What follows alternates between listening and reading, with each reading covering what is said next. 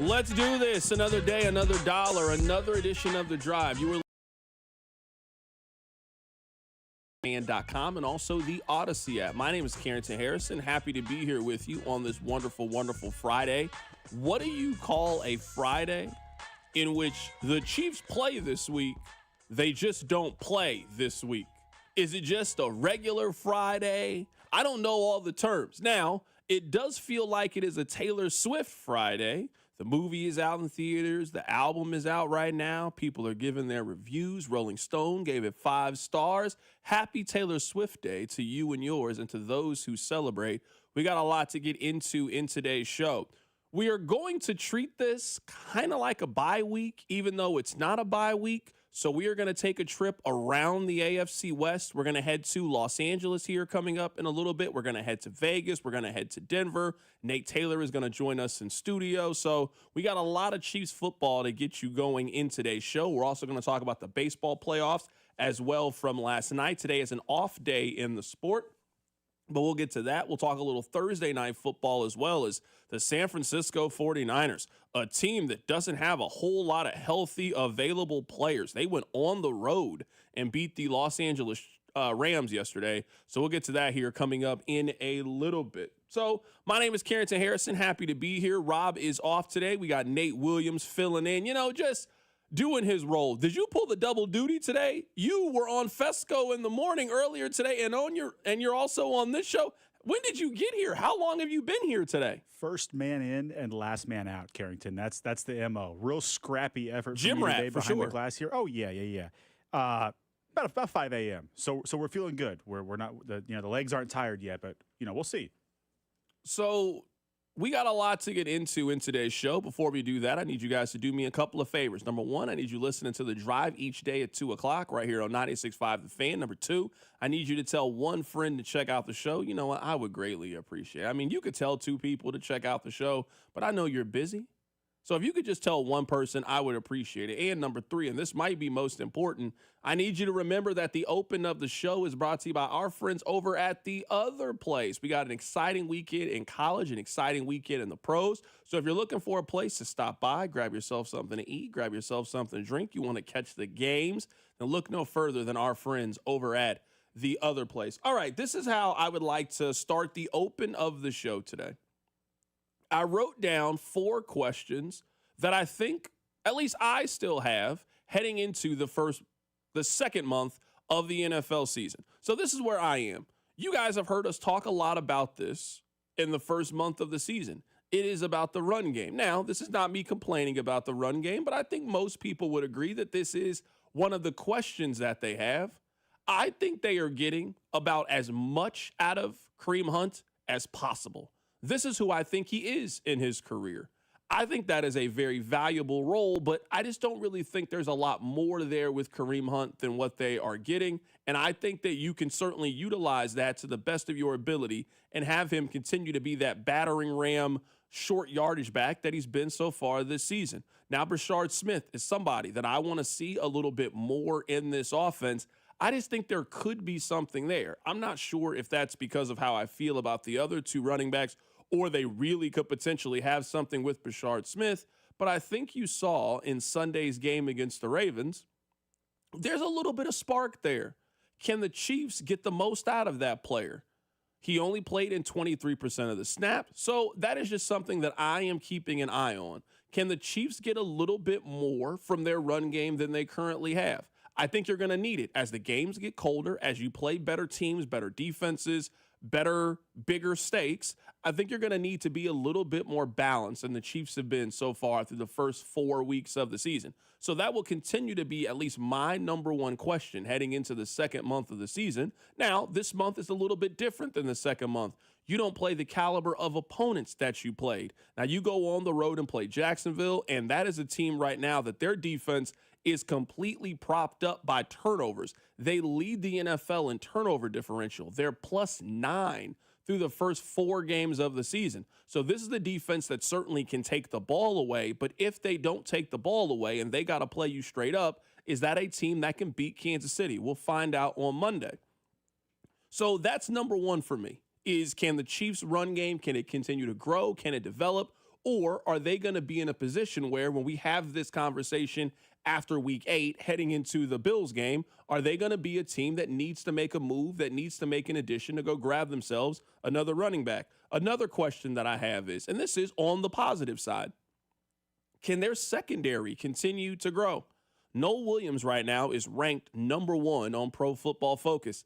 He also has only played in 47 snaps so far in the first 4 games of the season. So I would love to see him get more opportunities, more chances, and see how great of a corner that he can be. He feels like a little bit of an X factor. If you were telling me that you got an all-pro on one side, you got a developing young guy in Noel Williams, you continue with some of the other options that you have in the secondary, that's a really good foundation for a great defense. This defense looks night and day different than how they performed in Brazil. It's almost unrecognizable what we've seen this defense do. This defense is closer to the one that I thought we were going to see at the very beginning of the season. There's a lot of continuity on this Chiefs team. There's not a lot of new faces and new pieces. So I expected them to hit the ground running. Now, it took them 1 week to get there, but the last 3 weeks, the Chiefs have had one of the 5 best defenses in the National Football League. They're allowing 16.8 points per game. That'll play. Now, you're going to go up against a very, very good offense coming up in a couple of weeks in Kansas City against the Detroit Lions, but that is not what I think Jacksonville is. That is not what Vegas is. And the Commanders, who knows what their quarterback situation is going to be, getting Jaden Daniels back, and he's just been very off and on, at least in terms of his health so far in the early stage of his career. So there's a couple of tests, but maybe not as strict a test as I think you had in the early portion of the season. Their schedule was just tougher in September than I think that it's going to be in October. Another question that I have heading into the second month of the season is about their offensive line. Their offensive line played about as well as you could possibly play in week 4 of the NFL season. Josh Simmons has answered almost every single question. That is a position that we were really worried about heading into the season. I don't think there's much reason to be worried about it right now.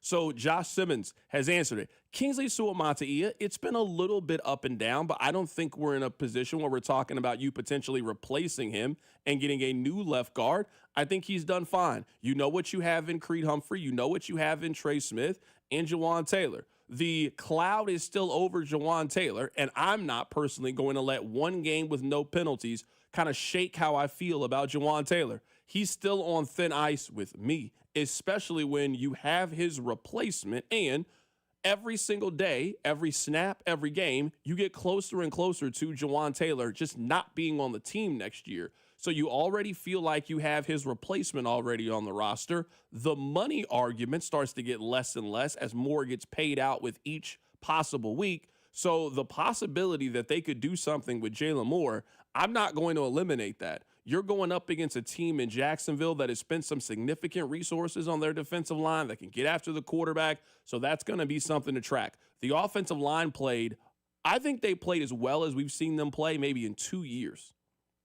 I thought the offensive line was dominant in a lot of ways. With Josh Simmons, Kingsley Suamataia, Jawan Taylor didn't commit a penalty, Creed Humphrey and Trey Smith played well. I mean, they get an A-plus performance across the board.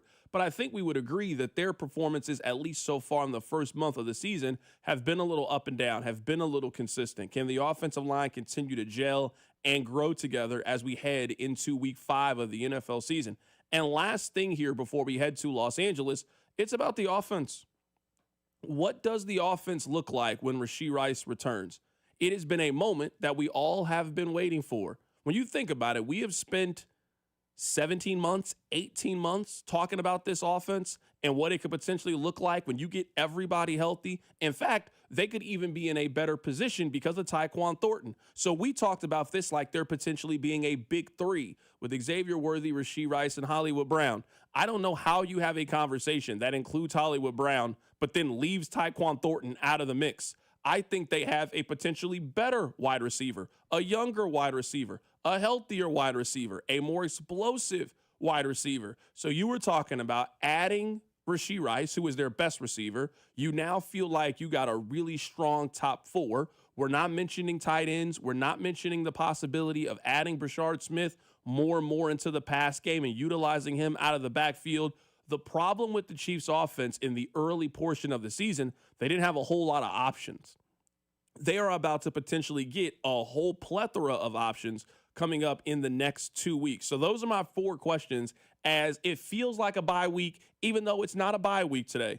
It's what can the Chiefs do to continue to get the run game going? What is the offense going to look like with Rashee Rice whenever he returns? The secondary, I think, showed a lot of promise. I want to see them continue to grow. And the offensive line played about as well as I've seen them play in years on Sunday against the Ravens. Can they continue to build on that performance as the season progresses? We're going to take trips around the AFC West in today's show. Coming up on the other side, we will head to Los Angeles to be joined by someone who covers the Los Angeles Chargers. Keep it right here, so Drive. This is Wyatt Thompson from K-State, and you're listening to The Drive with CDOT right here on 96.5 The Fan and the Odyssey app. Brought to you by DM Injury Law. Have you or a loved one been in a car wreck? Contact DM Injury Law today and get the money you deserve. Car wreck? Remember, Mike's got this. The FanDuel Sportsbook app is your home for all your favorite NFL bets, from yards to touchdowns to who you think is going to win. With FanDuel, any play can be the play of the game. And tonight, FanDuel is giving all customers 30% profit boost token. That's right. You can get in on the action for 30% profit boost on this Monday night. So make FanDuel your go-to app for every snap. Just visit FanDuel.com. Use my promo code KFNZ to bet on the game. Play your game with FanDuel, an official sports betting partner of the NFL, and also 96.5 The Fan.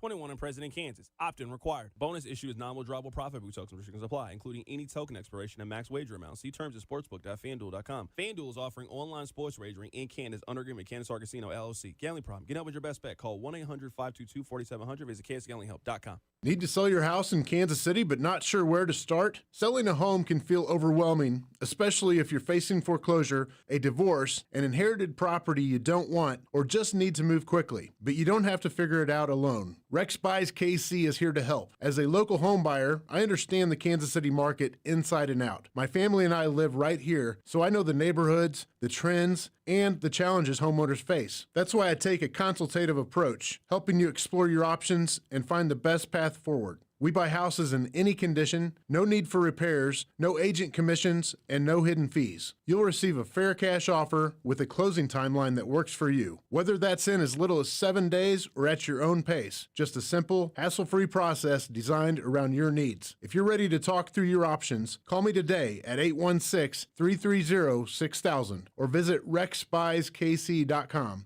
Let's find the right solution for you. Rex Buys KC. Local, fair, and focused on you. Do you owe $10,000 or more in credit card debt or personal loans? With credit card debt at all-time highs, Debt Relief Advocates is urgently notifying consumers of debt relief now being made available, designed to aid consumers with out-of-control credit card debt. Those who qualify and enroll for this relief program will only have to pay back a fraction of what they owe. This is not bankruptcy or a debt consolidation loan. This is a relief program that credit card companies would rather you not know about, as it ends your debt nightmare and saves you lots of money. Consumers owing at least $10,000 in credit card debt or personal loans can now take advantage of this debt relief as the cost of living skyrockets. Debt Relief Advocates has established a relief hotline for you to call to learn what debt reduction you may qualify for, so don't wait. For this free information, call the Relief Hotline at 800-707-6152. 800-707-6152. 800-707-6152. Do Crohn's disease or ulcerative colitis symptoms keep coming back?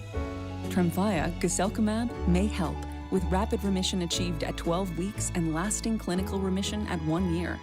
Some even saw visible improvement of their intestinal lining at 12 weeks and 1 year. Tremfya is a prescription medicine used to treat adults with moderately to severely active Crohn's disease and adults with moderately to severely active ulcerative colitis. Serious allergic reactions and increased risk of infections and liver problems may occur. Before treatment, your doctor should check you for infections and tuberculosis. Tell your doctor if you have an infection, flu-like symptoms, or if you need a vaccine. Healing is possible with Tremfya. Approximately 3 out of 10 patients were in endoscopic remission at 1 year, based on areas visualized on colonoscopy, which may not represent the deeper bowel layer or entire GI tract. Individual results may vary. Ask your doctor about Tremfya today. Call 1-800-526-7736 to learn more or visit tremfyaradio.com. Hello, it's Lena Dunham. I host a podcast called The C Word with my dearest friend and historian of bad behavior, Alyssa Bennett. What is up? It's a chat show about women whose society is called crazy. We're going to be rediscovering the stories of women's society dismissed by calling them mad, sad, or just plain bad.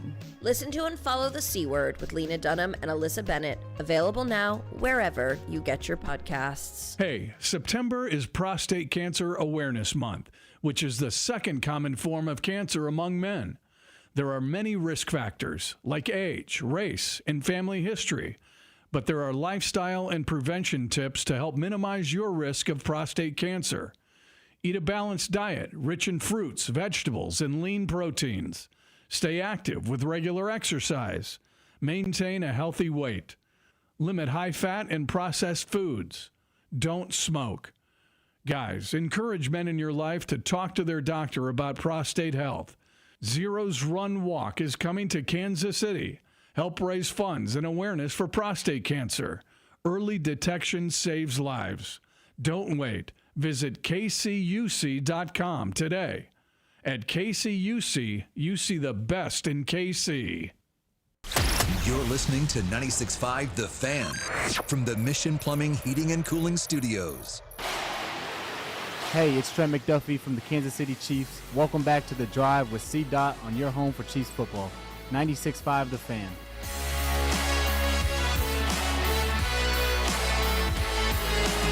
Let's head to the phone lines right now to be joined by Fernando Ramirez, who covers the Los Angeles Chargers. Fernando, man, happy to have you pop on with us today.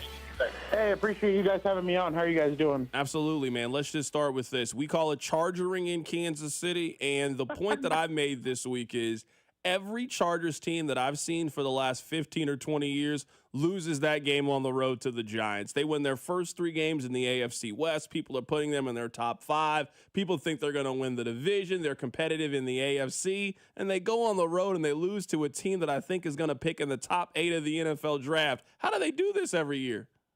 Well, I mean, to be completely honest, I don't think anybody would have had in their bingo card that Joe Alt goes out with an injury. I think that was kind of a rough spot for them is that we've all spoken about it out here that these guys were an injury away from it being the same offensive line that got beat up by Houston. And that's what happened. The Giants have 3 very good pass rushers.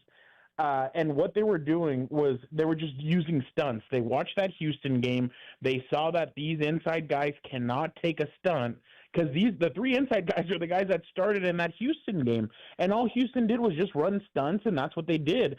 And what I wrote about on Sunday was Justin Herbert put on the cape against Denver, and he was able to be the Superman for them. And even though he got sacked 5 times and he got hit 15 times, I believe, he still put on the cape. They were able to win the game at the end because of his heroics.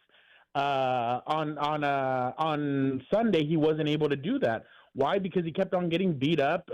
Thibodeau, Burns, and Abdul Carter just kept on going after him. They hit him multiple times, and that's why I asked Jim Harbaugh, hey, he got hit 26 times in the last 2 weeks. He's gotten sacked 7 times. Like, yeah, that can't happen. I don't know what the solution's going to be, but they need to do something to help their quarterback because if he's not playing, and I think everybody would agree with this, if Justin Herbert isn't playing, they have no chance of winning football games. How confident are you in this offensive line? Because you obviously lost Rashawn Slater early in the season. It looks like Joe Alt isn't going to play in Week 5 against the Commanders. So you're going to have a lot of those same offensive line issues. Do you trust them up front to protect Justin Herbert heading into this matchup? I mean, I don't know how much you can put trust in it. I guess you can trust that Jim Harbaugh should come out with a different scheme.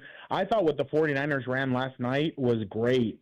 I thought the 49ers, what they did was 2-step drops, everything quick, no 7-step drops, everything quick out. I think that's what they should do. And the other thing is, your running back the last 2 weeks in Omarion Hampton has really picked it up. He had 296 combined yards in the last 2 games. Feed him. Like it's like that commercial with the lawnscaping thing.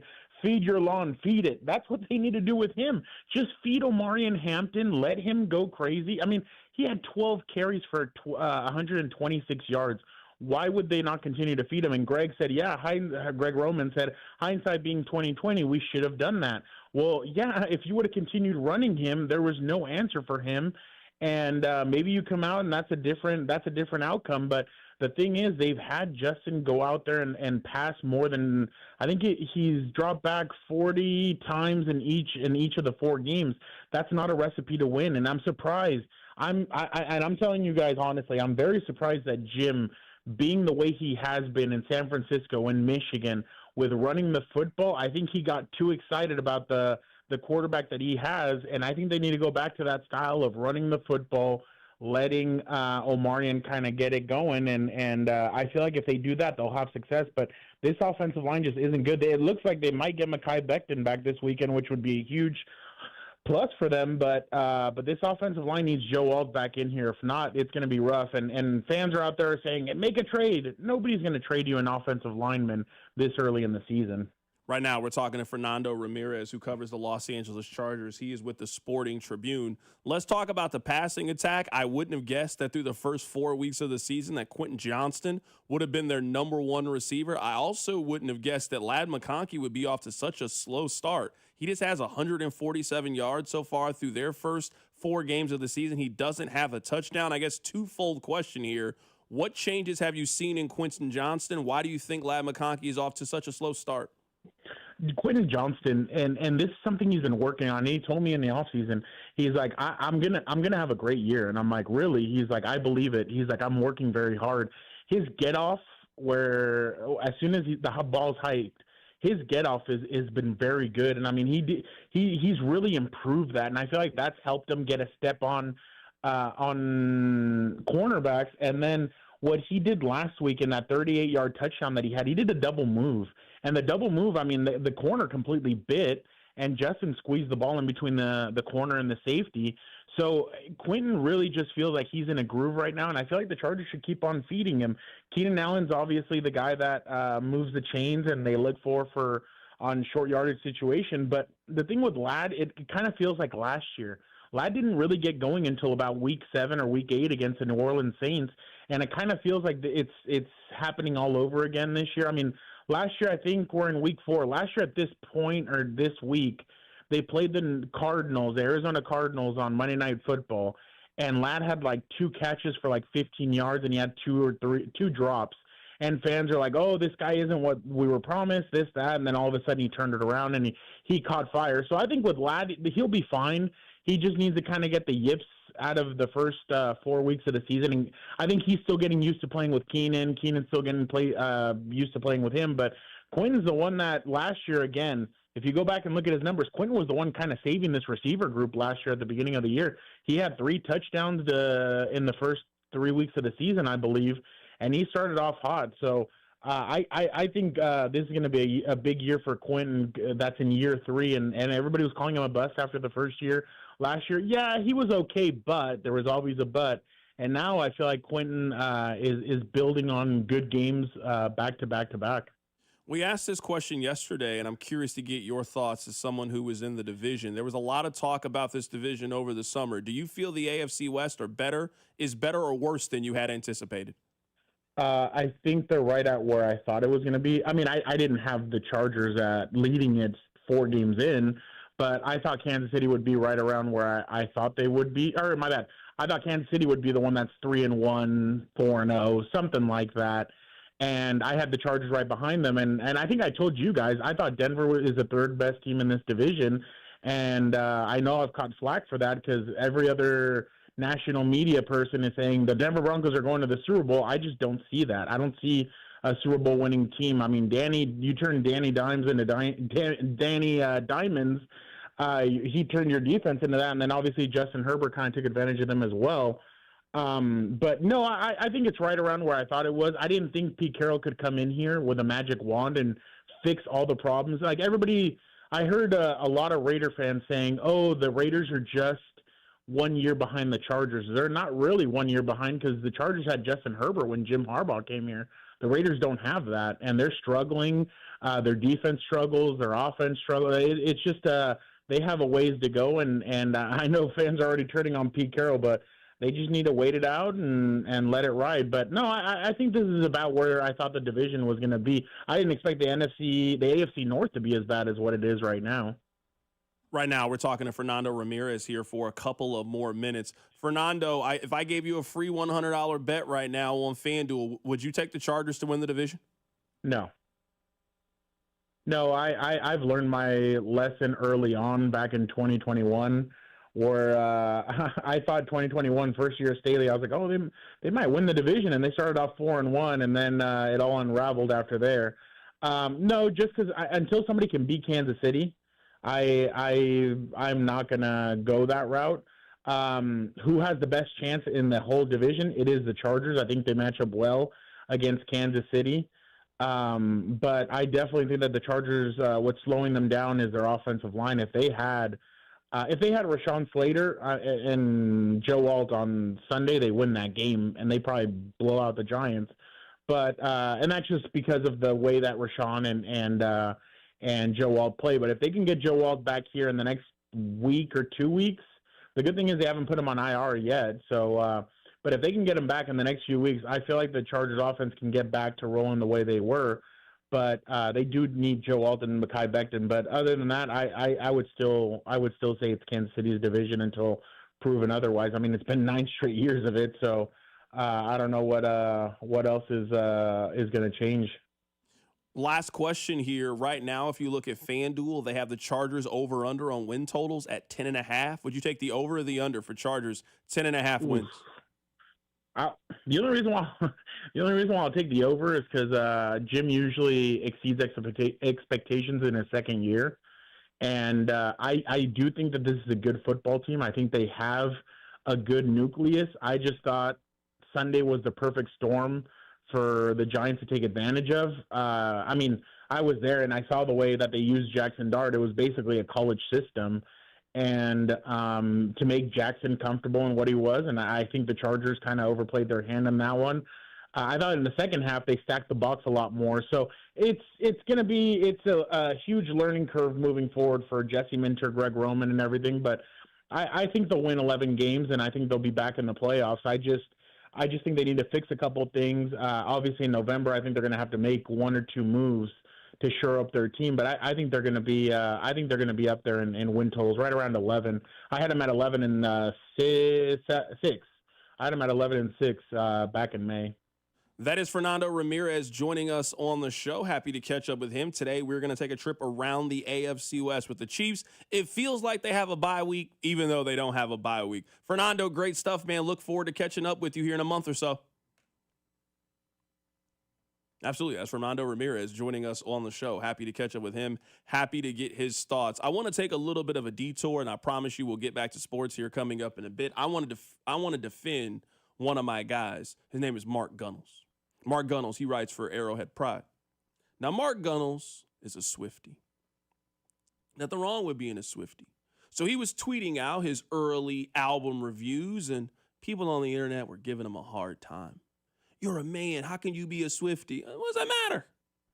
I know that you guys love to talk about this man card, you know? Oh, how can you do this? I would say that all of us like something that fits into this category. You guys know I love Katy Perry's music. I've seen Katy Perry twice in concert. I was in there screaming, I kissed the girl and I liked it. Incredible song. I love a firework. I've seen the movie Mean Girls at least 15 times. I love it. So I'm not here to judge you for you got a favorite rom-com or you got a favorite pop girly, because deep down, all of us have these things. But there are some things that I'm going to judge people for, and I'm going to tell you what they are. We've all been in this situation before. You're at the tailgate. There's a lot of guys around. You know, there's some girls around too, but the fellas are around. We're grilling, we're drinking, we're being bros. All of a sudden, somebody has the football. You start throwing the football around. All of a sudden, I'm sitting there with Nathan. I throw Nathan the football, and I see what Nathan's form looks like, and that Nathan can't throw a tight spiral. I'm judging you if you can't do that. That's something that you're just taught from the early ages of time. I'm not saying you got to be out here and you got to be Patrick Mahomes, you got to be Josh Allen. I'm saying is I got to trust your ability to be able to go to one side of the parking lot, I'm on the other side of the parking lot, and I can throw you the football. And if you can't do that with me, I'm judging you. That's number one for me. That's the kind of man card stuff that I think we should be talking about. And this is the other thing. I don't care who you are. I don't care what race you are, what political, I don't care about any of those things. I really don't. I don't care. If I ask you who your favorite wrestler was when you were a kid and you don't have an answer, you could not have had a happy childhood. It's impossible for you to have a happy childhood. You're telling me that I was watching Shawn Michaels, Stone Cold Steve Austin, The Rock. I'm watching The Undertaker, and you just weren't a part of that? Your childhood couldn't have been happy. You could have had a good childhood. Your parents could have loved you, took care of you. I'm sure you got good grades. You couldn't have been happy. How did you go to school in 7th, 8th grade? Like, you pulled up to the school and you see all of us talking about Monday Night Raw and you had nothing to contribute to the conversation because you didn't watch it? You were weird. These are the kind of things we should be judging people for. Not if you're a Swiftie. If you like Taylor Swift, that's fine. I love Mariah Carey's music. Ain't nothing wrong with that. If that's what you like, have at it. Be a Swiftie. If you want to go get your pumpkin spice latte and listen to Life of a Showgirl with Taylor Swift, I'm not here to judge you. I'm really not. Have fun. Enjoy it.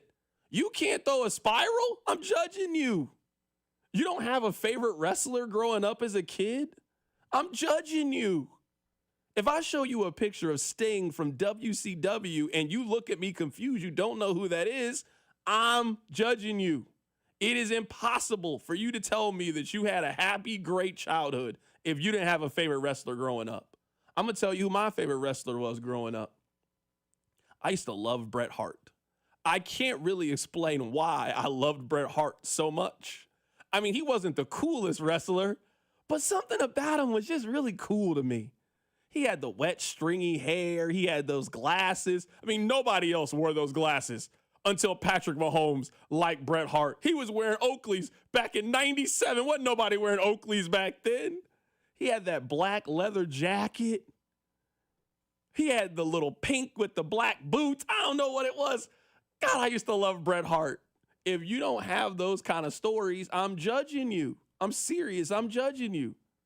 Right now, if I look at Nathan right now and I ask him to tell me a great story of him playing Madden as a kid or NCAA and he looks at me confused, I got to judge you if that's the case. I'm sorry. These are experiences that we all should have had as fellas. Again, I'm not judging you if you're a Swiftie. I'm really not. You're allowed to like Taylor Swift. That's not really my cup of tea. But hey, if you rode to work listening to Anti-Hero, I mean, a couple days ago, I rode to work, I was listening to Michelle Branch.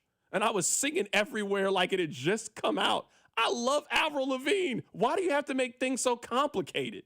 That's a great question. Why did you have to make things so complicated? If you don't have a favorite wrestler when you were 12 years old, I'm taking your man card away from you.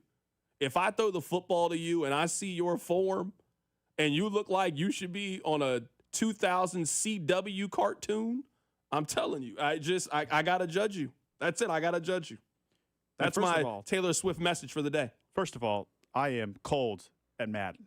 You don't want the smoke in Madden. Second of all, you name me the route, I'm hitting you in stride. I'm the Drew Brees of tailgate football. I promise you. 100%. I promise you. Now, I will tell you that when you guys were talking about wrestling in school, this is what I thought. I thought those are some nerds. That's what I thought. Now, looking back, I wish I would have been included in that, all right? I wish I would have been on the hype train and know what was going on. So let me ask you this. That. No, I'm sorry to cut you off, but let me ask you this. My man card's gone. I would say the only thing that like boys were into at that age that I wasn't into was Dragon Ball Z. I just couldn't get into it. I'm sorry. If you like Dragon Ball Z, that's great. I was never into Dragon Ball Z. But when every kid was going through the yo-yo phase, you remember when everybody had a Yo-Mega and there was this one called the X-Brain, I had a yo-yo.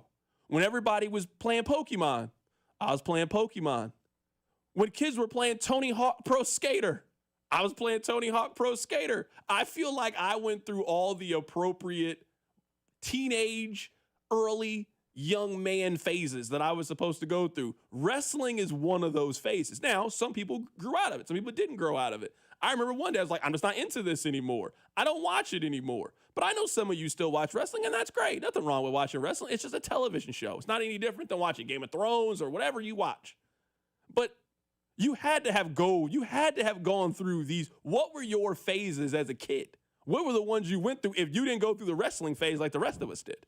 Man, I mean, it was 99. So I am not saying wrestling is not a sport, but I will say 99% of my phases were like related to sports, and I mean like the local teams. That's what I consumed at night. That's what I read about and watched on TV and played video games related to.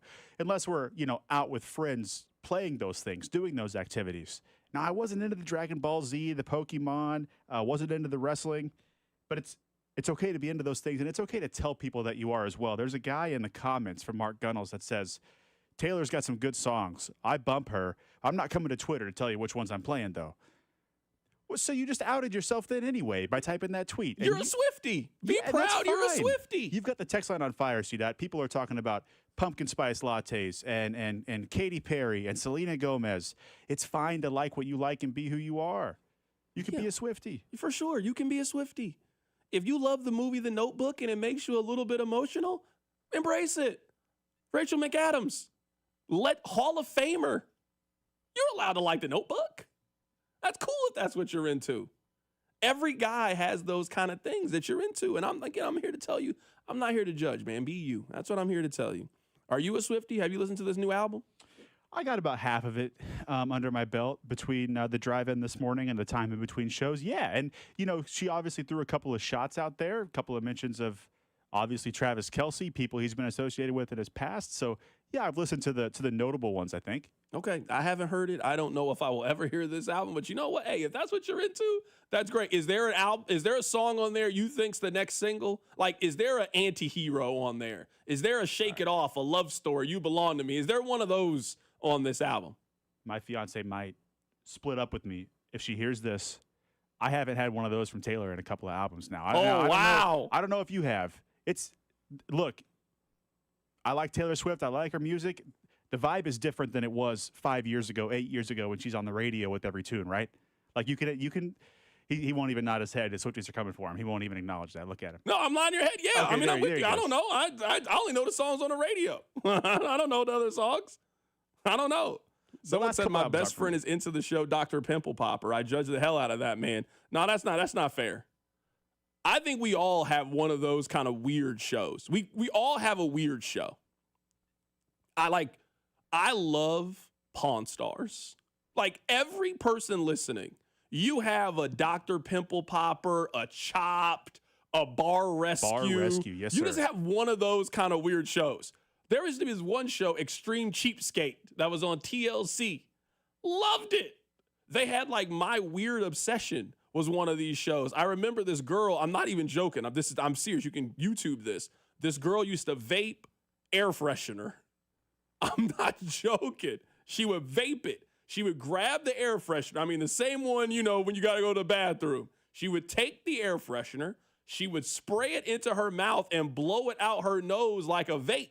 I watched this show religiously. So we all have a show like this. Modern Marvels, American Pickers. So yeah, I'm not judging you if you watch one of those kind of shows. I'm not at all. I love Pawn Stars. There's nothing I love more than when somebody brings in some 1925 book and he starts looking at it and telling you the history of the book. And he's like, you know what? I know a guy. And then the author of the book just walks in there. Yeah, then you, the viewer, are an expert on that thing at the end of this segment. You know the value of all these things. You're sitting there blown away. How did you find this guy? Sometimes they have crazy stuff on there. One episode of Pawn Stars, they had the car that Tupac was in when he got shot. I'm like, how did you find this? I'm blown away. Yeah, the prior owner's just on speed dial of the guy that owns the shop. I'm sitting here blown away by all of this. So no, I'm not judging you if you watch Dr. Pimple Poppers. We all have these kind of shows. People are saying, I love Naked and Afraid. Yeah, you're allowed to like everybody. You get a couple of those shows. Mythbusters, for sure. You definitely get one of those, 100%. I'm pretty clear about what I'm going to judge you for and what I'm not going to judge you for. I'm clear. I'm real clear. And being a Swiftie, I'm not judging you for that. having a weird, obscure show on TLC. I ain't judging you for that. I'm not judging you for that at all. Coming up on the other side, we are going to head to Las Vegas. We're going to catch up with the Las Vegas Raiders as they are off to a 1-3 start. We're going around the AFC West today. Keep it right here, so drive. The Drive with Carrington Harrison, a show that prides itself on getting it right. I don't know what I'm talking about. Brought to you by DM Injury Law. Have you or a loved one been in a car wreck? Contact DM Injury Law today and get the money you deserve. Car wreck? Remember, Mike's got this. 96.5, The Fan. Nationwide is so much more than a great insurance company. They're one of America's largest financial services companies. Like how I'm more than Saquon Barkley, the NFL's reigning leading rusher. I'm also the NFL's leading husher. Hey, shh. Nationwide Investment Services Corporation, member FINRA, Columbus, Ohio. Too many tools, too much stress, and way too many bills. Odoo replaces it all. One connected platform for every part of your business, so you can work faster, smarter, and for less. Odoo, the only software you'll ever need. Try it free today at odoo.com. That's ODOO.com.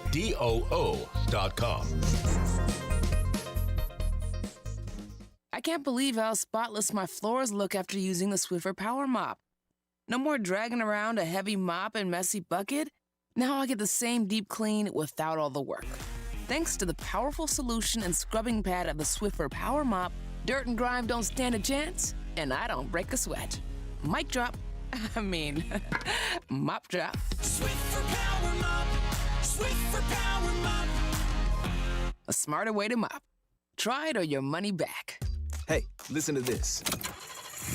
All I needed was a new starter. Got a great deal on eBay. Did it myself. Yeah, that's cool. But how about the soft purr of an upgraded exhaust when it fits just right? For me, it's the little things, like these new windshield wipers from eBay I installed. From small fixes to big upgrades, eBay has all the parts you need at prices you'll love, guaranteed to fit every time. eBay, things people love. Eligible items only. Exclusions apply.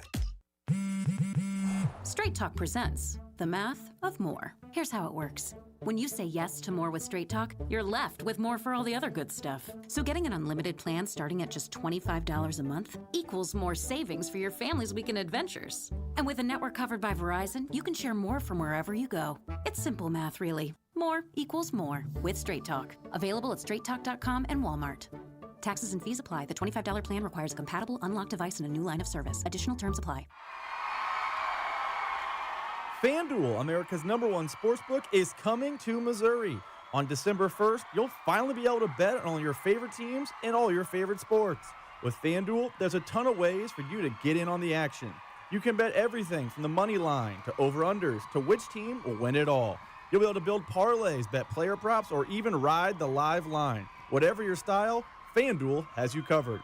Plus, with live betting, you can pick which player will score the next touchdown or the touchdown after that. However you play your game, FanDuel's got your back.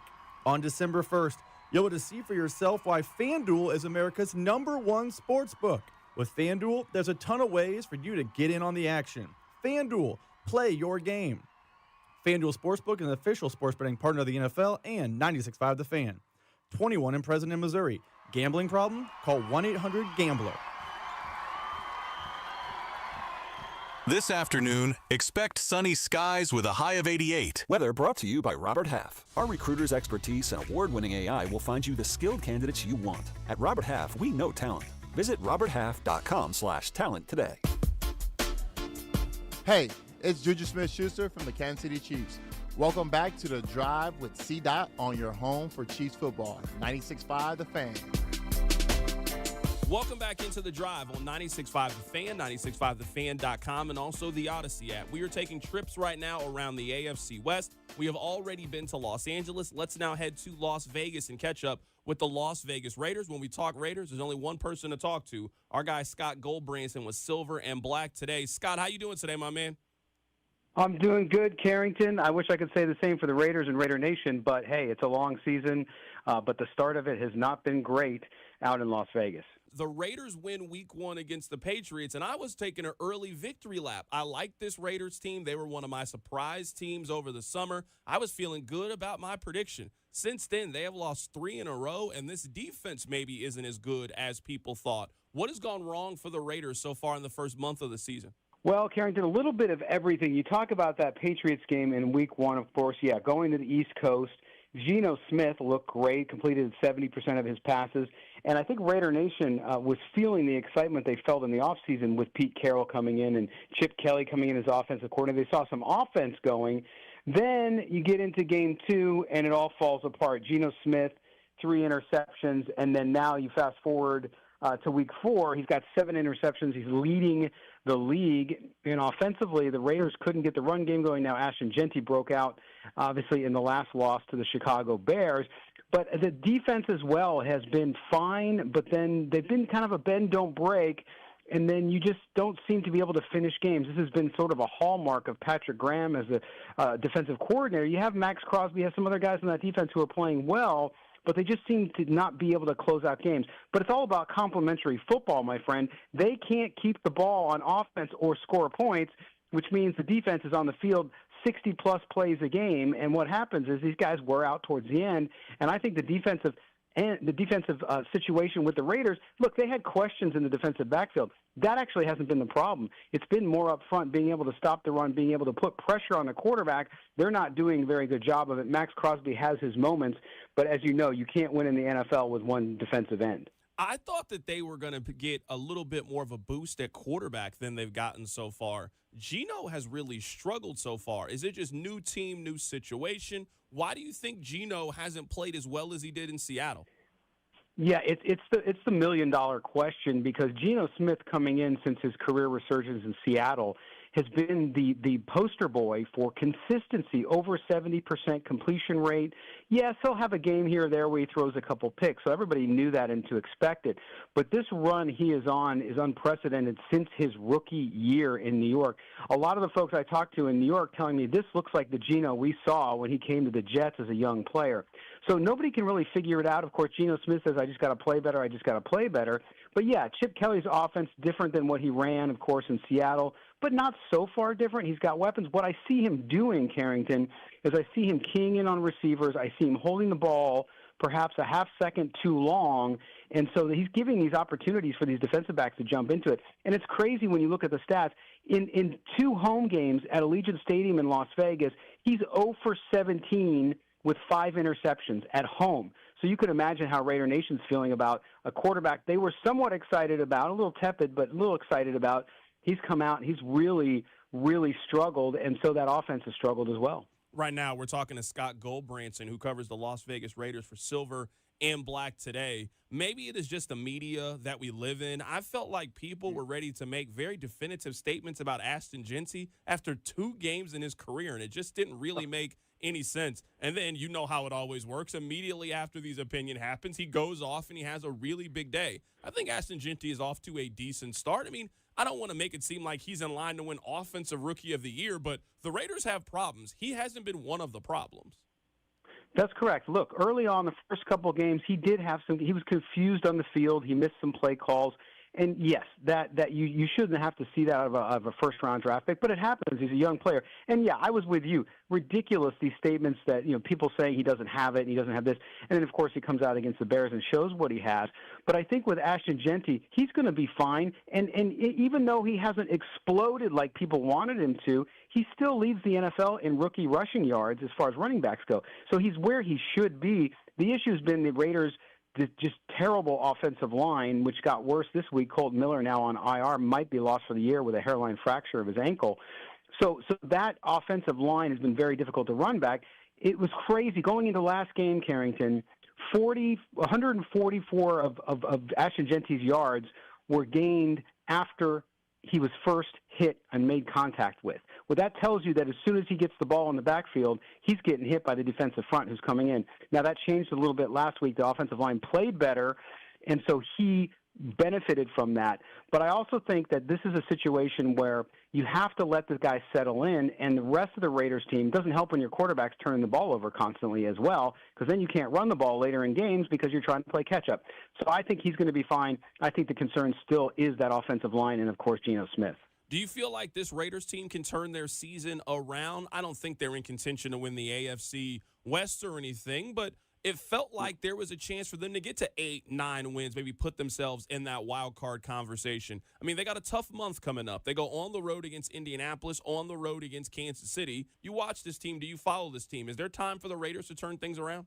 You know, I have to be pessimistic here. I don't think so, and I'll tell you why. I think there's some issues internally, and it's surprising to me with Pete Carroll there, with his pedigree and where he's come from and his experience, and then, of course, Chip Kelly coming in.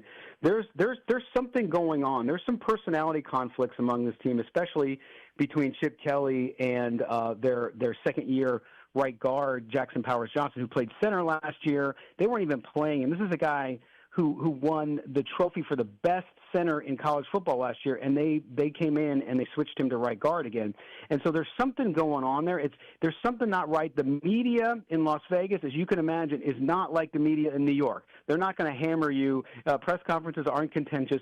But the Raider coaching staff, Carrington, very on edge. It's tangible in press conferences. They're very short. They're somewhat sarcastic when they answer questions. So I don't know what's going on. I think maybe it's growing pains. Maybe it's this changeover. Maybe they don't have the players they want to fit their system, whatever it may be.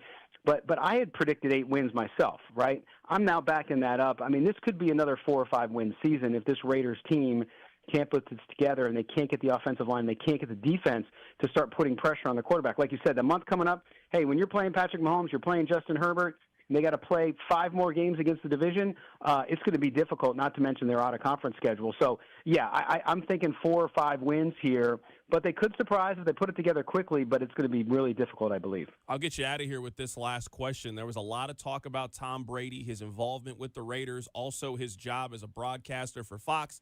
Was that a big deal in Raider Nation? How do you guys feel, I guess, about the conversation around Brady that took place? I think it was week 2 of the NFL season. Yeah, I think it was much ado about nothing. I know we all covered it, and within Raider Nation, people weren't concerned about it. There's still people who don't want Tom Brady involved in the team because of the Tuck Rule game, so that's beside the point. But with Tom Brady being in the booth, look, the NFL approved it. Whether you think it's right or wrong or the optics might be bad, it doesn't matter. And the stuff with meeting with teams, coaches will tell you when they go in and do these production meetings with the TV crews, they're not giving you their game plan. They're not giving you any insight that you wouldn't be able to glean from other sources. You're just sitting down and talking to them so you have something to reference during the broadcast. So I think it was ridiculous that people went crazy about it. And it was really interesting to me because Tom Brady's the golden boy. Everybody loves Tom Brady. And then suddenly we had a lot of pundits out there criticizing him and the Raiders. But what I would say is, Tom Brady, welcome to Raider Nation, because Raider Nation is a hard one to be a resident in, and he learned that firsthand. That is Scott Goldbranson joining us on the show. He does fantastic work for Silver and Black today. He started off optimistic about the Raiders. He is now pessimistic about the Raiders. That lets me know that fall is here. Thank you, Scott. I appreciate you. Thanks, Carrington. Have a good one. I mean, I thought the Raiders were going to be all right, man. That was my fault. I mean, I got to take full responsibility for that. I can't blame that on anybody else. I thought the Raiders were going to be – I thought they were going to be something. I really did. I was kind of hopeful about the Raiders. I was kind of optimistic about the Raiders. And, well, I mean, they're the Raiders. So, I mean, so far, I would say that the division has kind of been what I expected outside of Kansas City. The Chargers appear to be a good team, but – I mean, you can never take the loser out of the Chargers. You know, it's in them. It's in their DNA. They were born that way. The Raiders, they came in with a lot of hype, a lot of excitement. I mean, they're going to win 5 games this year. And I think we're all trying to wait to see if Bo Nix is any good. I don't know if Bo Nix is any good. I mean, I think he's all right, but I wasn't super high on him coming out of college. He exceeded expectations last season. This season, he hasn't really progressed. So in a lot of ways, you know what? The AFC West, it is the same division that we have been watching for quite some time. All right, coming up on the other side, we got one more stop to get into in the AFC West. We're going to head to Denver in the 3 o'clock hour. You know what? I am in the mood to talk a little bit about the baseball playoffs. We'll do that coming up at the top of the hour. Keep it right here. It's The Drive on 96.5 The Fan. The Drive with CDOT. Tune in as Nate Taylor of ESPN joins the show in studio every Friday at 4 on your home for Chiefs football. 96.5 The Fan. The Drive, brought to you by DM Injury Law. Have you or a loved one been in a car wreck? Contact DM Injury Law today and get the money you deserve. Car wreck? Remember, Mike's got this. Well, summer is winding down, and maybe you noticed something. You're a little more tired than usual. Your workouts, they're just not giving you that same result. You're not sleeping well. You're foggy. Your sex drive basically gone at this point. Well, here's the truth. It might not just be stress or getting older. It could be low testosterone. And if it is, there's a positive. Heartland Men's Health can help you. They have helped hundreds of men right here in the Kansas City area feel like themselves again with increased energy, better thinking, better sleep, stronger workouts, and your sex drive. It's back. Getting tested is fast and easy. Take the 2-minute low T quiz at heartlandmenshealth.com and schedule a $99 consult, which includes lab work, a full medical review, and a plan that works for you. And you start treatment that day. And if it doesn't work, then your visit is on the house. Don't wait another year. Don't wait another month. Don't wait another day. Let's get back to you feeling like you. Pick up the phone and call this number, 844-447-6600, or check out the website, heartlandmenshealth.com today. Heartland Men's Health. Real results, real men, real fast. Tomorrow, you'll hear Kansas State football in place of the John Clay Wolf Show. But don't forget, you can still catch the show live on the John Clay Wolf YouTube channel, sponsored by Give Me the VIN, America's best car buyer. Football season is in full swing, and Underdog is the best place to get in on the action. You can select entries and win money right now in Missouri. Yeah, right now in Missouri. Playing an Underdog is pretty easy. Just choose whether your favorite players will go higher or lower than stats like rushing yards, receptions, touchdowns, and more. You get those entries right, you could win up to 5,000 times your cash. So, between that and ladders, streaks, pick'ems, and champions, you get all of your choices over at Underdog. Like I said, it's so easy to download the app and choose between those options. So download the app today and join me by signing up using promo code TAPP, T-A-P-P, to score $100 in bonus funds or entries when you play your first $5. That's promo code TAPP, T-A-P-P. Underdog. Make plays, win money. Must be 18 plus and present in Missouri. Terms apply. See assets at underdogfantasy.com/web/playing-get-terms_DFS_.html for details. Concerned with your play, call 1-800-GAMBLER. Visit www.ncpgambling.org. Do Crohn's disease or ulcerative colitis symptoms keep coming back?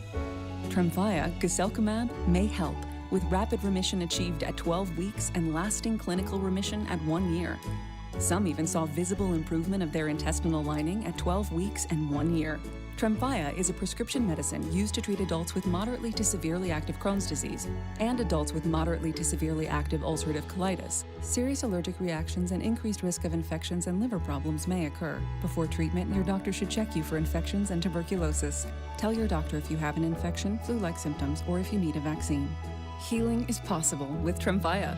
Approximately 3 out of 10 patients were in endoscopic remission at 1 year, based on areas visualized on colonoscopy, which may not represent the deeper bowel layer or entire GI tract. Individual results may vary. Ask your doctor about Tremfya today. Call 1-800-526-7736 to learn more or visit tremfyaradio.com. What's up, everybody? Nick Costos here with the Sports Betting Minute, brought to you by BetMGM. Make it legendary. Please gamble responsibly. Coming up Week 5 Pro Football Sunday, Houston, a 2-point road favorite at injury-ravaged Baltimore, total in the game 40.5. This point spread was going to be Baltimore about a 9.5-point home favorite before the injury report started to come out. Baltimore starting quarterback extremely unlikely to play, and a number of key defensive players expected out as well. I don't think this number's moved far enough. Baltimore might be the worst team in the league with this current roster construction. So coming up on Sunday, let's lay the 2 with Houston. Houston -2 on the road in Baltimore. That's it for this Sports Betting Minute, brought to you by BetMGM. Download the BetMGM app today, and please gamble responsibly. BetMGM and GameSense remind you to play responsibly. See BetMGM.com for terms. 21 plus only. Kansas only. Please gamble responsibly. Gambling problem? Call 1-800-GAMBLER. In partnership with Kansas Crossing Casino and Hotel. Wildcat fans, this is Wyatt Thompson. Tune in all season long to the play-by-play of the 2025 football season, right here on your home for K-State Athletics, 96.5 The Fan. KFNC-FM and AM, HD1 and HD2, Kansas City, an Odyssey Sports Station.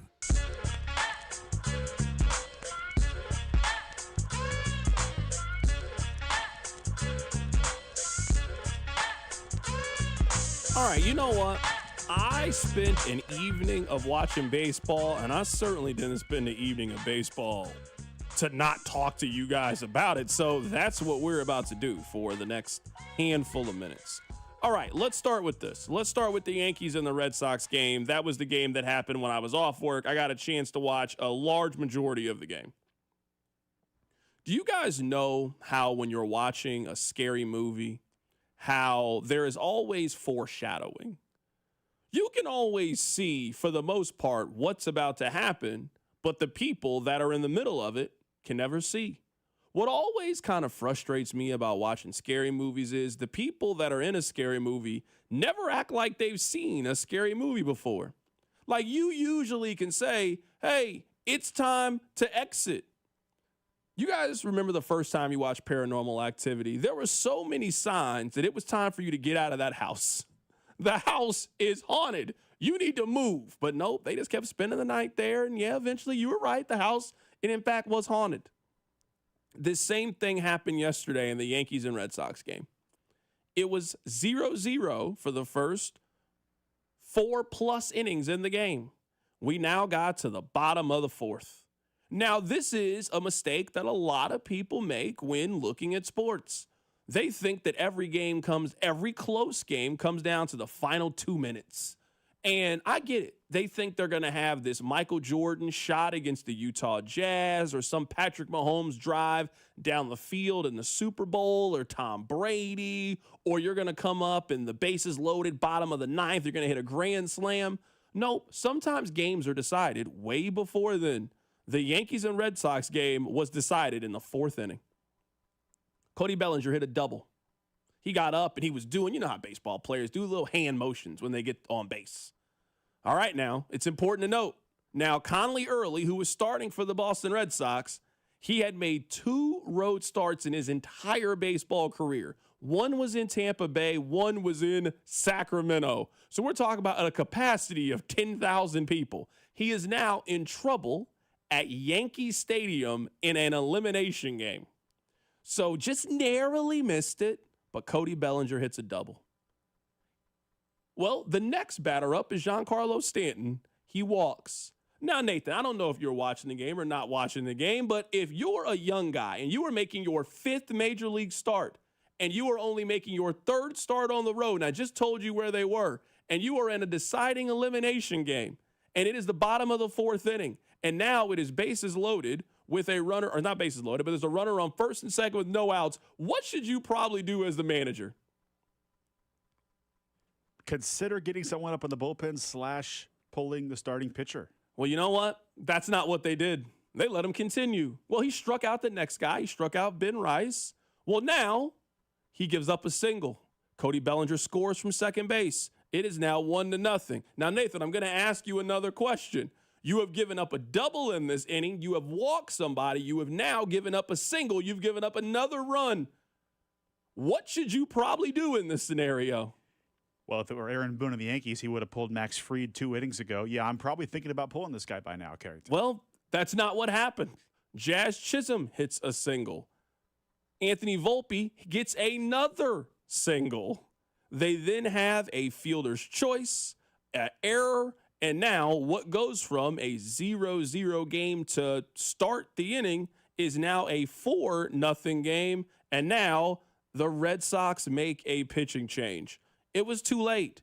You're dead. That's the end of your season. Sports are real simple. Sports are like life. A lot of times your body will tell you, hey, maybe you should go to the doctor. You know, you got a pain that you haven't felt before. And your wife told you, babe, I don't know, maybe you should go to, no, I'm fine. We've all done this before. Your body is telling you something. Something's off. That pain that you feel in your shoulder, you should probably get it looked at. Well, now you can't. Your arm fell off. That's what happened with the Boston Red Sox. Nonsense. Silliness is what happened. Now your season is over. There is no tomorrow.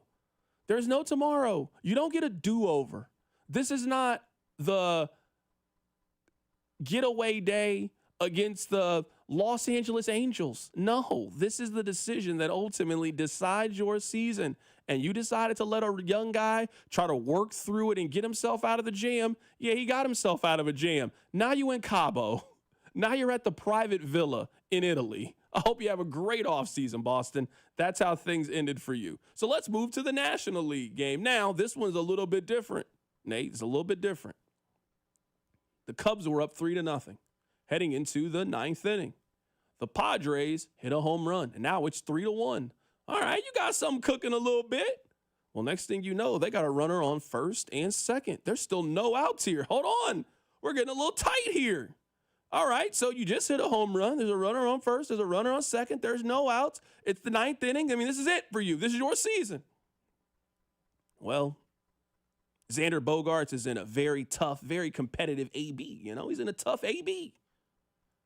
Borderline call doesn't go his way. This is now called a strike instead of a ball. Xander Bogaerts, he is now out. It is now 1 out. And according to Xander Bogaerts, that one call lost them the game. I don't want to hear this. I don't want to hear that one call lost you the game when you were down 3-0 heading into your final 3 outs. Now, yes, if you go back and you look at it, that is a ball. It should have been called a ball. You should have been able to take your base, should have been able to go first base, should have been bases loaded with no outs, and who knows what potentially happened. But I don't want to hear that. I really don't. And this is the thing that we all know is going to happen because it's happened in the other sports, so I can see into the future. These baseball players think that instant replay is going to make things perfect. No one that watches football thinks that instant replay has made things perfect. No one that watches basketball thinks that basketball is now perfect because they have instant replay. So how they're doing the challenge is you get 2 throughout the game and you get 1 if it goes to extra innings. So maybe in this scenario, the Padres would have used their challenge in the 2nd inning. They also would have used it in the 5th inning, and now they don't have any at the end of the game. That happens in instant replay situations all of the time that you have quite simply run out of them.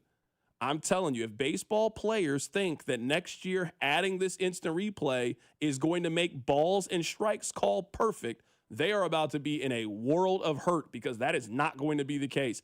It has not solved any of the other sports. If anything, it has made the other sports more confusing. Now, I understand baseball, it's a lot more black and white. You got to throw it into this perfectly box. We'll see how it ends up working. But the Padres, they end up losing 3-1. Their season is now over. The Red Sox, their season is over. Last game from yesterday, as we were taking the day off today, and tomorrow we get things going back in the baseball playoffs, the Tigers avoided serious disaster. If they had lost yesterday and their season was over because of that, I mean, we are talking about one of the epic collapses in the history of Major League Baseball. Just think about the lead that the Tigers had and the fact that they had to then go on the road to win this game. They had their division all but locked in and secured. So I told you guys yesterday that the Guardians, they were 68-69 on September 2nd. They were then hosting the wild card. The Tigers on September 2nd, the Guardians were 68-69. The Tigers were 80-60. They went on the road in the playoffs. If they had lost that game and they had their season ended by that team in their division, it would have been a collapse of epic proportions. The Tigers proved that they were better than the Guardians for the first 135, 140 games of the season. Now, you got to play a full 162, and they deserve to go on the road based on how they finished, but they desperately needed to win. Yesterday, I thought was actually pretty straightforward in that series. Really straightforward. The Tigers were really bad with runners in scoring position in games 1 and games 2. They were much better in game 3. They won game 3. Like, it's easy. Like sometimes in basketball, well, if you shot 15% from 3, if you just made more threes, you would have won. You missed all your free throws. That's why you lost. If you go 2 for 24 in games 1 and game 2 for runners in scoring position, that's how you lost. Be better with runners in scoring position. They did that against the Guardians in game 3. They ended up winning and they ended up advancing. Now they go on the road to play the Mariners in the divisional round of the postseason. Nathan, I watched a lot of baseball yesterday. Those are my thoughts. Yeah, the Tigers might have saved jobs compared to losing to that team on the road that they blew that lead to. Yeah, I'm with you. That would have been an epic collapse. I think on the Xander Bogaerts point, I think his argument's even weaker than you gave it credit for because I believe that he struck out right after the home run when nobody was on base yet. It was after his at-bat that those two guys got on base. The inning developed, and the Padres then had two chances with the tying run on base, couldn't get it done. Now, I understand that had Xander Bogaerts gotten on base, it would have developed differently. I completely get that. But it's just as likely as it is when Bogaerts says, oh, ABS would save this. We need it immediately. It's just as likely that they would have been sitting there in that situation with no challenges left. And what if, this is just a problem with taking the one call that costed the game argument in general. I didn't watch very much of that game. I don't know what calls were missed in the first 8 innings of that ball game. All I'm seeing is that one snapshot in time. And so, look, they had chances to win the game afterward. It's a brutal call, but I think his argument is even weaker than you gave him credit for. I think it was incredibly weak what that dugout did when the umpires were, and not like in the offended, there's no room for that in sports, but just weak. Like you guys lost, you got bounced. Don't physically go after the umpires in the dugout. Yeah, for sure. I'm 100% with you there. And, I mean, they also had a runner on first and second with 1 out and then didn't score another run in the game. So, you didn't manufacture a run. You hit a solo home run. You then had an opportunity to you got to figure out a way to scratch 2 across. You didn't scratch 2 across. You lost. Have a good day. That's how this thing goes. Coming up on the other side, we're going to get back to football. We're going to head to Denver. We have been to Las Vegas. We have been to Los Angeles. We're going to conclude our trip around the AFC West with a trip to the Denver Broncos. It feels like a Chiefs bye week, even though it's not a Chiefs bye week. Keep it right here. It's The Drive. The Drive with Carrington Harrison on your home for Kansas City sports. 96.5 The Fan. Brought to you by DM Injury Law. Have you or a loved one been in a car wreck? Contact DM Injury Law today and get the money you deserve. Car wreck? Remember, Mike's got this. FanDuel, America's #1 sportsbook, is coming to Missouri. On December 1st, you'll finally be able to bet on all your favorite teams and all your favorite sports. With FanDuel, there's a ton of ways for you to get in on the action. You can bet everything from the money line to over-unders to which team will win it all. You'll be able to build parlays, bet player props, or even ride the live line. Whatever your style, FanDuel has you covered. Plus, with live betting, you can pick which player will score the next touchdown or the touchdown after that. However you play your game, FanDuel's got your back. On December 1st, you'll be able to see for yourself why FanDuel is America's #1 sportsbook. With FanDuel, there's a ton of ways for you to get in on the action. FanDuel, play your game. FanDuel Sportsbook is an official sports betting partner of the NFL and 96.5 The Fan. 21 and present in Missouri. Gambling problem? Call 1-800-GAMBLER. Do Crohn's disease or ulcerative colitis symptoms keep coming back? Tremfya, guselkumab, may help, with rapid remission achieved at 12 weeks and lasting clinical remission at 1 year. Some even saw visible improvement of their intestinal lining at 12 weeks and 1 year. Tremfya is a prescription medicine used to treat adults with moderately to severely active Crohn's disease and adults with moderately to severely active ulcerative colitis. Serious allergic reactions and increased risk of infections and liver problems may occur. Before treatment, your doctor should check you for infections and tuberculosis. Tell your doctor if you have an infection, flu-like symptoms, or if you need a vaccine. Healing is possible with Tremfya. Approximately 3 out of 10 patients were in endoscopic remission at 1 year, based on areas visualized on colonoscopy, which may not represent the deeper bowel layer or entire GI tract. Individual results may vary. Ask your doctor about Tremfya today. Call 1-800-526-7736 to learn more or visit tremfyaradio.com. You still got it, but your immune system weakens as you age, making it harder to fight flu, pneumococcal pneumonia, RSV, and COVID-19. Ask your doctor or pharmacist which vaccines you need. Sponsored by Pfizer. This Prime Big Deal Days, October 7th and 8th, you can get a great deal on a new foot spa, transforming you into the queen of kicking it. Wait, this has bubble jets. Okay. Get up to 40% off with Prime Big Deal Days, October 7th and 8th. eBay has reinvented vehicle buying. From click to curb, everything's covered. Ever try to buy a car online and end up in a parking lot with a stranger and some blind trust? That era is over. Now with Secure Purchase, eBay isn't just where you find your car. It's where you buy it, start to finish. Title, financing, registration, delivery, it's all built in. This is the modern way to buy your next ride on eBay. eBay, things people love. Secure Purchase is powered by Caramel Dealer Services, LLC, an eBay subsidiary. Spreadsheets, clunky software, 100 different logins just to run your business? Ah. There's a better way. Odoo. One simple, connected platform that handles sales, inventory, accounting, and more, so you can focus on growing, not juggling. Make the switch today at odoo.com. That's ODOO.com. What's up, everybody? Nick Costos here with the Sports Betting Minute, brought to you by BetMGM. Make it legendary. Please gamble responsibly. Coming up Week 5 Pro Football Sunday, Houston, a 2-point road favorite at injury-ravaged Baltimore, total in the game 40.5. This point spread was going to be Baltimore about a 9.5-point home favorite before the injury report started to come out. Baltimore starting quarterback extremely unlikely to play, and a number of key defensive players expected out as well. I don't think this number's moved far enough. Baltimore might be the worst team in the league with this current roster construction. So coming up on Sunday, let's lay the 2 with Houston. Houston -2 on the road in Baltimore. That's it for this Sports Betting Minute, brought to you by BetMGM. Download the BetMGM app today, and please gamble responsibly. BetMGM and GameSense remind you to play responsibly. See BetMGM.com for terms. 21 plus only. Kansas only. Please gamble responsibly. Gambling problem? Call 1-800-GAMBLER. In partnership with Kansas Crossing Casino and Hotel. Here's traffic, brought to you by DM Injury Law. Have you or a loved one been in a car wreck? Contact DM Injury Law today and get the money you deserve. Car wreck? Remember, Mike's got this. This one brought to you by Gann Asphalt and Concrete. Blue Springs, that's a multi-car crash, 70 westbound just past A BB Grand Valley. It's the left lane blocked. And then in the Triangle, 2-car crash, 435 southbound past Gregory in the left lane. From the Anthony Plumbing, Heating, Cooling, Electric Traffic Center on Val 96.5 The Fan. You're listening to 96.5 The Fan from the Mission Plumbing, Heating, and Cooling Studios. Hey, it's George Karlaftis from the Kansas City Chiefs. Welcome to The Drive with CDOT on your home for Chiefs football.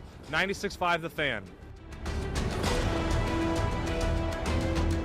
Welcome back into the show. Wanted to let you guys know that it has officially been announced Lamar Jackson is out for the Week 5 matchup against the Houston Texans. We'll get to that coming up in just a bit, but let's be joined by a friend of the show, Josh Dover, joining us for the first time. We have already been to Los Angeles. We've already been to Las Vegas. It is time to finish out our trip around the AFC West with a trip to Denver, Colorado. Josh, how you doing, my man? I'm doing good, man. It's a football Friday. Love talking shop with you. Absolutely, man. Let's just start with this. I expected Bo Nix to be a little further along than he's been so far. He had a fantastic rookie year. Very, very impressive. He was second in the Rookie of the Year voting. He doesn't seem to be as explosive this season as he was last year. Is that an overreaction to the first 4 weeks of the season, or are you noticing the exact same thing? Yeah, not at all, man. I'm with you on that. And I would say this. I was a believer in Bo early on with some of the stuff when people had doubts about the short yardage throws, checkdowns, and all this stuff. I thought he'd figure it out to fit with Sean Payton. And then, as you said, they did that after about week 4, week 5 last year and got better, turned into a 10-win team, got their butts beat in a playoff game against a really strong team in the Bills. But he got better every week, getting through more progressions at a quicker rate, planting that back foot and throwing, knowing what, 3, 5, 7-step drop, what he's going to do.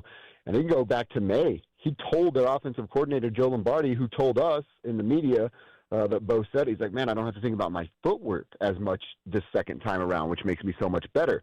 And here we go now through 4 weeks, and he's struggled in a handful of these games. He's been the reason they lost that Colts game, missing a few throws because of bad footwork. So he's gotten kind of back to that Bo from weeks 1 through 4, 1 through 5, when, he's a rookie playing the toughest position in sports, drinking from a fire hose, really not knowing what he's doing.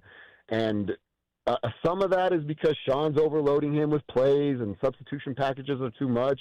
I thought they got back to some of the basics a week ago, which led to them getting on track, although it was a bad Bengals team.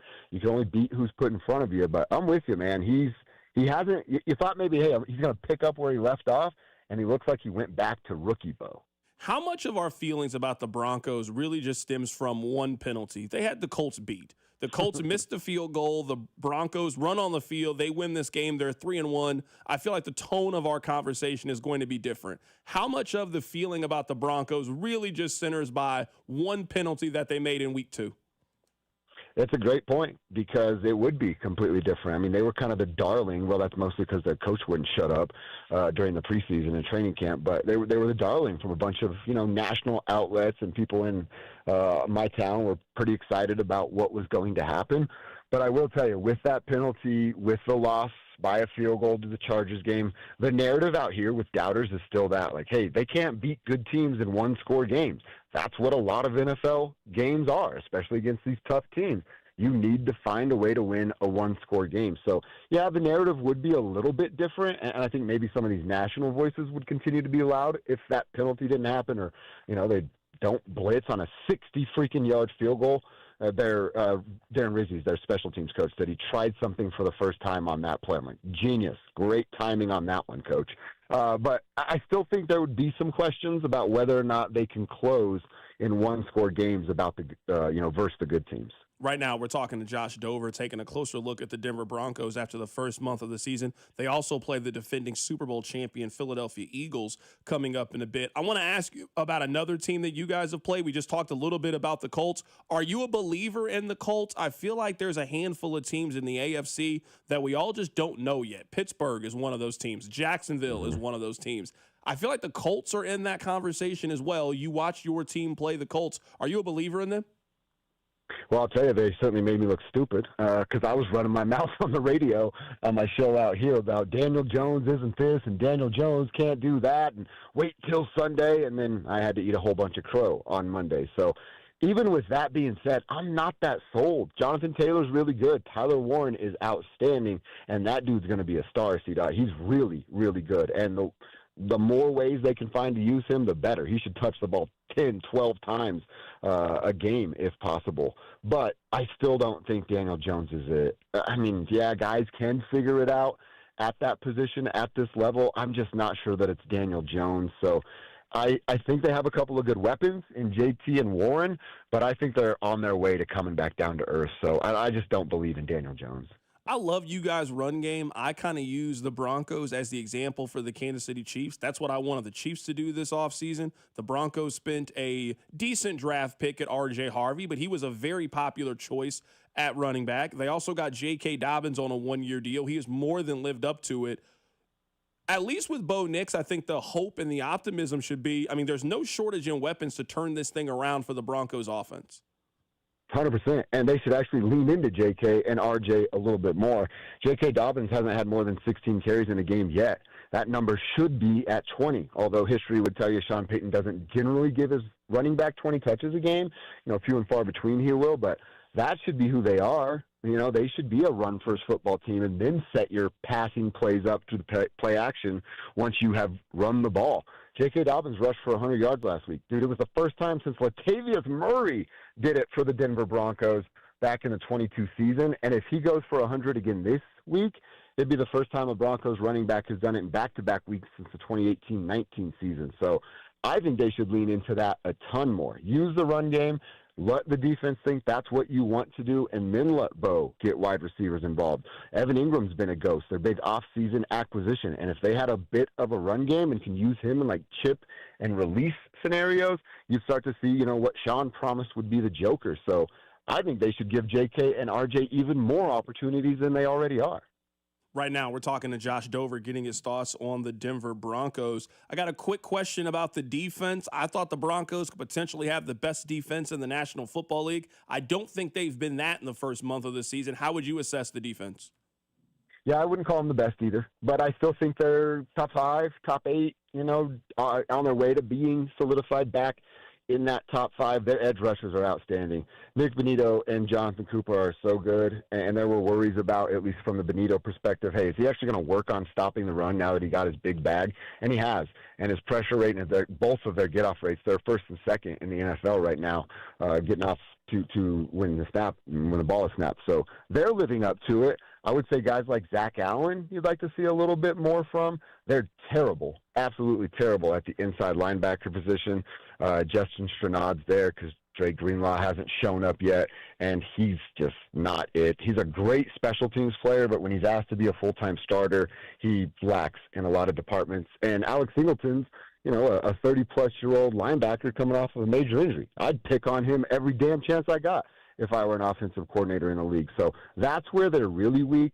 And then guys like Zach Allen, they need to be a little bit better to what they were a year ago. They are getting Malcolm Roach back this week, and that's going to keep guys like DJ Jones and John Franklin Myers a little bit more fresh throughout the game, so that'll help. But I'm with you. They're not that top defense right now. I still think they're a top 8 defense on their way to being back in the top 5. You guys have a big game this weekend coming up against Philadelphia. The Eagles are weird because they've won 20 of their last 21 games. They're undefeated. They always figure out a way to win, but they just seem incredibly vulnerable to me. If the Broncos go on the road and pull off the upset, tell me how they do it. You know, I don't think it's out of the realm of possibilities, to be honest. You said it. They're up and down. Who are the Eagles right now? Now you have to keep Saquon in check, obviously. You hope that A.J. Brown continues to be a big old crybaby there, pouting about what he's going to tweet after the game. If the Broncos can, like I said, get J.K. Dobbins going, I would think J.K. and R.J. combined have to do like what they did last week. They were flirting with 200 yards between the two of them, combined yardage and total yardage between rushing and receiving. So they'd have to do that. Bo would have to play a perfect game with no turnovers, and that defense would have to get something out of Jalen Hurts or Saquon or Goddard when he's out as a receiver with the ball in his hands. Get a turnover, and I don't think the Broncos are going to win like a 21-24 game. If they have a shot, I think they have to come out early, kind of shock the world, go up, and make the Eagles chase a little bit. So I think they have let's call it a puncher's chance, if you will. But, man, it's going to be a huge test for this team. And I also want to say this real quick. The Eagles have won a bunch of games. I really like that one they won in February. Josh, I haven't thrown any shots your way at the Broncos, and that's how you want to play in this conversation. Why are you doing this? There's no reason for this. That was out of bounds. There was no reason to do this. I was literally just about to give you guys a compliment, and I was going to say, if you look at their schedule right now, there's a little bit of a runway. You got both teams in New York. You got the Cowboys. You got the Texans. You got the Raiders. All of that leading into a home game against Kansas City. You guys could maybe be sitting at 7-3, 8-4, whatever it would be heading into that game. But, of course, you had to throw shots. There was no need for that. It's a Friday. I'm feeling good, C-Dot. I love talking to you. You know, I got to take them when I can get them, my man. But, Josh, looking at this stretch on very serious, like, if they can find a way to steal this game against the Eagles, which the Eagles are going to lose eventually, like they're not going undefeated this season. Like if you look at this schedule, the Broncos could easily find themselves at 7-3 and be viewed potentially as one of those contending teams in the AFC. I agree. And look, I'm sure you kind of have a similar feeling, right? The first month it's a tough place to be as an NFL team, especially with what the preseason is now, and I know there's joint practices, but that's not the same as playing real football. So I think it's about 4 or 5 weeks when teams start to figure themselves out. Coaches are starting to say, oh, here's how I use this playmaker. Here's how I can put this weapon on the field, so on and so forth. So I do think there's this spot, right? That's why I think there should be some optimism with Broncos fans about what happened last week against the Bengals because they looked good in what they wanted to do. And that's what you should start to see from your football teams when we start to turn the calendar to October. So like I said, I believe in the defense is getting back there. Can Sean and Bo figure it out fast enough to start to take advantage of this schedule? They should be able to. I'll get you out of here with these last 2 questions. The first one is, if I give you a $100 free bet right now on FanDuel and I tell you to predict the winner of the AFC West, who would you pick? Yeah, the Chargers are hot, right? Everybody thinks they're this year's squad, but I can see them coming back down to earth. You know I took my shot right there, and I'm not trying to make up, but like I said, 4 or 5 weeks into this, I think teams are going to start to figure themselves out. If you're giving me some free money on FanDuel, let me get some more of that cash on FanDuel. I'd put it right back on the Chiefs. It's so hard to bet against what history has taught me. And when you have the best head coach in a matchup with the best quarterback in a matchup, you're going to win a bunch of football games, man. I know there's a bunch of questions about the Chiefs team right now, and I think a lot of them are fair. But I'd unfortunately have to roll with the Kansas City Chiefs. You could have possibly sold me on the Chargers just a little bit if they had won last week, but you and I both know this. Every version of the Los Angeles Chargers loses that game last week. Like you can't tell me that it's different in Los Angeles if you're going on the road and losing to a team that I think is going to have the 4th overall pick in next year's NFL draft. No, you're 100% right. It's just I don't know what it is because I think Harbaugh's a really good coach. I think Justin Herbert's a top 10 quarterback in the NFL. He might be a top 7, 8 quarterback in the NFL, but it's just when there is a way to lose, the Los Angeles Chargers will find it 100% of the time. How much are you going to miss Michael Porter in Denver? 0.0%. That's how much. They got better, man. That is our guy, Josh Dover, joining us on the show today. Josh, man, I look forward to catching up with you, man, at the end of the month, man. Yes, absolutely. I'll talk to you soon. Absolutely. That's our guy, Josh Dover, joining us. 0.0. That man said there is not a shred of missing Michael Porter, man. I mean, at least I'd have missed him in the locker room. He'd have gave you a good quote, gave you something. Don't even miss him that much. Doesn't even miss him that. You know what, Nathan? I want to take a little bit of a detour, and I want to ask you a question. Now, this question is really important because you're one of my favorite people that fills in whenever Rob isn't here. You know, like let's say that one day Rob decides that he wants to be the boss man, you know? I would say, hey, you know what? Just bring Nathan into the show. You know what? Me and Nathan got a good rapport, but I got to know the character of a man here. This is why. I believe that everybody has their favorite older woman, their favorite cougar, so to speak. The text line knows who mine is. It used to be Martha Stewart. But you know what? As I was watching Sunday Night Football, I saw Reba McEntire, and I was like, hold on, Reba. I didn't know. I was unaware with Reba's game. Just a couple of months ago, Jamie Lee Curtis, when she was promoting that movie, I had no clue. Yeah. I had no clue that she had such a bright future. I had absolutely no idea. So, Nathan, I'm coming to you because I want you to share with us who's your Reba McEntire, who's your Jamie Lee Curtis, who's your Martha Stewart. It is, always has been, and always will be Salma Hayek. It's not a bad one. You know who I'm talking about? I can't. Okay, yes, I know who Selma Hayek is. Hey, I didn't. You know what? Actually, she doesn't count because she's under 60 years old. So you have to find somebody over 60. else. Okay. Yes, okay. She's 59 years old. She has to be over 60 in order to qualify for this category. She's just outside it. You can't use her discount right now at Denny's. You can't use her discount for the AARP. She's not old enough yet. You got to be 60 and up. Who's your Reba McEntire? Someone said I thought yours were Olivia Benson. She's just in her own category. I love Mariska Hargitay. I love her on a human, personal, like it's not even attraction to me with Olivia Benson. Like, I think she's a superhero. Like, I think Law and Order SVU is really about a superhero. It's about Olivia Benson that tries to rid New York City of crime and sexual assaults. So my love for her it's on a different level. It's different. Like with Reba, it's just pure lust. Like there's nothing else there, you know? I don't listen to her music. I don't watch her television show. It's just pure physical attraction. I love Mariska Hargitay on a very different level. So it's just Salma Hayek on the brain for me right now, but at the risk of, I guess, risking my career based on what you just said, and thank you for the compliment, man. There is something superhero-ish and larger-than-life-ish about Dolly Parton. And that's a good one. See, Dolly Parton, she absolutely fits this. She's Parton definitely over 60. Oh, 100%. How old was Dolly Parton? Dolly Parton's 79 years old. You're a man that likes the finer things in life. That's what you are. You're a man that likes the finer things in life. Cher, I'm doing, they're doing like comparable people. Cher's 79 years old, too. Cher looking good, too. Cher's looking great at 79 years old. Cher was born May 20th, 1946 is when she was born. So I just want to pass that information, man. So I'm here to help. I'm here to just give out help. That's what I'm here to do. Can we talk about Thursday Night Football just a little bit? All right. This is my thought on Thursday Night Football. A couple of things. That's the first thought that I have on Thursday Night Football. That was a Kyle Shanahan masterpiece. That's what it was. It was a masterpiece. Now, I know it was week 5. I don't care. When you don't have your starting quarterback, you don't have your number 1, number 2, or number 3 wide receiver, or your number 1 tight end, your best defensive player is hurt.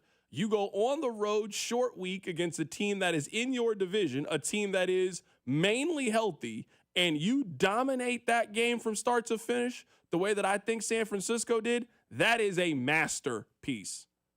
The Ravens look broken, and they have almost the exact same injuries that the Niners have. They look completely broken. We see teams that have far less injuries. You miss one guy and nothing on your team works.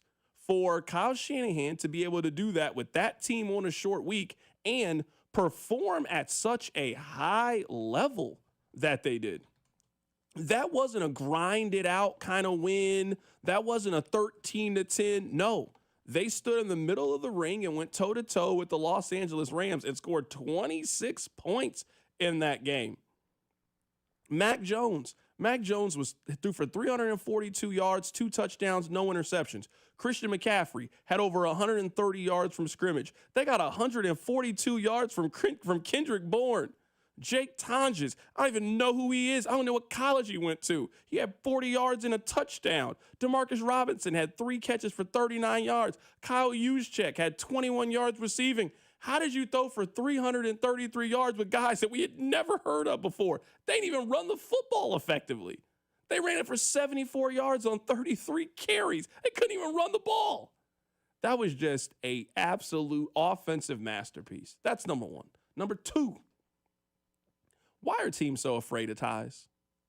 There ain't nothing wrong with a tie. I mean, no one wants a tie. Like, no one's excited about a tie. You're not thrilled about a tie, but it's better than losing. Yes, you want to win the game. We all agree. But we somehow think that losing is better than tying. No, it's not. That's your ego. That's your pride talking. And when the Los Angeles Rams have to go on the road in the first round of the playoffs, because they will be going on the road, we are going to look back to that game in week 5, in which if they had just kicked a field goal at the end of the game and tied it, they'd be in a much better spot. But no, we don't play for ties. This is America. This is football. Okay, all right, well then lose. How about that? That's what we got you. The Rams really got what they paid for. I mean, if you're going up against a team that is completely decimated, and then I guess this is number 3. I got to remember this. Number 3, they ran the most uninspired, gotta have it play that I have ever seen. For those of you that play Madden, they ran single back HB dive. HB dive. For the most important play of the game. Matthew Stafford threw for 389 yards, 3 touchdowns, and no interceptions. You got Devontae Adams, Puka Nacua, Kyron Williams. He had 66 yards receiving and 2 receiving touchdowns. It ain't like you ain't got guys. You got guys. With the game on the line, they ran the most unimaginative, unseasoned, no juice, no swag play that you could possibly run.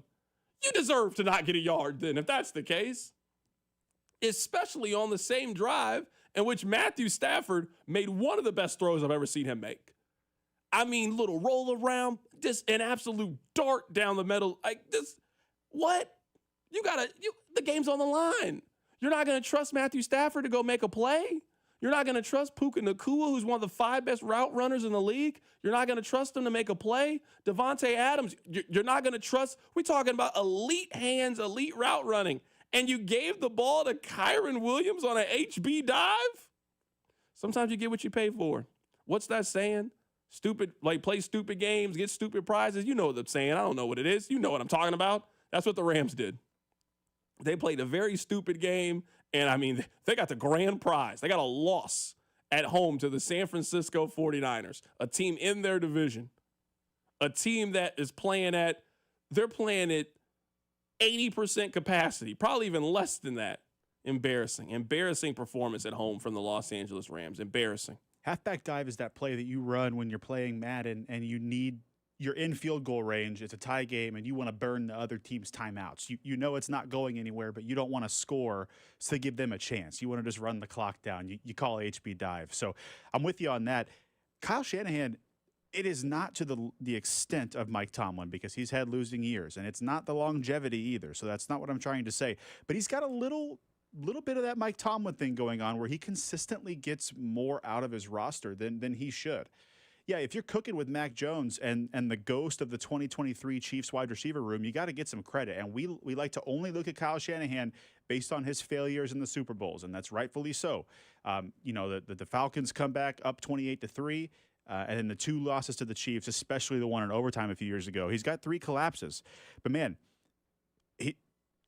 Jake Tonjes, by the way, Cal Golden Bear, I looked that up. But some of these names he was rocking with last night, it's very impressive what he did. By the way, Carrington, it's good to know that Demarcus Robinson and Marquez Valdes-Scantling are still out here combining for 4 catches for 48 yards. all is right in the world. You know what I'm saying? I mean, we live in some tough times, but Robinson and MVS are still out here going 4 for 48. It's a sense of normalcy. You know what I'm saying? Especially when the quarterback threw for 300 yards. Yeah. The quarterback threw for 300 yards. Did none of those yards go to Demarcus Robinson and Marquez Valdes-Scantling? You know what? I'm about to tweet that and steal your tweet. I can't wait to steal it. I can't wait. That was good. You got me there. I thought you were about to make some big announcement. You did. Demarcus Robinson and MVS are still Demarcus Robinson and MVS. We got Nate Taylor coming on the show in about 15 minutes. Happy to catch up with the beat writer for the Chiefs for ESPN.com. Keep it right here. It's The Drive. The Drive with Carrington Harrison, brought to you by DM Injury Law. Have you or a loved one been in a car wreck? Contact DM Injury Law today and get the money you deserve. Car wreck? Remember, Mike's got this. Tune in Mondays at 4 to hear the play-by-play voice of the Chiefs, Mitch Holthus, on your home for Chiefs football. 96.5, The Fan. Hey, Chiefs fans, Crown Royal is the official whiskey of the Kansas City Chiefs. And this season, it's not game day without the generous spirit of Crown Royal. Whether you're at the tailgate, in the stands, or watching from home, Crown Royal is the reason and the reward for coming together. Grab a glass with the Crown Royal rig at a stadium near you, because we'll be sharing the generous spirit with fans across the country. Crown Royal, fueling game day with a generous spirit. Visit www.crownroyal.com/royal rig for more on the Crown Royal Rig Tour. Please drink responsibly. DraftKings Sportsbook, America's top-rated sportsbook app, is coming soon to the Show Me State. New Missouri customers can download the DraftKings Sportsbook app today. And when we go live, place just a $5 bet to unlock $300 in bonus bets. Starting November 17th, you can create your DraftKings Sportsbook account in Missouri and get ready for launch day on December 1st. DraftKings Sportsbook brings you everything you need to elevate your game day, including live in-game betting, lightning-fast payouts, and endless ways to get in on the action, all right from your phone. Download the DraftKings Sportsbook app now and grab $300 in bonus bets with just a $5 bet when we go live December 1st. In partnership with DraftKings Sportsbook, the crown is yours. Gambling problem? Call 1-800-GAMBLER. 21 and over. Physically present in Missouri. Eligibility restrictions apply. Bonus bets expire 7 days after issuance. Excludes customers who redeem pre-launch sign-up offer. Terms at sportsbook.draftkings.com/promos. Tomorrow, you'll hear Kansas State football in place of the John Clay Wolf Show. But don't forget, you can still catch the show live on the John Clay Wolf YouTube channel. Sponsored by Give Me the VIN, America's best car buyer. I'm Piera Palazzolo, VP of Digital Marketing for the American Management Association, a company focused on the management training skills needed to enhance the careers of business professionals. We did our research when it came to the best companies for website development and chose AmericanEagle.com. And we couldn't be happier. AmericanEagle.com worked closely with us to understand the front and back end requirements needed to launch an e-commerce website that could handle the complexities of running thousands of seminars nationwide. Our robust new website and improved SEO saw immediate increases in site traffic and web revenue. If you're in need of managerial effectiveness and success, visit our website at amanet.org. If you're in need of a website that provides an unparalleled consumer experience, I highly recommend AmericanEagle.com. Transform your business today. Dial 877-WEB-NOW1 for a free digital consultation with AmericanEagle.com. Do Crohn's disease or ulcerative colitis symptoms keep coming back? Tremfya, guselkumab, may help, with rapid remission achieved at 12 weeks and lasting clinical remission at 1 year. Some even saw visible improvement of their intestinal lining at 12 weeks and 1 year. Tremfya is a prescription medicine used to treat adults with moderately to severely active Crohn's disease and adults with moderately to severely active ulcerative colitis. Serious allergic reactions and increased risk of infections and liver problems may occur. Before treatment, your doctor should check you for infections and tuberculosis. Tell your doctor if you have an infection, flu-like symptoms, or if you need a vaccine. Healing is possible with Tremfya. Approximately 3 out of 10 patients were in endoscopic remission at 1 year, based on areas visualized on colonoscopy, which may not represent the deeper bowel layer or entire GI tract. Individual results may vary. Ask your doctor about Tremfya today. Call 1-800-526-7736 to learn more or visit tremfyaradio.com. Here's traffic, brought to you by DM Injury Law. Have you or a loved one been in a car wreck? Contact DM Injury Law today and get the money you deserve. Car wreck? Remember, Mike's got this. You've got 2 problems down near the Triangle, 435 northbound before Gregory. Left lane is blocked. Actually, both sides, 435 north and southbound before Gregory. There's a problem. Blue Springs, the multi-car crash. 70 westbound just past A, BB Grain Valley. From the Anthony Plumbing, Heating, Cooling, Electric Traffic Center, I'm Val, 96.5 The Fan. Hey, it's Trey Smith from the Kansas City Chiefs. Welcome back to the Drive with CDOT on your home for Chiefs football. 96.5 The Fan. Back into the show. My name is Carrington Harrison. Happy to be here. Nate Taylor is going to be on the show coming up in 15 minutes. A little bit of news outside the world of sports. The verdict is in for Puff Daddy. He got 50 months. He got 4 years and 2 months from the judge. So the sentence is in for Puff Daddy. He got 50 months. I just came down actually right at the start of the commercial break, so just want to pass that to you guys. That has concluded. We will see. I don't even know how much time he served. He's been in there for about a year and a half or so, so he's got a little bit longer to go on his sentence, but that is officially out. Coming up at the top of the hour, again, Nate Taylor is going to join us on the show. Happy to catch up with him. Nate, let me ask you this question. I'll give you a couple of things that we have been talking about this week just to get your thoughts on it. The first thing is this. We called it for better or for worse. Give me 2 things about the Chiefs that are better than you anticipated them being. Give us 2 things on the Chiefs that are worse than you anticipated them being. Okay, I'll start with the secondary being the better than. And this is especially comparative to week 1. That communication and the space that we saw guys like Quentin Johnston, Keenan Allen, and Ladd McConkey have was startling. But since then, McDuffie has slid back inside with the cornerback room getting healthier. Noel Williams has looked good. And I haven't heard a peep out of the safety room. They haven't been blowing coverages. They haven't been letting tight ends eat over the middle of the field. So I got to go with the secondary as something that is maybe better than I thought it would be at this point in the season. Is it going to be the craziest thing ever that I say my second thing is Kingsley Suamataia? I mean, 2 weeks in a row, we haven't heard a peep out of the left side of that offensive line. We mentioned Jawan Taylor playing a clean game as well, but I know that Baltimore was not healthy. I get that it's a shell of a defense that he played last week. Man, the week before that, he was on an island against Dexter Lawrence. Dexter Lawrence is a stud, and Kingsley was one-on-one against him because of the rest of the guys in that Giants D-line, and one pressure was given up by Kingsley.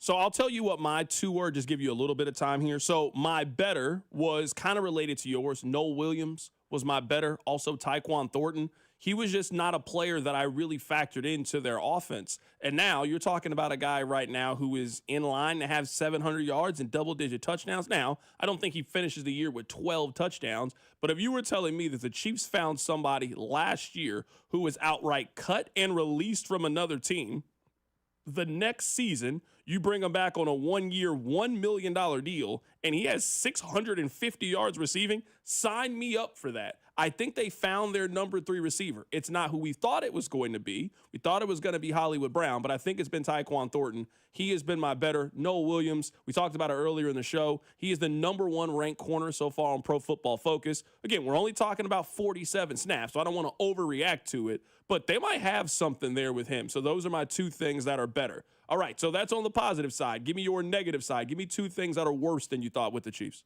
Yeah, and I thought about Tyquan Thornton for the good as well, but I think he was pretty clearly running the Xavier Worthy route tree while he was out. He wasn't doing the things in the running game, and I think he'll still be productive, but I think his usage went down pretty quickly once Worthy returned. Yeah, it's a big find in Tyquan Thornton. For the things that are worse than I thought they'd be, I have to go, and again, this is relative to what I thought it would be, the kicking is by far and away number 1. I sat down and did the math last week. I'd have to look back at my numbers. In the years that Harrison Butker has been anything but a top 5 kicker in terms of accuracy, he's had 2 of those years, and there was both pretty defined injuries early on in that season. One was the one where he injured his ankle on the opening kick of the season. The other one was last year where he tore up his knee. we've heard nothing of the sort this year, but his accuracy in both the extra points and the field goals attempted look like those down years. So I still trust him when he comes on the field. I believe that they can fix whatever's going wrong with his follow through. I know Tobe has said a few things that they're working on, but yeah, the kicking game is not where I thought it would be at this point in the year. And I got to go with the running back room as well. I thought about going pass rush here, but I think we know that it's kind of Chris Jones and friends at times on that D line. And I also knew, I know from listening to you and Rob all the time, that you knew as well this running back room was a problem. Based on their confidence in bringing Kareem Hunt back, I wanted it to be better, expected it to be better. I thought we would have seen Brashard Smith play the role that he did last week earlier on in the season. So I think Brashard Smith still has room to grow. I still am very much on team trade for a running back, but just based on their confidence in Pacheco, Hunt, and Smith and not taking a big swing in that room, I expected it to be better as well. So that was our guy Nathan. That was his better or worse so far this season. He put better the secondary and Kingsley Suamataia for his worst. It was the kick game and also Isaiah Pacheco. Let's talk a little bit of college football before we're joined by Nate Taylor of ESPN. I think this is a really important week in the Big 12. If you look at Iowa State, they are undefeated right now. They're ranked 14th in the country. They go on the road to Cincinnati. Cincinnati is a 1.5-point favorite, so essentially a coin flip kind of game. I think that people potentially overreacted to Cincinnati losing what was a road game in week 0 against Nebraska, played them very tough, lost that game. I think they're a lot better at quarterback than people gave them a lot of credit for. They're at home against Iowa State. That's a really intriguing matchup in determining who can win the Big 12. When you look at K-State, they are 1-1 in Big 12 play. Baylor is also 1-1 in Big 12 play. We all know that K-State has gotten off to a very slow start, and they have played very poorly so far. If you were K-State, you can drastically turn your season around, stealing a win on the road.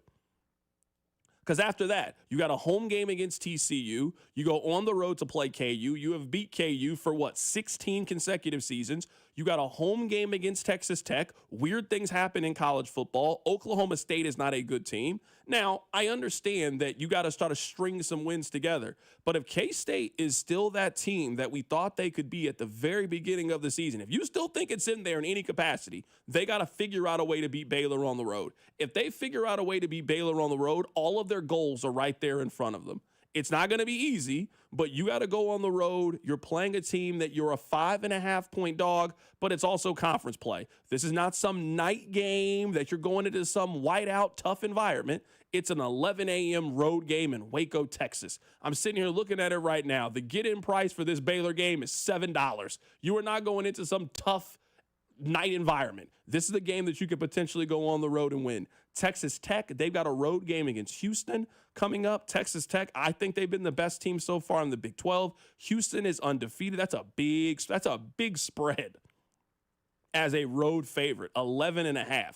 That tells you two things. Vegas really believes in Texas Tech. Vegas does not believe in Houston at all. And Kansas, if you're trying to be a bowl team this year, these games against UCF, that's not a very good team. You got to figure out a way to win that game. Kansas is a 3.5-point road favorite in that one. This is not a great week in college football, if I'm being completely honest with you guys.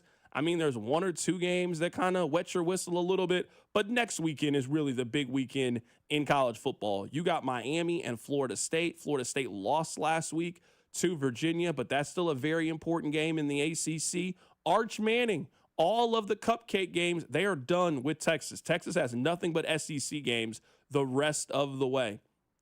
I wasn't too hard on Arch after the season opening game. I mean, he didn't play well on the road against Ohio State in the game in which they put the banner up and they were crowned national champions. I understand how if that's your first start, essentially, I get how you were a little bit rusty in that one. But you got a month of tune-up games. You just had a bye week. And now you were going on the road to Florida, tough environment, good defense.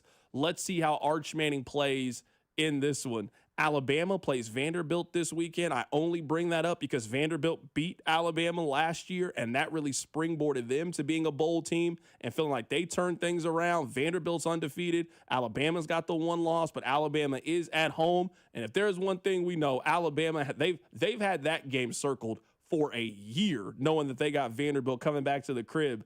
I mean, outside of that, there really ain't much else this week in college football. It's just kind of one of those weeks. I'm sure we'll have some crazy outcomes because that's just the way the sport is, but there aren't a lot of big-time marquee matchups. A lot of those are next week in the sport. Coming up at the top of the hour, we'll be joined by Nate Taylor of ESPN. Certainly a lot of things to get his opinion on. We'll do that next. Keep it right here. It's The Drive. The Drive with Carrington Harrison on your new home for Chiefs football.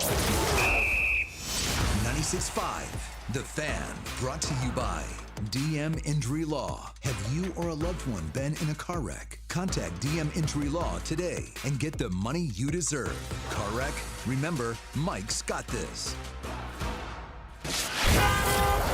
Here's traffic, brought to you by DM Injury Law. Have you or a loved one been in a car wreck? Contact DM Injury Law today and get the money you deserve. Car wreck? Remember, Mike's got this. This one brought to you by O'Reilly Auto Parts. You've got the crash coming down 71 southbound just past 53rd. You'll tap your brakes there. And then the crash debris, 435 southbound past 87th. 2 left lanes are blocked. From the Anthony Plumbing, Heating, Cooling, Electric Traffic Center on Val 96.5 The Fan. FanDuel, America's #1 sportsbook, is coming to Missouri. On December 1st, you'll finally be able to bet on all your favorite teams and all your favorite sports. With FanDuel, there's a ton of ways for you to get in on the action. You can bet everything from the money line to over-unders to which team will win it all. You'll be able to build parlays, bet player props, or even ride the live line. Whatever your style, FanDuel has you covered. Plus, with live betting, you can pick which player will score the next touchdown or the touchdown after that. However you play your game, FanDuel's got your back. On December 1st, you'll be able to see for yourself why FanDuel is America's #1 sportsbook. With FanDuel, there's a ton of ways for you to get in on the action. FanDuel, play your game. FanDuel Sportsbook is an official sports betting partner of the NFL and 96.5 The Fan. 21 and present in Missouri. Gambling problem? Call 1-800-GAMBLER.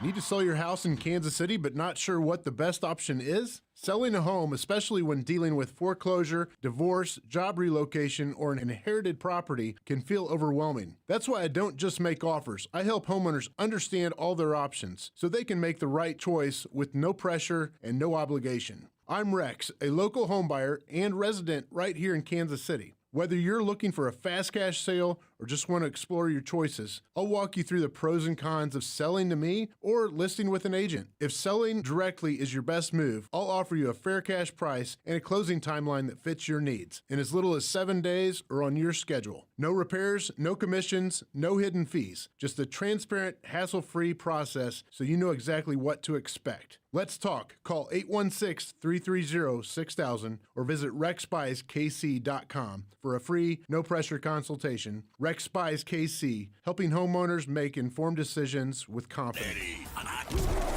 Bud Light and Tanners are teaming up to make every college game day legendary. Every Saturday, rep your college team, catch every play, and enjoy $15 buckets. Only at Kansas area Tanners locations. Bud Light and Tanners. From the stands to the bar, your game day headquarters. More than a few of our patients have talked to me about their first time, but it's not the first time you're probably thinking about. It's the first time that erectile dysfunction ruined the moment. This is Jeff for Heartland Men's Health.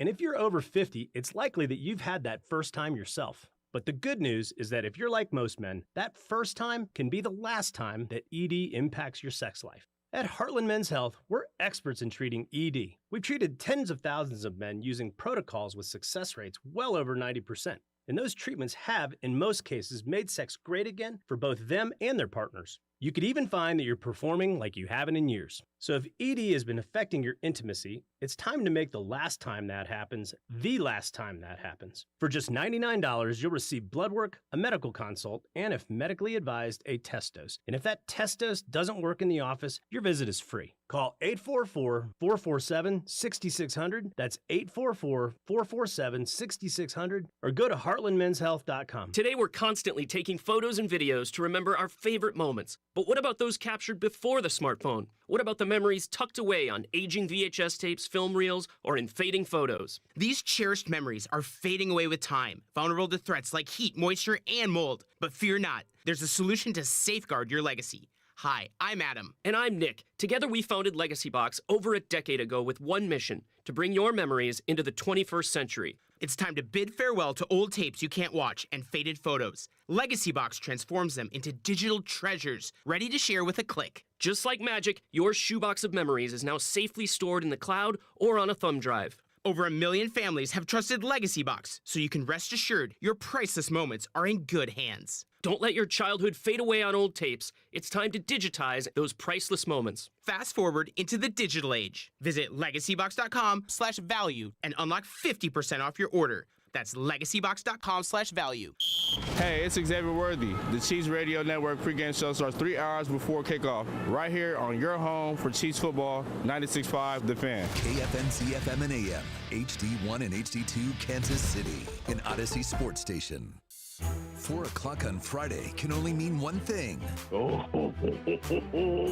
From St. Joe to Sao Paulo to Santa Clara, he's there every step of the way. And nobody knows the Chiefs like Nate Taylor. They will move Joe Thuney to left tackle. Now of ESPN, join CDOT on your home for Chiefs football, 96.5 The Fan. Welcome back into the show. My name is Carrington Harrison. Rob is off today. He'll be back on Monday. We got Nate Taylor here. He's with ESPN. Nate, it feels like a bye week, even though it's not a bye week. It just got bye week energy today. You know, that's what it's got. This has bye week energy. Why you say that? Because this it's just I'm just saying week 5. Yeah, I just feel like on Friday normally we're like turning we're up pumped. and getting ready for the game, and Dang. Monday is definitely going to be that day. It just feels like Sunday is going to be calm. You can sit back, you can watch all the other teams play. It just I know it's not a bye week, but it just has a lot of bye week energy, is what I think this has so far. That is actually astutely correct by you, because I even felt that today in like the locker room, right? Again, to your point, Friday, game plan is in. We done practiced it all. We feel good about our execution. We know what we're gonna do in certain situations. Today was, as we need to remind the audience, and I'm sure you have already, like, this is the Chiefs' technical Thursday on a Friday because they play Monday. And so I've said this before, like, Thursday is usually the hardest practice of the week. Between Wednesday, Thursday, Friday, it's the most you have to like kind of get done to get a real idea of the game plan. And so doing this on a Friday, and like you said, you gotta sort of just wait a little longer than usual. I understand, like, it was pretty chill in the locker room today, which is not the case on most Fridays. So there's a lot to get into. We'll kind of go back, we'll kind of go forward. There's a lot of stuff. Let's just start with this. I think this has been the number one question related to the Chiefs. Do you believe in their offense from last week? Because everything worked last week. Right. The offensive line was fantastic. Xavier Worthy came back, and he looked like a superhero. Like, everything that they tried on offense worked. Do you believe that they turned the corner? How much of that do you think is the Chiefs? How much of that do you think is the Ravens, and a team right now that is just decimated by injuries? Yeah. So just to remind people, they were down, I believe, 4 to 5, like 4 legitimate starters and like a rotational guy, Kyle Van Noy, when Sunday's game started against the Baltimore Ravens. And so you say, okay, if there was ever a time to have a get-right game on offense at home with the extra day of rest, because Baltimore was coming off of Monday night, now would be the time. Guys, it was the middle of the third quarter, and Roquan Smith said, my hamstrings hurt. And Lamar Jackson said, you know what? My hamstring hurt too. Nate Wiggins got an elbow injury. And I was just like, maybe we should just treat this like high school football. Hey, man, just run the clock, dog. This is over with. So I still want to say objectively that was more having to do with the Ravens than the Chiefs offense. So I would say it's probably 60% Ravens defense being absolute just it was basically a corpse out there, man.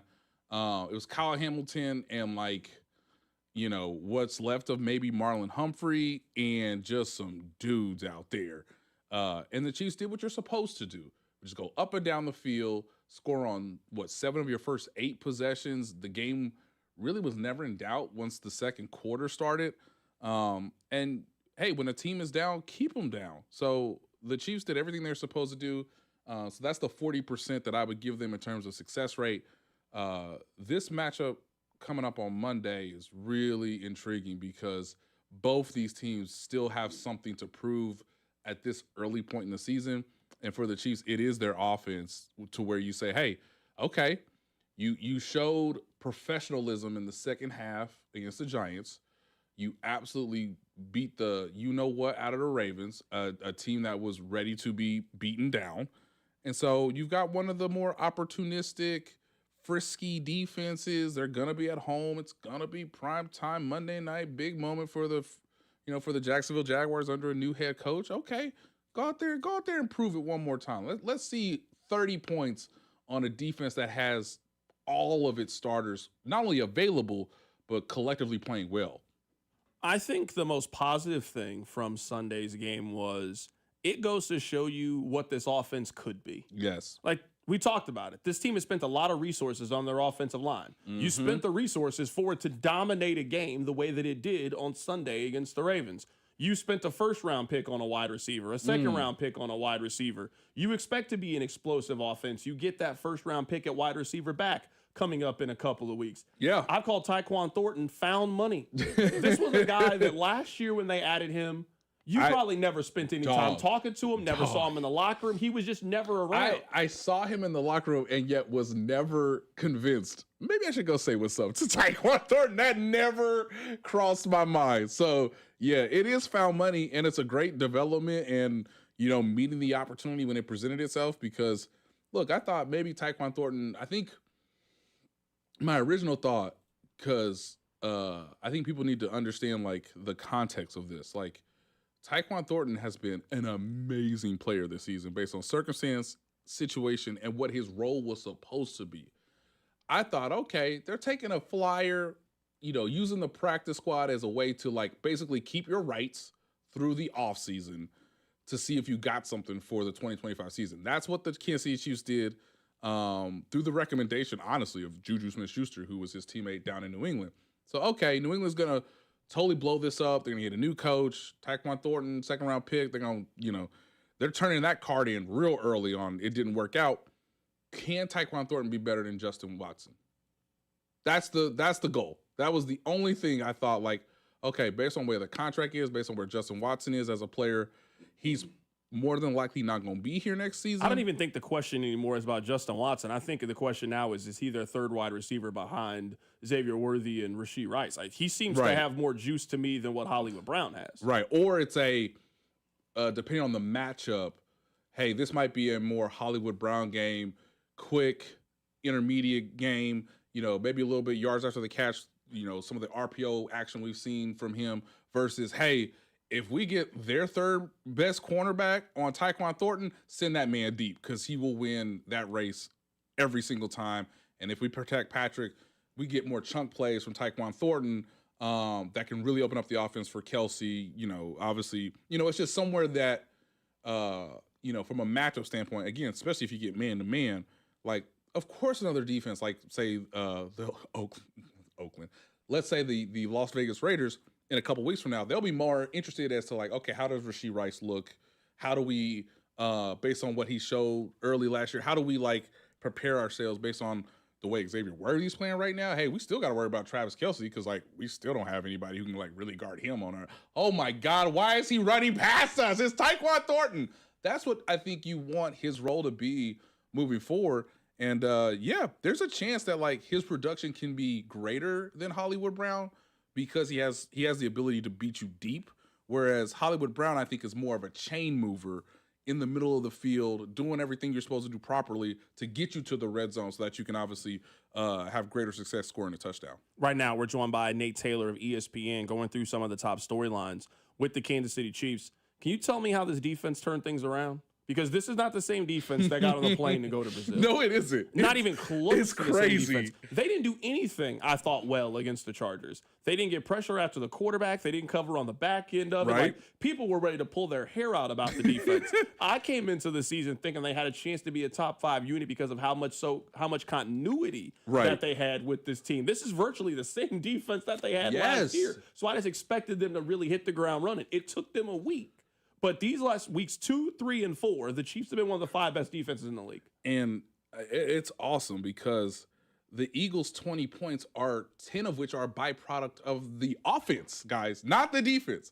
Like, you gave a short field because Harrison Butker misses a field goal. You go for it on 4th and 1. You give them a short field. They cash in for a field goal.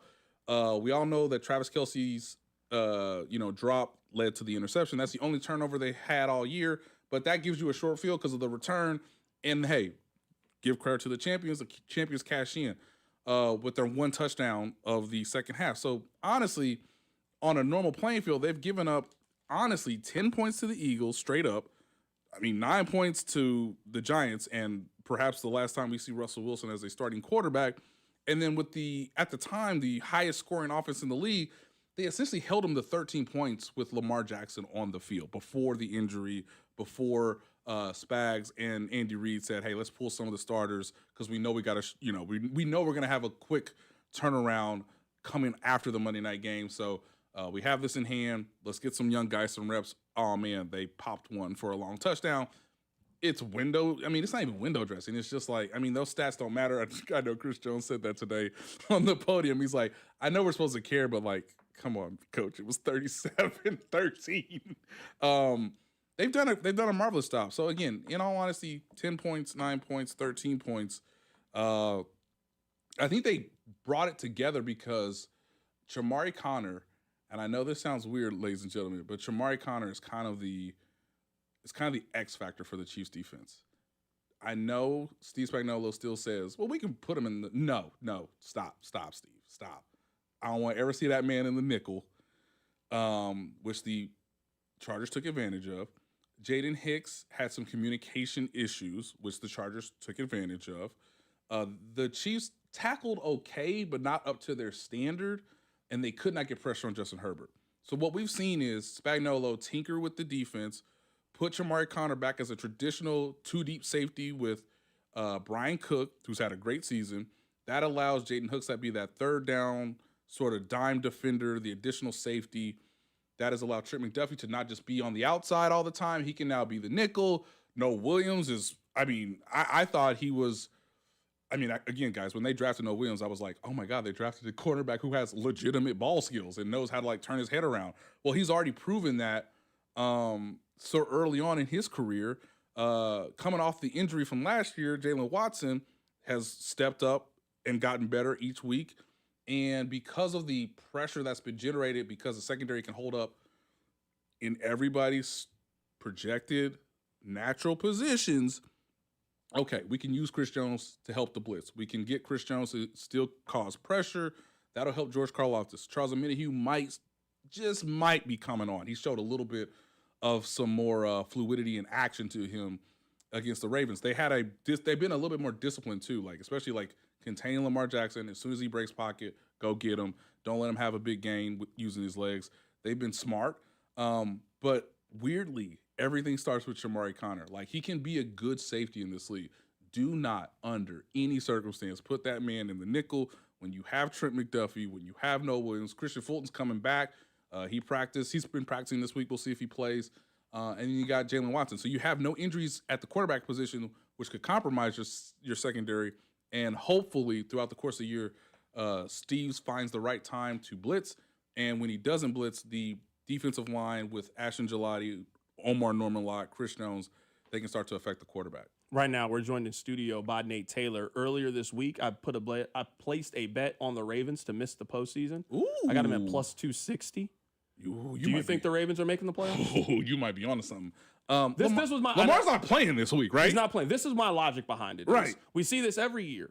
Sometimes there is just a team that can just never figure it out. That's what San Francisco was last year. And beat up. Yeah. I would say last year that's what the Bengals were. They were a team that got off to a slow start. They got hot there. But you just created so much of a deficit that you just can't overcome it. Yes. I feel like that's what the Ravens are. I feel like the Ravens are getting the benefit of the doubt because of what they've been and not who they are. They were favorites in this game. It never made sense to me. We talked about it last week. I did not understand why they were big road favorites in Kansas City. Now looking at this game, they got a playoff game in week 5. If you start 1-4 with the injuries that they got and that defense, you can't tell me you're making the playoffs. Yeah, and again, when Lamar comes back from the injury, if that's 2 weeks, 3 weeks, 4 weeks, hey, bro, you got to be amazing from here on out. For you got to be Joe Burrow last year, and we possibly might sneak in to where, unfortunately, the Bengals needed the Chiefs' help in Week 18, and the Chiefs were like, yeah, we're resting everyone against a team that had to win to get into the postseason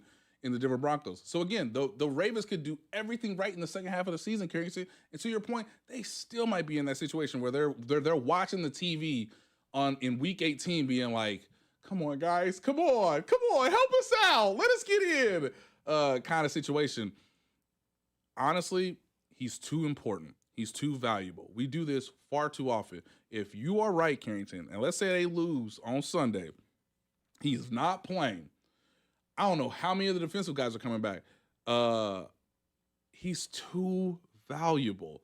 You cannot rush Lamar Jackson back. If that happens, if you do the right thing, the smart thing, man, hamstrings take a month. And you want to use some of that explosiveness, that dual ability to get the offense to be as potent as it can be. Like, the reason Derrick Henry can go off last season is because of the running threat of Lamar Jackson along with his incredible arm.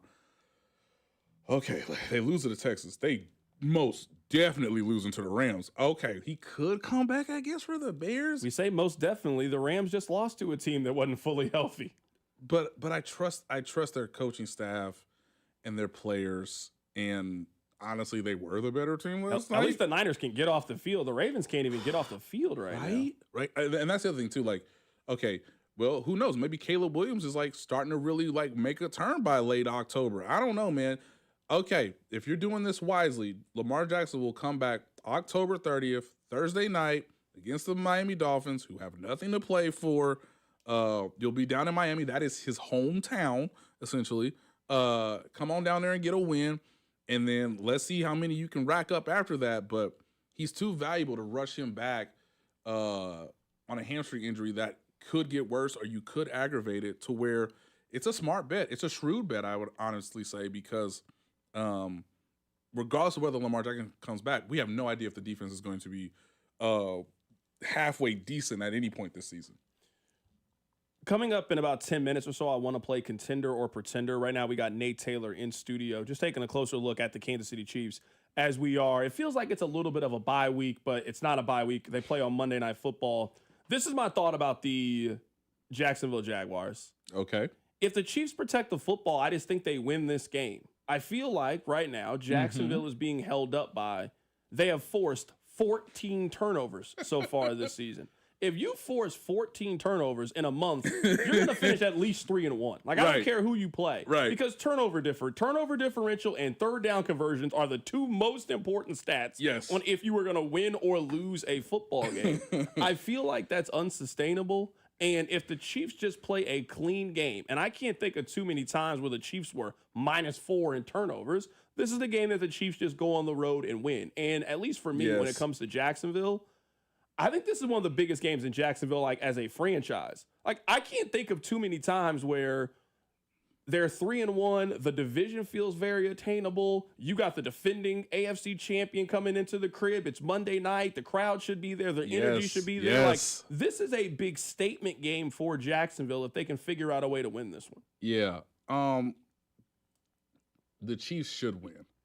The Chiefs, I think, still have the better roster. I am incredibly impressed with Liam Cohen as a first-time head coach, who made the wise decision to try to jumpstart Jacksonville, even with, like, maybe a quarterback that we're still not quite sure. The one game they lost this season kind of goes to your point about how fluky and unsustainable it is for their turnover margin to be this wide. The reason they lost to the Cincinnati Bengals is because although they got 3 interceptions, Trevor Lawrence gave 2 back. Trevor Lawrence did not play well in that game. And what I find to be interesting for the Chiefs is, from a stat standpoint, Trevor Lawrence attempted 42 passes against the Cincinnati Bengals. Guys, the Cincinnati Bengals defense is not good. That's a fact. And he struggled. When you have to give him a bigger workload, a bigger burden to carry when he can't just rely on Travis Etienne, it could lead to some inconsistent play. I also feel pretty confident that the Chiefs are taking Travis Etienne out of the game. That is what they have demonstrated. I've just seen them do that too many times with running backs. Yes. Like, I'm not saying they're going to hold Etienne to 27 yards from scrimmage. He ain't getting 127 yards from scrimmage. Right. He runs for like 45 yards and has like 20 yards receiving. And then on Tuesday, we spend the time talking about how well they did against Jacksonville's #1 running back. So if you and I both agree, and we've seen this over the course of like a year and a half now, that the Chiefs do pretty good against some of the top, even the most excellent running backs in terms of, again, controlling their margins, not giving up the big play to a running back. So again, now it's about, can you identify the blitz? Can you identify where Chris Jones is? Is he going to get a one-on-one matchup, or is George Karlaftis going to use some of that relentlessness to get that extra second because the coverage is good? I just want to see Trevor Lawrence, if he has to throw the ball over 30 times, that is not a recipe. But he hasn't had to do that in the wins because they get the turnovers. You hand the football off. You manage the game well. Obviously, this team is very, I think, really well coached in terms of what its strengths and weaknesses are. Like the Jacksonville Jaguars seem like they know who they are. And that's a really good sign 4 weeks into the season with a rookie head coach and some capable players around them. But, man, this ain't Jake Browning. This is not a beat-up Brock Purdy when the moment the game ended, the Niners were like, yeah, we kind of made a mistake. We shouldn't have had him out there. And so because he's not healthy and we're banged up, he forces the issue. He creates turnovers. Probably should have had Mac Jones play that game. That's essentially what the 49ers said after the game. For sure. 4 days later, they put Mac Jones in, and the offense does well. The offense is functional. So it's a jump to go from beat up Brock Purdy, Jake Browning. It's unfortunate what happened with Joe Burrow. Let's not even talk about the other two quarterbacks they've seen. It's quite a jump to go that between a very locked in, confident, looks to be more and more in rhythm Patrick Mahomes, now that he has the Xavier Worthy factor to where he can sort of manipulate and see the weaknesses of the defense. For Jacksonville, they obviously need turnovers to compete in this game and to play well, but it's hard to identify where the ball's going to go when Patrick Mahomes completes a pass to 9 different teammates. And that's kind of the brilliance of what the Chiefs were in 2022. And it might be something they can replicate for the duration of the season, even with Rashee Rice returning. It doesn't have to be all on one guy. Like Travis Kelce doesn't have to be the automatic indicator on third down. Same with Xavier Worthy, same with Rashee Rice. Tyquan Thornton obviously is the deep threat. Who in the world is Travis Hunter going to guard? Like, who is he going to line up on? Like, are they going to try to manipulate him because he's still a rookie? Can I see just one play of Xavier Worthy and him one-on-one? That's all I want, guys. All I want. Yeah, I think this is a big moment for Jacksonville, but they have to prove it because the Chiefs are a professional football team that is starting to find its identity, and that's what makes this matchup so intriguing. I don't want to overreact to the slow start from Travis Hunter in his career, but it seems like if you're going to make the decision that Jacksonville made to go and get him with the #2 overall pick, it seems like you would have a much more defined plan on how you're going to use him. They're not really using him like he's either. They're not using him like he's a wide receiver. They're also not using him like he's a corner. Like, maybe you can play both sides of the ball. Either let him do what he did in college or 100% force him to make a decision on how you're going to use him. But it seems like right now, like, they're having him be below average at two separate things instead of really either, again, leaning into who he is or just picking, hey, you're a wide receiver or you're our #1 corner, and we're going to only focus on that. Yeah, I think for their team this year, he should probably focus more on being a cornerback. That's where he could probably have their biggest impact just because of his capabilities to help bring a tighter collection to the defense. It's a little bit harder on offense because you got to share the ball, and timing with your quarterback matters, man. Like, you can't be half in, half out. That's why, and I know Andy Reid mentioned this yesterday, that's why it's so impressive what Troy Brown did during the early portion of the Patriots dynasty, that he was a receiver who just happened to like go into the DB room and be like, okay, because I'm a receiver, I kind of know where to be in the nickel right? I can kind of help us out because we're maybe a man down based on injuries and if this is the brilliance of Bill Belichick. Hey, if Bill Belichick just wants to give us another guy to use to demonstrate for the secondary, then that's okay. He can do that on a handful of snaps. But his timing with Tom Brady, that ain't no. We're not going backwards with that. We gonna practice that. You can come over here maybe for some scout team stuff, yada yada yada. But your main job is to have a connection, to be on time, to understand where the quarterback wants you on certain down and distances based on the play, based on the situation. I just said that out loud. It's really hard to do, guys. So for Travis Hunter, kind of like that Deion Sanders archetype, dude, you are so gifted as a defender. He ain't even good yet, Carrington. And that's an easier position to, I think, help the team. If you're about a team sport and being a team player, the easiest way for him to have success is on defense and occasionally be a gadget. Here are the packages of plays we can give you on offense.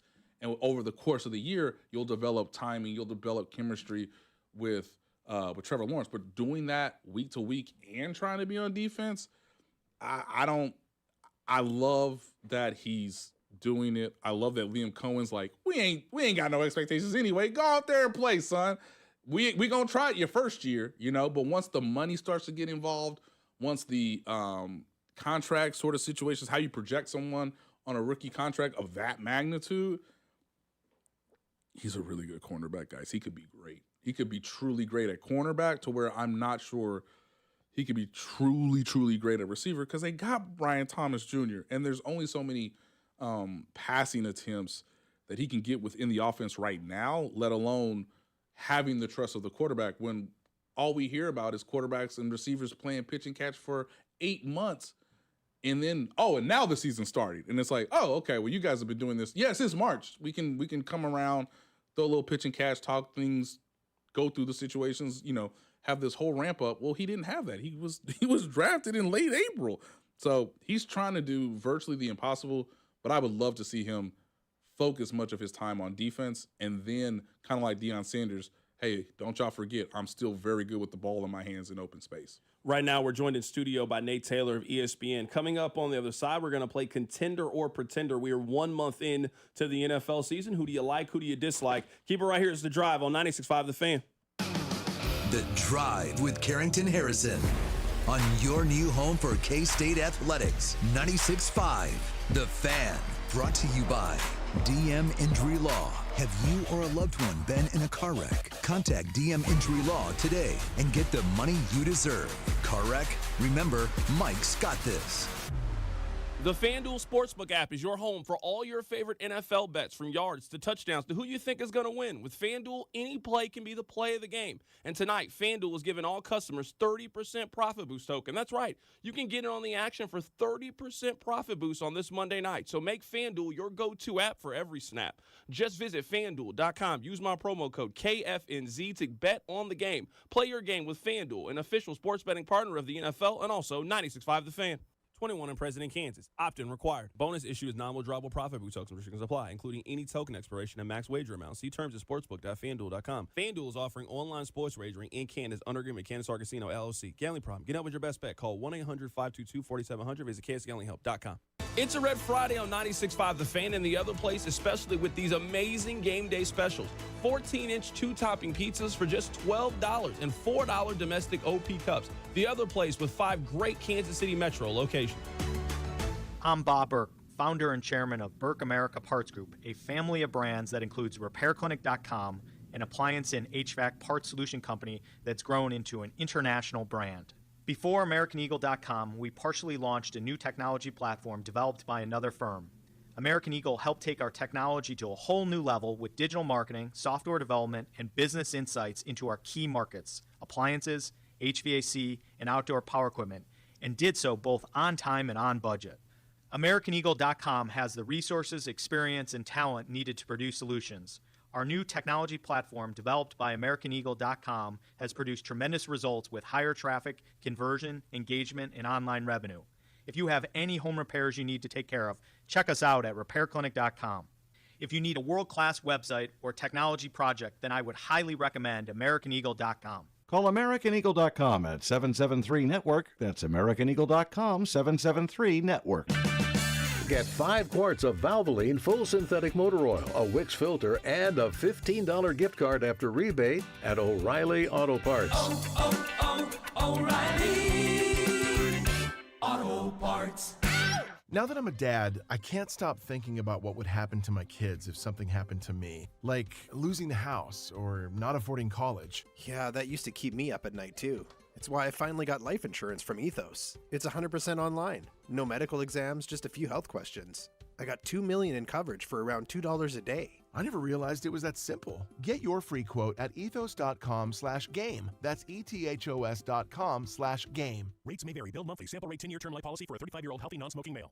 Thank you for making Total Wine & More America's #1 online source for spirits, beer, and wine. Better than all those delivery apps. Total Wine's prices are up to 30% lower with super fast delivery and no hidden fees. Order direct at TotalWine.com and pay less today. Drink responsibly, B21. Here's traffic, brought to you by DM Injury Law. Have you or a loved one been in a car wreck? Contact DM Injury Law today and get the money you deserve. Car wreck? Remember, Mike's got this. Brought to you by Gann Asphalt and Concrete, working the crash out Kansas side of things, 435 southbound, just past 87th in the clearing stages, and the backups are starting to unwind. Still the crash 71 southbound past 53rd, right lane blocked. From the Anthony Plumbing, Heating, Cooling, Electric Traffic Center on Val, 96.5 The Fan. You're listening to 96.5 The Fan from the Mission Plumbing, Heating, and Cooling Studios.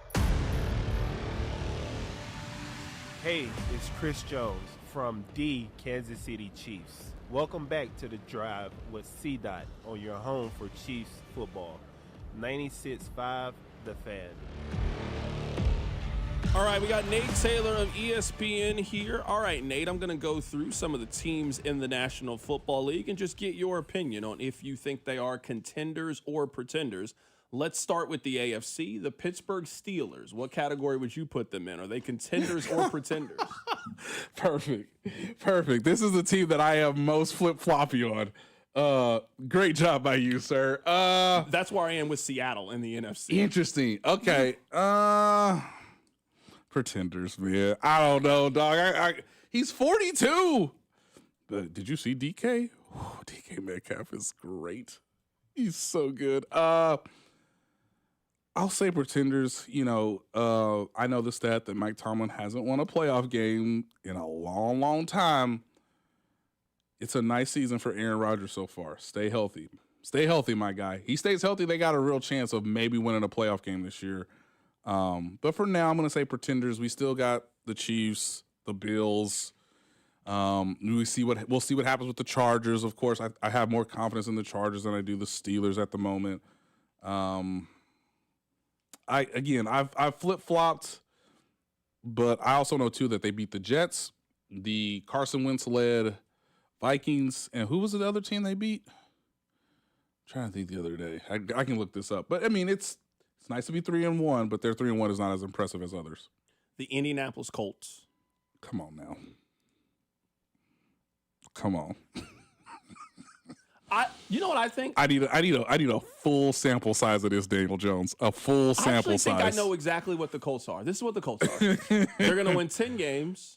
They're going to end up playing either the Chiefs or the Chargers in that 4-5 matchup. And they're going to lose in the first round of the playoffs. We know exactly what they're going to be like. We all know what the Colts are. They're going to go 10-7 in a weak division. No one's going to trust them. They're going to be home underdogs to the team that finishes second in the AFC West. We already know what the Colts are. And it's going to be played on a Saturday for Super Wild Card Weekend. You say a Saturday. They're going to play in the first playoff game. The early slate. They're going to play in that 2:30 ESPN game. Yep, that's what I have to say. And my employer will gladly take Daniel Jones. Or you know what? They have two options. They either have their early ESPN game or they have the one that goes on a Nickelodeon. They have one of the two. They have one of the two. That middle, that's like the middle Sunday, if my memory's correct, that middle Sunday. I'm telling you right now, Daniel Jones is going to be playing right next to SpongeBob SquarePants. We already know that. You and I both know that's how this goes for them. I need some comical turnovers for the animation. Come on. I mean, it's cool to see Jonathan Taylor not have any like, nothing crazy going on with his contract.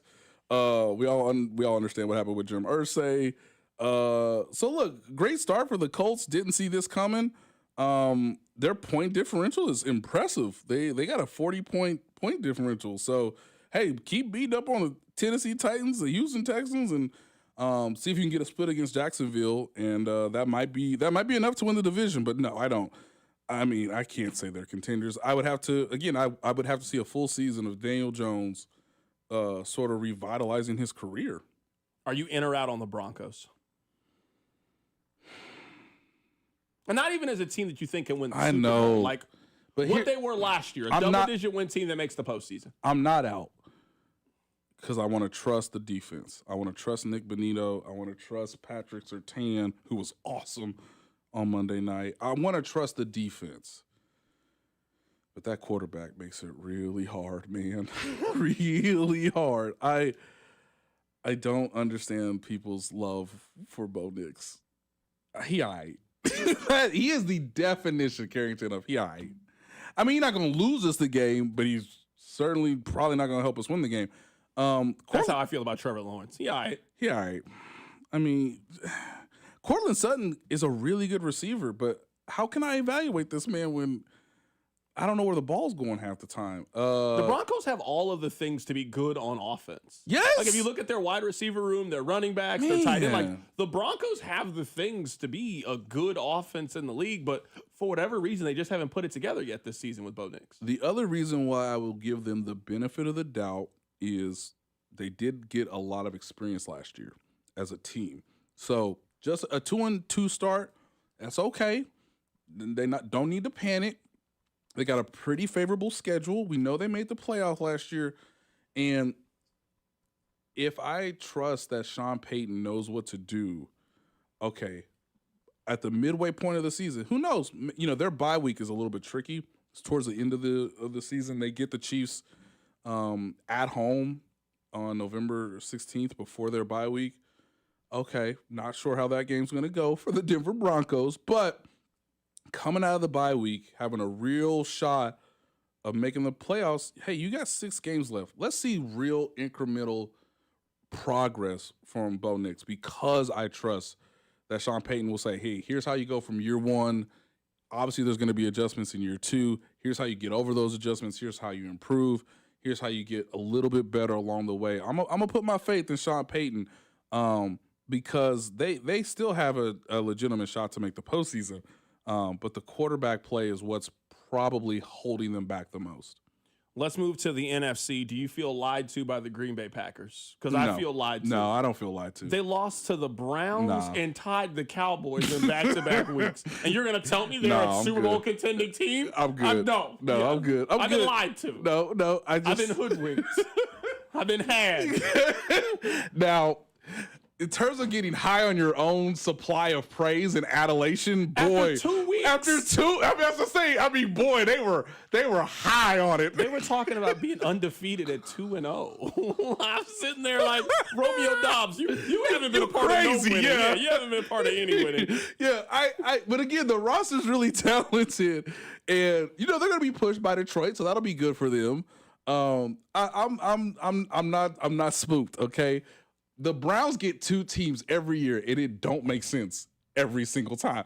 Now, some of it was fun last year because they had Jameis Winston, and we all got a kick out of that. But man, you got caught by Joe Flacco. They were sleepwalking through that game, man. There was so much hype around the Cowboys. I actually thought that game was a good indicator for the Cowboys that, hey, if you guys actually cared and focused and were diligent each week, you might have a chance to compete. Instead, your owner is a cuckoo person who traded away your best defender. I'm sorry, guys. You can get up for games here and there when they are of importance, when they are on national TV. You get the spotlight. That was a great game.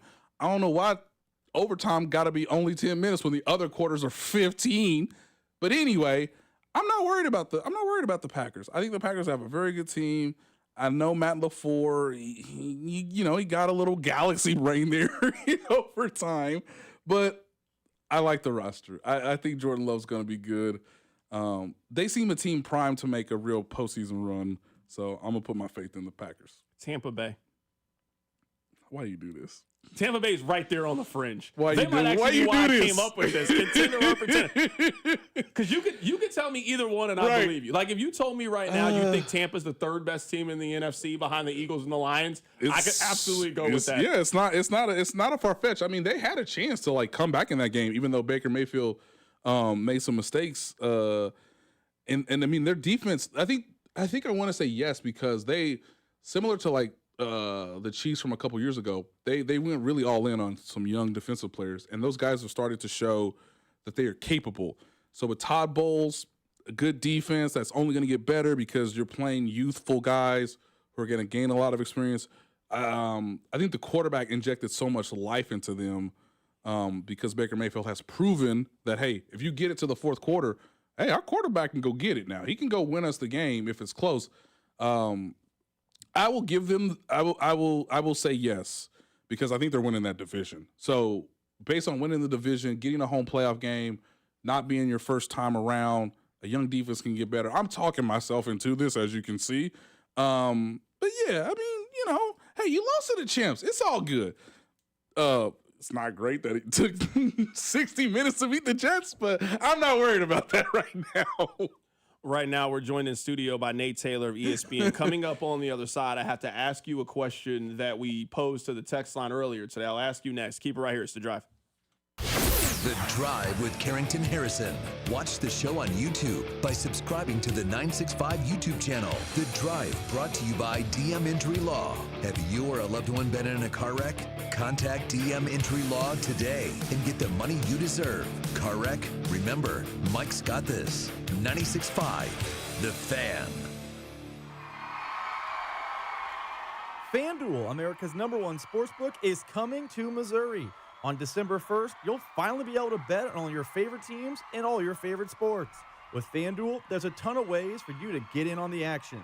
You can bet everything from the money line to over-unders to which team will win it all. You'll be able to build parlays, bet player props, or even ride the live line. Whatever your style, FanDuel has you covered. Plus, with live betting, you can pick which player will score the next touchdown or the touchdown after that. However you play your game, FanDuel's got your back. On December 1st, you'll be able to see for yourself why FanDuel is America's #1 sportsbook. With FanDuel, there's a ton of ways for you to get in on the action. FanDuel, play your game.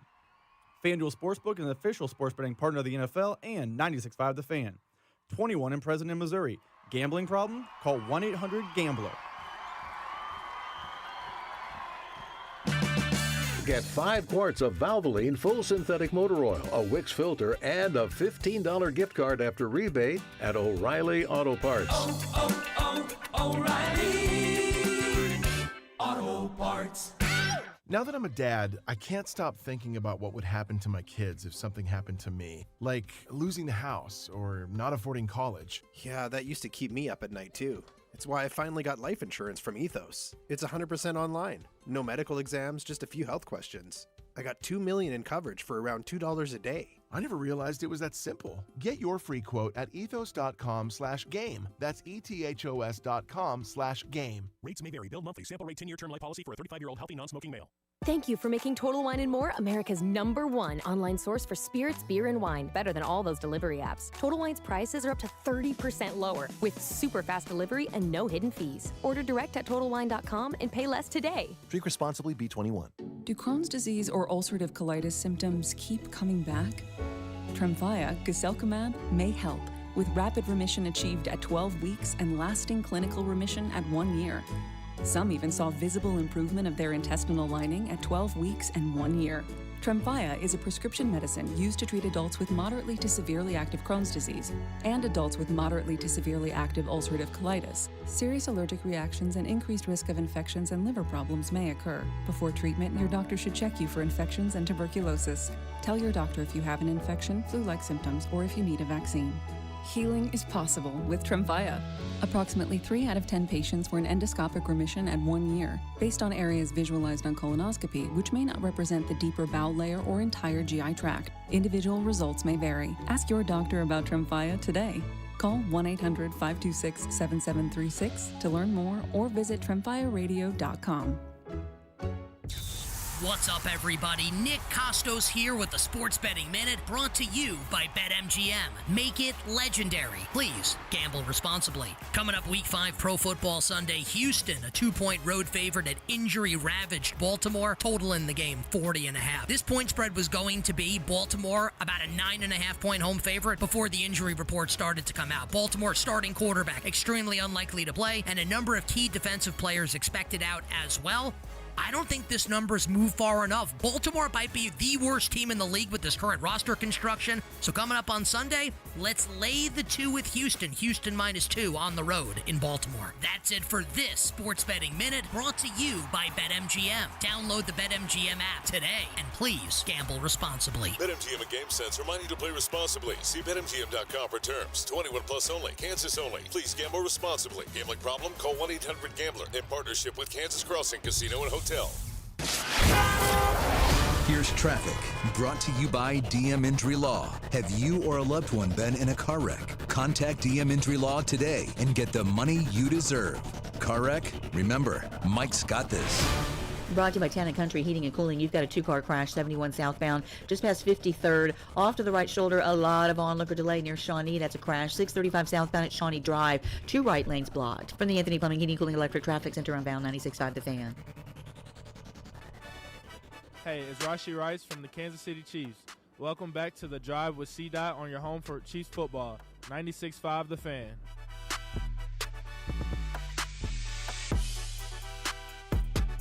All right, welcome back into the show. My name is Carrington Harrison. Happy to be here with you. Nate, we'll get back to various serious football things, but we were talking about this earlier. I don't judge somebody for being a Swiftie. She is the most popular musician in the world.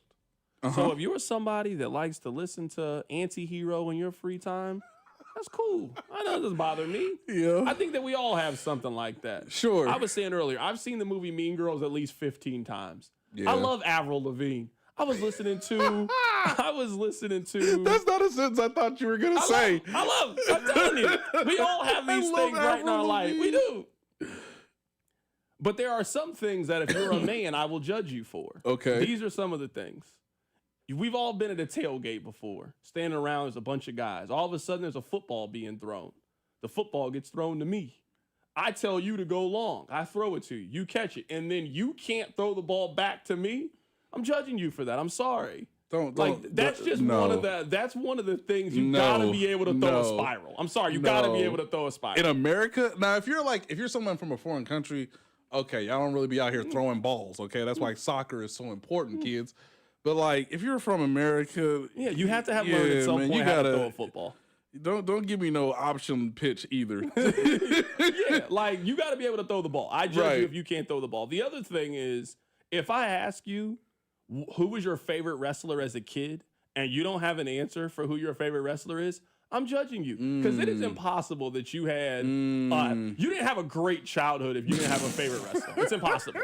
Because you remember, Nate, whenever you would go to school on that Tuesday after Monday Night Raw, you had to know what was going on. You could not know what was going on. You were sitting around on the playground. You couldn't participate in the conversation. You didn't get the full value of everything that childhood had to provide. Right. So I answered, I loved Bret Hart as a kid. Ooh, that's a nice one. I loved Bret Hart. There was something, I mean, I had the action figure. I mean, the whole crew in the neighborhood had the action figures. We had the video games. We was all about it. So I love this. I mean, there's just something infectious about The Rock. Because I understand the appeal of Stone Cold Steve Austin. I actually thought, that's a pretty cool dude, you know, even though not really for me. I get it. But The Rock was just, what a time. And then I think the video game also made him larger than life, too. I can't remember which one it was. It was one of the early ones. I will say this about Stone Cold, though. There was something special about just regular wrestling when we happened. Then you would hear that glass break. Like, oh, my goodness. It would blow your mind every time. Like, you knew he was coming down to wreak havoc on everybody in the ring. It'd be like, okay, this is a match. We got to watch something this early on. Why is he involved? It's kind of one of those things. He would come down. Then he would just come with that little special walk. I'm telling you, no, there was something great about it. And that's when wrestling really took off because the production value got so much better. And they were they're a little bit more thoughtful about things. And, yeah, man, there's just nothing better. I mean, I shouldn't say nothing better, but as a kid, going up and seeing this man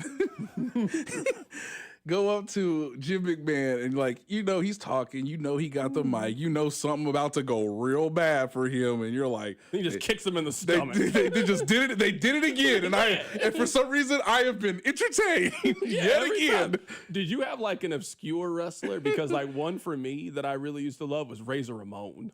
Oh, I don't think he's obscure. I just think he's. I feel like he didn't really get well known until like the next phase of his like they had to find like a new gimmick for him. But I love like Razor Ramon. It's incredible that like he was really, I don't know, he was kind of popular in my neighborhood. Trying to think who, like, obviously, I mean, the first wrestler that I knew that was like legendary was really Ric Flair. It was not Hulk Hogan. I think Hulk Hogan was like, he almost got too big. But I remember Ric Flair being like a big like archetype of like, well, is he kind of like Ric Flair? If not, I don't really roll with him. Shawn Michaels was cool back in the day too. I hated Shawn Michaels. You hated him because I like Bret Hart. I couldn't like Bret Hart and Shawn Michaels. I know, but you said that like instantly. I mean, I like him now, but when you were a kid and you like decided what side you were on, right. You couldn't like both of them. Someone said the Undertaker was that same way. Oh, because the match would be regular, and all of a sudden you would just hear that. You would hear that sound in the dark. You're like, oh my goodness! Oh no, someone's gonna die out here. It's gonna be good. The best. I mean, this is great. This is uplifting my day because. The thing that I don't know if people quite understood at the time was like, okay, this is really cool. It's getting popular. It's becoming very much a part of pop culture. They have expanded this brand incredible. They done changed the name because, yeah, it was a little tricky at the time, kids. Man, there's just something about that time that makes you think instantly, I either liked him or I disliked him. It's the same way like athletes to some degree. Like if people say, do you like Yannick Sinner? My answer is no, because I love Carlos Alcaraz. It is very true. You got to pick one. But The Undertaker kind of like superseded everybody. If I thought The Rock was infectious, I thought The Undertaker kind of like ascended to like legendary status. And he didn't talk. You are right that there's like he didn't talk. There are like a handful of wrestlers that like if I told you, like, you watch wrestling during that time, like, ooh, I used to hate Mankind. You're weird. Yeah, you're like, Mankind. whoa. Like, I do not like Mankind. Like, he never bothered anybody. It never makes any sense. All right, I'll get you out of here with this last thing. I have one football question to ask you. We have asked all of our guests this. You're the perfect person to be the last person to ask this to. Give us 2 things about the Chiefs that are better than you had thought they were going to be in the first month of the season. Give us 2 things that are worse than you thought they were going to be. The first, I think, is Tyquan Thornton because he has given them stability that I did not. How could I have predicted that?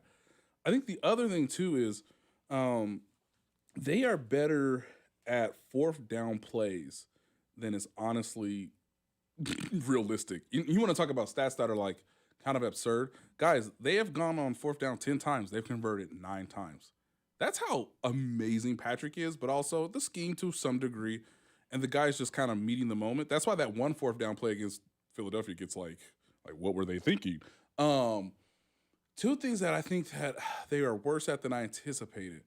They are not getting the production out of the tight end group that I thought they would outside of Travis Kelce.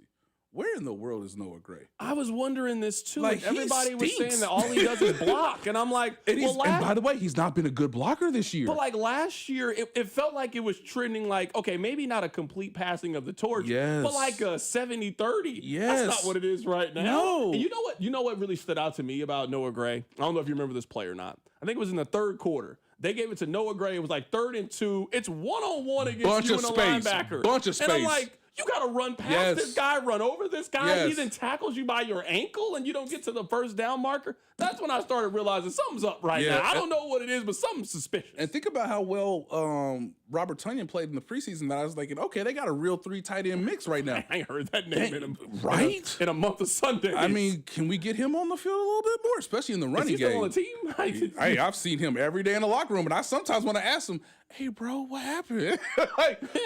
Why they ain't playing you anymore when you did so well in the preseason? I guess he over there with Elijah Mitchell. That's where he over there hanging out with him. They got to have that locker over off in the corner. I see Elijah Mitchell, and I just he might just look sad the whole time. I look sad for him. When I see him, I'm like, what's up, Elijah? That's literally what I did today. I was like, what's up, man? What's up? The second thing that Then, you know, when he started hitting you with like Instagram caption, man, I'm just trying to keep my spirit up. Okay. All right, man. All right. Why are you talking like this to me? Hey, man, I'm just taking it one day at a time. One day at a time, huh? Yeah. Yeah. Question. The other thing too is like I thought Charles Omenihu and Mike Dana would be better, like legitimate, reliable veteran guys. You know, it's unfortunate Mike Dana got hurt, so he kind of gets a little bit of an incomplete grade right now. But again, I thought Charles Omenihu started to make good progress against Baltimore. But man, those two guys got to be part of the solution with the pass rush, because Chris Jones can't go through what he went through last year, where it was just him, a little bit of George Karlaftis, and like, please, somebody make an effort play. So I would say if they can get more play out of Mike Dana and Charles Omenihu, then hey, you get back to like normal NFL defensive line play, not having to rely on blitzes a ton. But those two guys I thought looked pretty good in training camp, preseason, whatever, you know, what little snaps they got. But it has not translated so far this season. That is our guy, Nate Taylor of ESPN, joining us on the show today. I know you are happy about this. After you fly to Jacksonville and when you come back, you will not have to make another flight in October. They have 3 straight home games. I know you're fired up about that. Fired up. Hey, we about to go to all the pumpkin patches. That is our guy, Nate Taylor, joining us on the show. Coming up, we're going to continue our trip around the AFC West. Keep it right here. It's The Drive on 96.5 The Fan. This is Wyatt Thompson from K-State, and you're listening to The Drive with CDOT right here on 96.5 The Fan and the Odyssey app. Brought to you by DM Injury Law. Have you or a loved one been in a car wreck? Contact DM Injury Law today and get the money you deserve. Car wreck? Remember, Mike's got this. Here's traffic, brought to you by DM Injury Law. Have you or a loved one been in a car wreck? Contact DM Injury Law today and get the money you deserve. Car wreck? Remember, Mike's got this. Brought to you by O'Reilly Auto Parts. You've got a 2-car crash, Shawnee 635 southbound at Shawnee. 2 right lanes are blocked. North KC, a 2-car crash, 169 highway northbound, just before 9 highway, right lane blocked. From the Anthony Plumbing, Heating, Cooling, Electric Traffic Center on Val 96.5 The Fan. Tomorrow, you'll hear Kansas State football in place of the John Clay Wolf Show. But don't forget, you can still catch the show live on the John Clay Wolf YouTube channel. Sponsored by Give Me the VIN, America's best car buyer. More than a few of our patients have talked to me about their first time, but it's not the first time you're probably thinking about. It's the first time that erectile dysfunction ruined the moment. This is Jeff for Heartland Men's Health, and if you're over 50, it's likely that you've had that first time yourself. But the good news is that if you're like most men, that first time can be the last time that ED impacts your sex life. At Heartland Men's Health, we're experts in treating ED. We've treated tens of thousands of men using protocols with success rates well over 90%. And those treatments have, in most cases, made sex great again for both them and their partners. You could even find that you're performing like you haven't in years. So if ED has been affecting your intimacy, it's time to make the last time that happens the last time that happens. For just $99, you'll receive blood work, a medical consult, and if medically advised, a test dose. And if that test dose doesn't work in the office, your visit is free. Call 844-447-6600. That's 844-447-6600. Or go to heartlandmenshealth.com. When your reputation's on the line, you don't leave anything to chance, especially your primer. Painters trust Kills primers for a smooth start, strong adhesion, and serious stain-blocking power. And now, the full Kills lineup is available exclusively at the Home Depot. Need it fast? Get same-day or next-day delivery, or order online and pick up in-store. Kills primers. Pro results, faster. The Home Depot. If you're a pro, you know. As a mom, comforting my family is what I do best. Vicks VapoStick provides soothing, non-medicated Vicks vapors in an easy-to-apply stick, and it dries fast, so there's no mess. I use it to comfort myself and my family. Thanks, Mom. Vicks VapoStick, soothing comfort for the whole family. And try Vicks Vapo Shower Max for steamy Vicks vapors when you need more comfort for yourself. Use as directed. Hey, college football fans, it's time to lock in on those Saturday showdowns. Take your excitement to the next level with a Parlay Boost token from BetMGM. Log into your BetMGM account to receive your token. Then add any college football parlay to your bet slip and apply the token. Just make sure to bet up to the minimum stake, odds, and legs specified on the token. If your boosted parlay hits, you'll score a bigger payout. Every play can change the game, so don't settle for ordinary this season. Feeling good about your college football parlay? Claim your Parlay Boost token and make this season unforgettable. BetMGM and GameSense remind you to play responsibly. See BetMGM.com for terms. 21 plus only. Kansas only. Existing customer offer. Subject to eligibility requirements. Rewards vary and expire in 1 to 7 days. Please gamble responsibly. Gambling problem? Call 1-800-GAMBLER. In partnership with Kansas Crossing Casino and Hotel. Listen to the Chiefs and Jaguars on Monday night with pregame starting at 4. Kickoff at 7:15 with Mitch, Danon, and Kling. Right here on your home for Chiefs football. 96.5 The Fan. KFNC FM and AM, HD1 and HD2 Kansas City. An Odyssey sports station. Nobody in Kansas City has sports like 96.5 The Fan. Right side throw, touchdown! Kansas City! A 3-yard touchdown pass in overtime! Kansas City wins the game! Welcome into The Drive with Carrington Harrison. Back-to-back best sports talk hosts as voted on in the Pitch magazine. Live from the Fan Studios. Here's CDOT.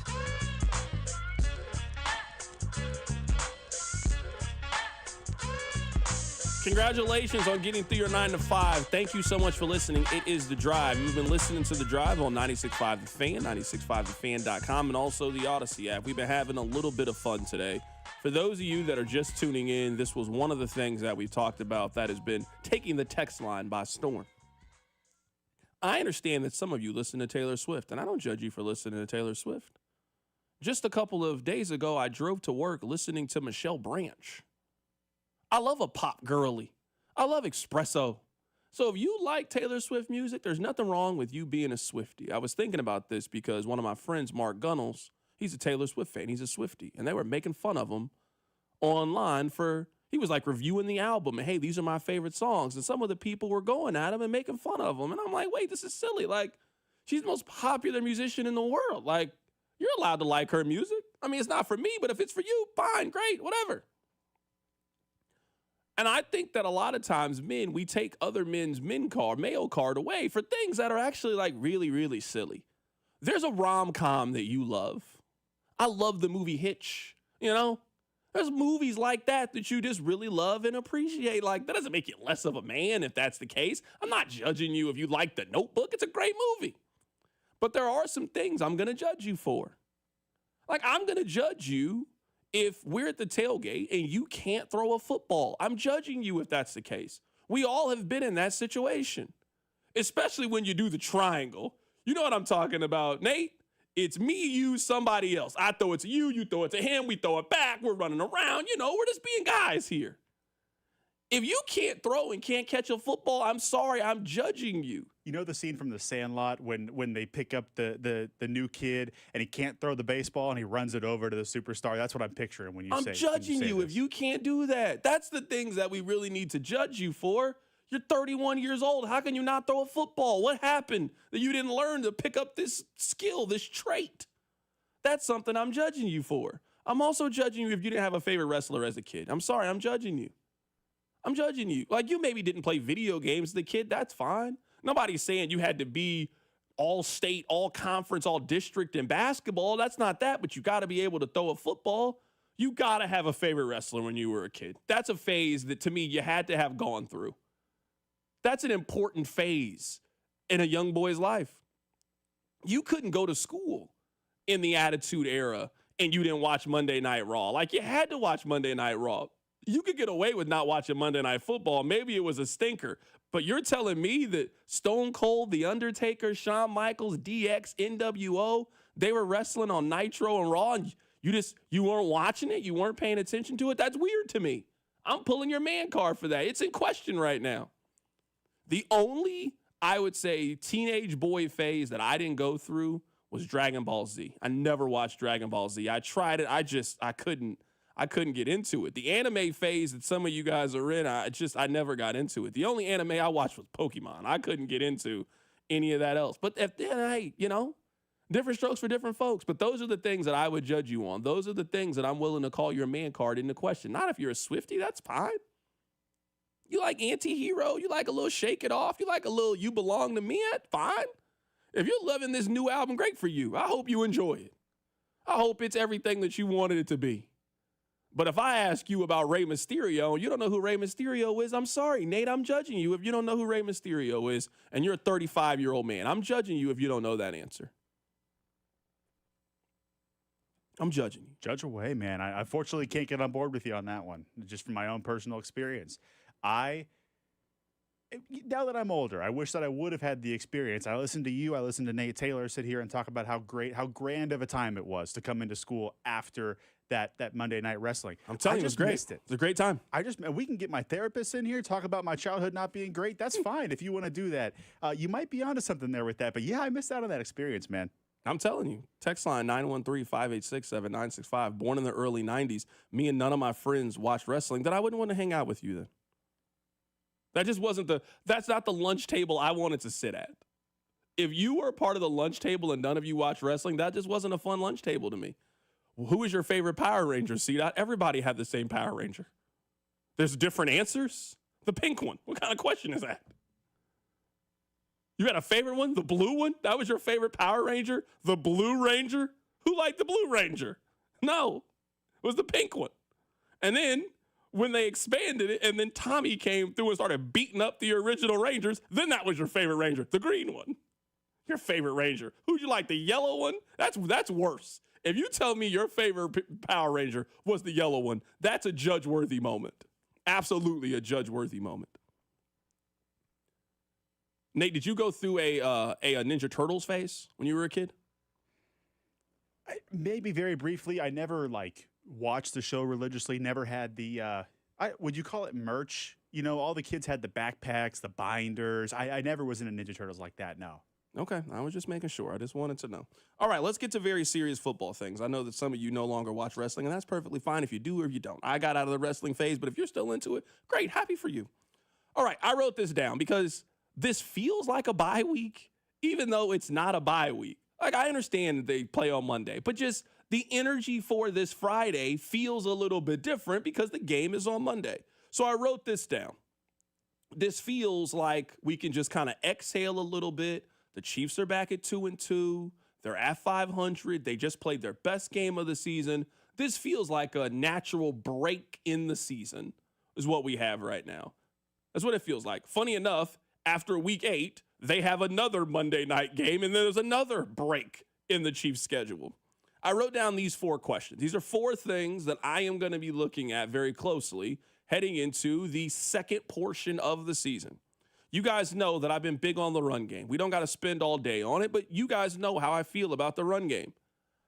I think I kind of have a good understanding about 2 of the 3 of their running backs.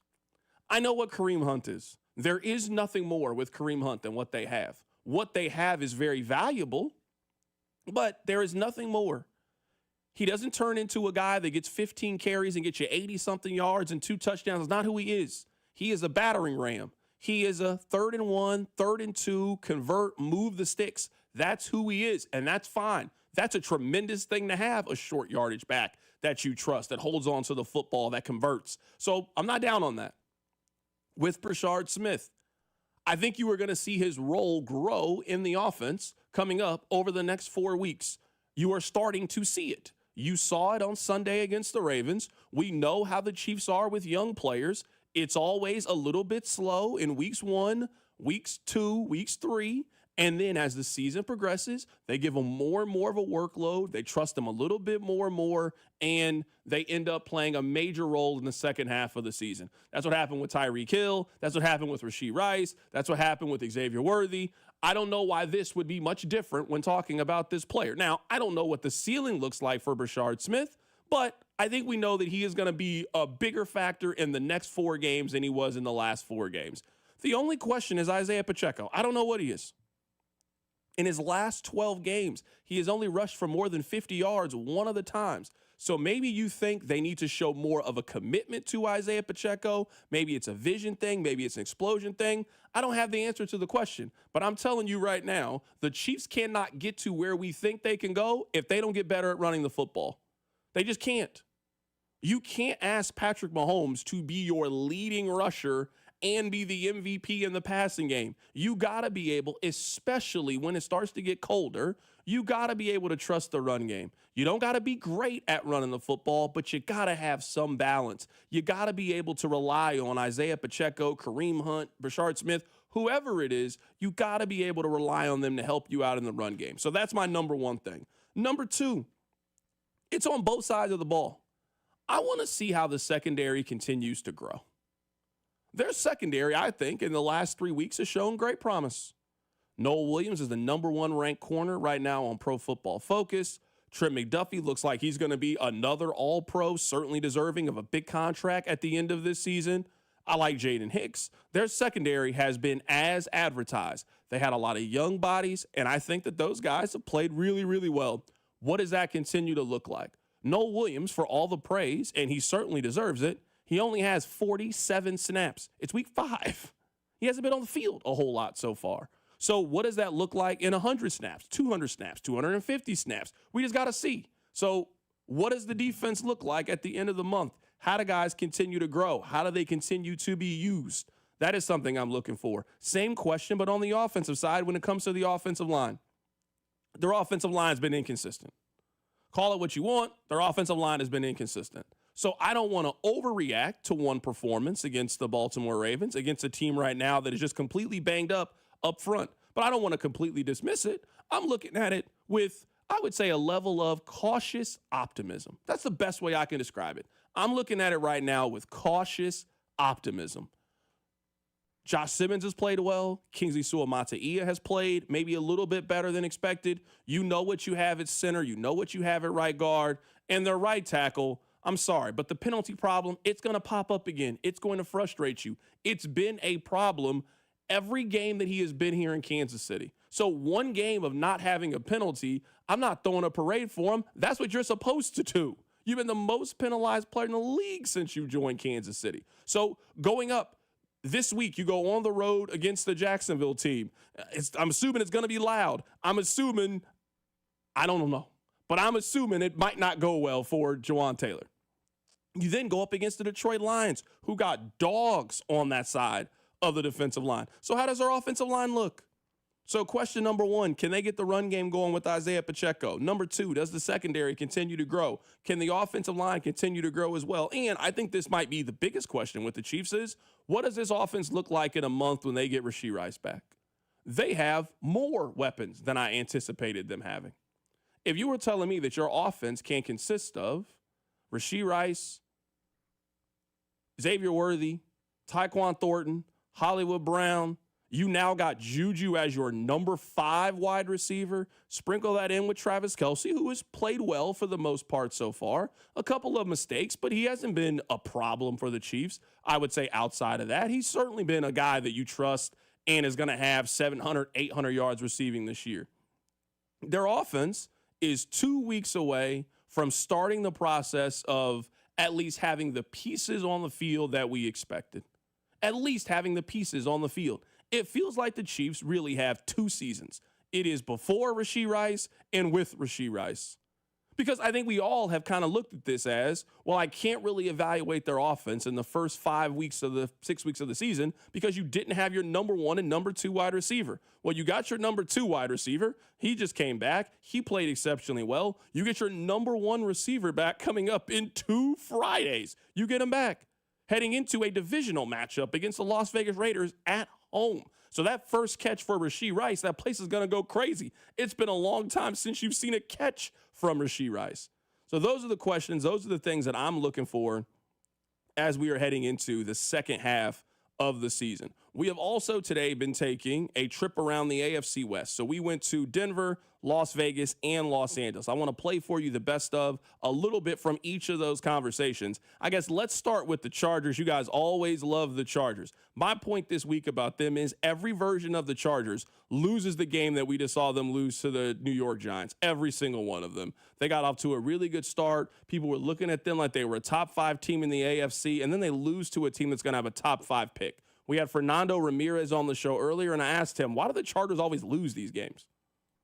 Well, I mean, to be completely honest, I don't think anybody would have had in their bingo card that Joe Alt goes out with an injury. I think that was kind of a rough spot for them is that, and we've all spoken about it out here, that these guys were an injury away from it being the same offensive line that got beat up by Houston. And that's what happened. The Giants have 3 very good pass rushers. And what they were doing was they were just using stunts. They watched that Houston game. They saw that these inside guys cannot take a stunt because the 3 inside guys are the guys that started in that Houston game. And all Houston did was just run stunts, and that's what they did. And what I wrote about on Sunday was Justin Herbert put on the cape against Denver, and he was able to be the Superman for them. And even though he got sacked 5 times and he got hit 15 times, I believe, he still put on the cape. They were able to win the game at the end because of his heroics. On Sunday, he wasn't able to do that. Why? Because he kept on getting beat up. Thibodeau, Burns, and Abdul Carter just kept on going after him. They hit him multiple times, and that's why I asked Jim Harbaugh, hey, he got hit 26 times in the last 2 weeks. He's gotten sacked 7 times. Like, yeah, that can't happen. I don't know what the solution is going to be, but they need to do something to help their quarterback because if he's not playing, and I think everybody would agree with this, if Justin Herbert isn't playing, they have no chance of winning football games. Let's talk about the passing attack. I wouldn't have guessed that through the first 4 weeks of the season that Quentin Johnston would have been their number 1 receiver. I also wouldn't have guessed that Ladd McConkey would be off to such a slow start. He just has 147 yards so far through their first 4 games of the season. He doesn't have a touchdown. I guess twofold question here. What changes have you seen in Quentin Johnston? Why do you think Ladd McConkey is off to such a slow start? Quentin Johnston, and this is something he's been working on. He told me in the offseason, he's like, I'm gonna have a great year. And I'm like, really? He's like, I believe it. He's like, I'm working very hard. His get off, where as soon as the ball's hyped, his get off has been very good. And I mean, he's really improved that, and I feel like that's helped him get a step on cornerbacks. And then what he did last week in that 38-yard touchdown that he did a double move. And the double move, I mean, the corner completely bit, and Justin squeezed the ball in between the corner and the safety. So Quentin really just feels like he's in a groove right now, and I feel like the Chargers should keep on feeding him. Keenan Allen's obviously the guy that moves the chains, and they look for on short yardage situation. But the thing with Ladd, it kind of feels like last year. Ladd didn't really get going until about week 7 or week 8 against the New Orleans Saints, and it kind of feels like it's happening all over again this year. I mean, last year, I think we're in week 4. Last year at this point, or this week, they played the Arizona Cardinals on Monday Night Football, and Ladd had like 2 catches for like 15 yards, and he had 2 drops. And fans are like, oh, this guy isn't what we were promised, this, that, and then all of a sudden he turned it around and he caught fire. So I think with Ladd, he'll be fine. He just needs to kind of get the yips out of the first 4 weeks of the season. And I think he's still getting used to playing with Keenan. Keenan's still getting used to playing with him. But Quentin's the one that last year, again, if you go back and look at his numbers, Quentin was the one kind of saving this receiver group last year at the beginning of the year. He had 3 touchdowns in the first 3 weeks of the season, I believe, and he started off hot. So I think this is going to be a big year for Quentin. That's in year 3, and everybody was calling him a bust after the first year. Last year, yeah, he was okay, but there was always a but. And now I feel like Quentin is building on good games back to back to back. That was Fernando Ramirez, who covers the Los Angeles Chargers. We got his perspective. We also went to Denver to be joined by Josh Dover, and we talked about the regression from Bo Nix. Yeah, not at all, man. I'm with you on that. And I would say this. I was a believer in Bo early on with some of the stuff when people had doubts about the short yardage throws, check downs, and all this stuff. I thought he'd figure it out to fit with Sean Payton. And then, as you said, they did that after about week 4, week 5 last year and got better, turned into a 10-win team, got their butts beat in a playoff game against a really strong team in the Bills, but he got better every week, getting through more progressions at a quicker rate, planting that back foot and throwing, knowing what, 3, 5, 7-step drop, what he's going to do. And then you go back to May. He told their offensive coordinator, Joe Lombardi, who told us in the media that Bo said, he's like, man, I don't have to think about my footwork as much this second time around, which makes me so much better. And here we go now through 4 weeks, and he struggled in a handful of these games. He's been the reason they lost that Colts game, missing a few throws because of bad footwork. So he's gotten kind of back to that Bo from weeks 1 through 4, 1 through 5, when, he's a rookie playing the toughest position in sports, drinking from a fire hose, really not knowing what he's doing. And some of that is because Sean's overloading him with plays and substitution packages are too much. I thought they got back to some of the basics a week ago, which led to them getting on track, although it was a bad Bengals team. You can only beat who's put in front of you. But I'm with you, man. He hasn't – you thought maybe, hey, he's going to pick up where he left off, and he looks like he went back to rookie Bo. At least with Bo Nix, I think the hope and the optimism should be – there's no shortage in weapons to turn this thing around for the Broncos offense. 100%, and they should actually lean into J.K. and R.J. a little bit more. J.K. Dobbins hasn't had more than 16 carries in a game yet. That number should be at 20, although history would tell you Sean Payton doesn't generally give his running back 20 touches a game. Few and far between he will, but that should be who they are. They should be a run-first football team and then set your passing plays up to the play action once you have run the ball. J.K. Dobbins rushed for 100 yards last week. Dude, it was the first time since Latavius Murray did it for the Denver Broncos back in the 22 season. And if he goes for 100 again this week, it'd be the first time a Broncos running back has done it in back-to-back weeks since the 2018-19 season. So I think they should lean into that a ton more. Use the run game. Let the defense think that's what you want to do, and then let Bo get wide receivers involved. Evan Ingram's been a ghost, their big off-season acquisition, and if they had a bit of a run game and can use him in chip and release scenarios, you'd start to see, what Sean promised would be the Joker. So I think they should give J.K. and R.J. even more opportunities than they already are. If the Broncos go on the road and pull off the upset, tell me how they do it. I don't think it's out of the realm of possibilities, to be honest. You said it. They're up and down. Who are the Eagles right now? Now you have to keep Saquon in check, obviously. You hope that A.J. Brown continues to be a big old crybaby there, pouting about what he's going to tweet after the game. If the Broncos can, like I said, get J.K. Dobbins going, I would think J.K. and R.J. combined have to do like what they did last week. They were flirting with 200 yards between the two of them.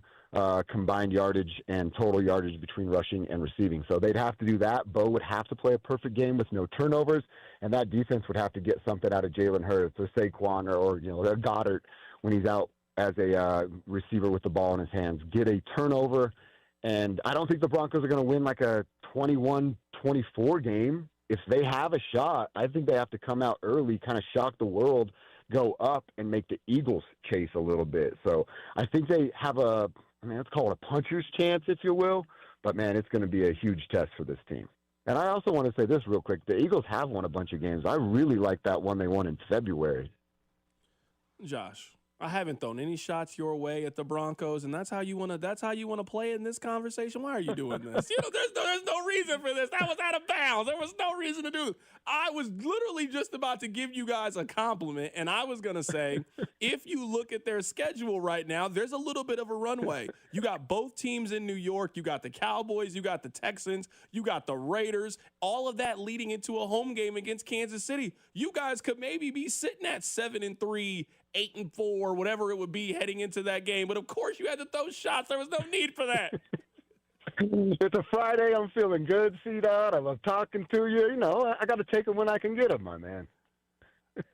But, Josh, looking at this stretch on very serious, if they can find a way to steal this game against the Eagles, which the Eagles are going to lose eventually, they're not going undefeated this season. If you look at this schedule, the Broncos could easily find themselves at 7-3 and be viewed potentially as one of those contending teams in the AFC. I agree. And look, I'm sure you kind of have a similar feeling, right? The first month it's a tough place to be as an NFL team, especially with what the preseason is now. And I know there's joint practices, but that's not the same as playing real football. So I think it's about 4 or 5 weeks when teams start to figure themselves out. Coaches are starting to say, oh, here's how I use this playmaker. Here's how I can put this weapon on the field, so on and so forth. So I do think there's this spot, right? That's why I think there should be some optimism with Broncos fans about what happened last week against the Bengals because they looked good in what they wanted to do. And that's what you should start to see from your football teams when we start to turn the calendar to October. So like I said, I believe in the defense is getting back there. Can Sean and Bo figure it out fast enough to start to take advantage of this schedule? They should be able to. That was Josh Dover, who covers the Denver Broncos, getting his thoughts on the Broncos. So we took a trip to Las Vegas, Denver, and Los Angeles. If you missed any of it, be sure to check out the podcast page, 96.5 The Fan, and also the Odyssey app if you want to catch that. Let's take a little bit of a break here. Coming up on the other side, let's talk about Thursday Night Football. We'll also get you ready for the weekend in college football. It's not the best weekend in terms of the slate, but we do get another chance to see if Arch Manning can play. We'll do all that next. Keep it right here. It's The Drive. The Drive with Carrington Harrison, a show that prides itself on getting it right. I don't know what I'm talking about. Brought to you by DM Injury Law. Have you or a loved one been in a car wreck? Contact DM Injury Law today and get the money you deserve. Car wreck? Remember, Mike's got this. 96.5, The Fan. The FanDuel Sportsbook app is your home for all your favorite NFL bets, from yards to touchdowns to who you think is going to win. With FanDuel, any play can be the play of the game. And tonight, FanDuel is giving all customers 30% profit boost token. That's right. You can get in on the action for 30% profit boost on this Monday night. So make FanDuel your go-to app for every snap. Just visit FanDuel.com. Use my promo code KFNZ to bet on the game. Play your game with FanDuel, an official sports betting partner of the NFL, and also 96.5 The Fan. 21 and present in Kansas. Opt-in required. Bonus issue is non-withdrawable profit boost tokens. Restrictions apply, including any token expiration and max wager amount. See terms at sportsbook.fanduel.com. FanDuel is offering online sports wagering in Kansas under agreement with Kansas Casino LLC. Gambling problem? Get up with your best bet. Call 1-800-522-4700. Visit kansasgamblinghelp.com. When your name's on the paint job, your primer better hold up. Painters trust Kills primers for serious adhesion, stain blocking, and a finish that lasts. Now, the full Kills lineup is available exclusively at the Home Depot. Need it fast? Get same-day or next-day delivery, or order online and pick it up in-store. Kills primers. Pro results faster. The Home Depot. If you're a pro, you know. Just looking on eBay, where I go for all kinds of things I love, and there it was. That hologram trading card. One of the rarest, the last one I needed for my set. Shiny like the designer handbag of my dreams. One of a kind. eBay had it, and now everyone's asking, ooh, where'd you get your windshield wipers? eBay has all the parts that fit my car. No more annoying, just beautiful. Millions of finds, each with a story. eBay. Things people love.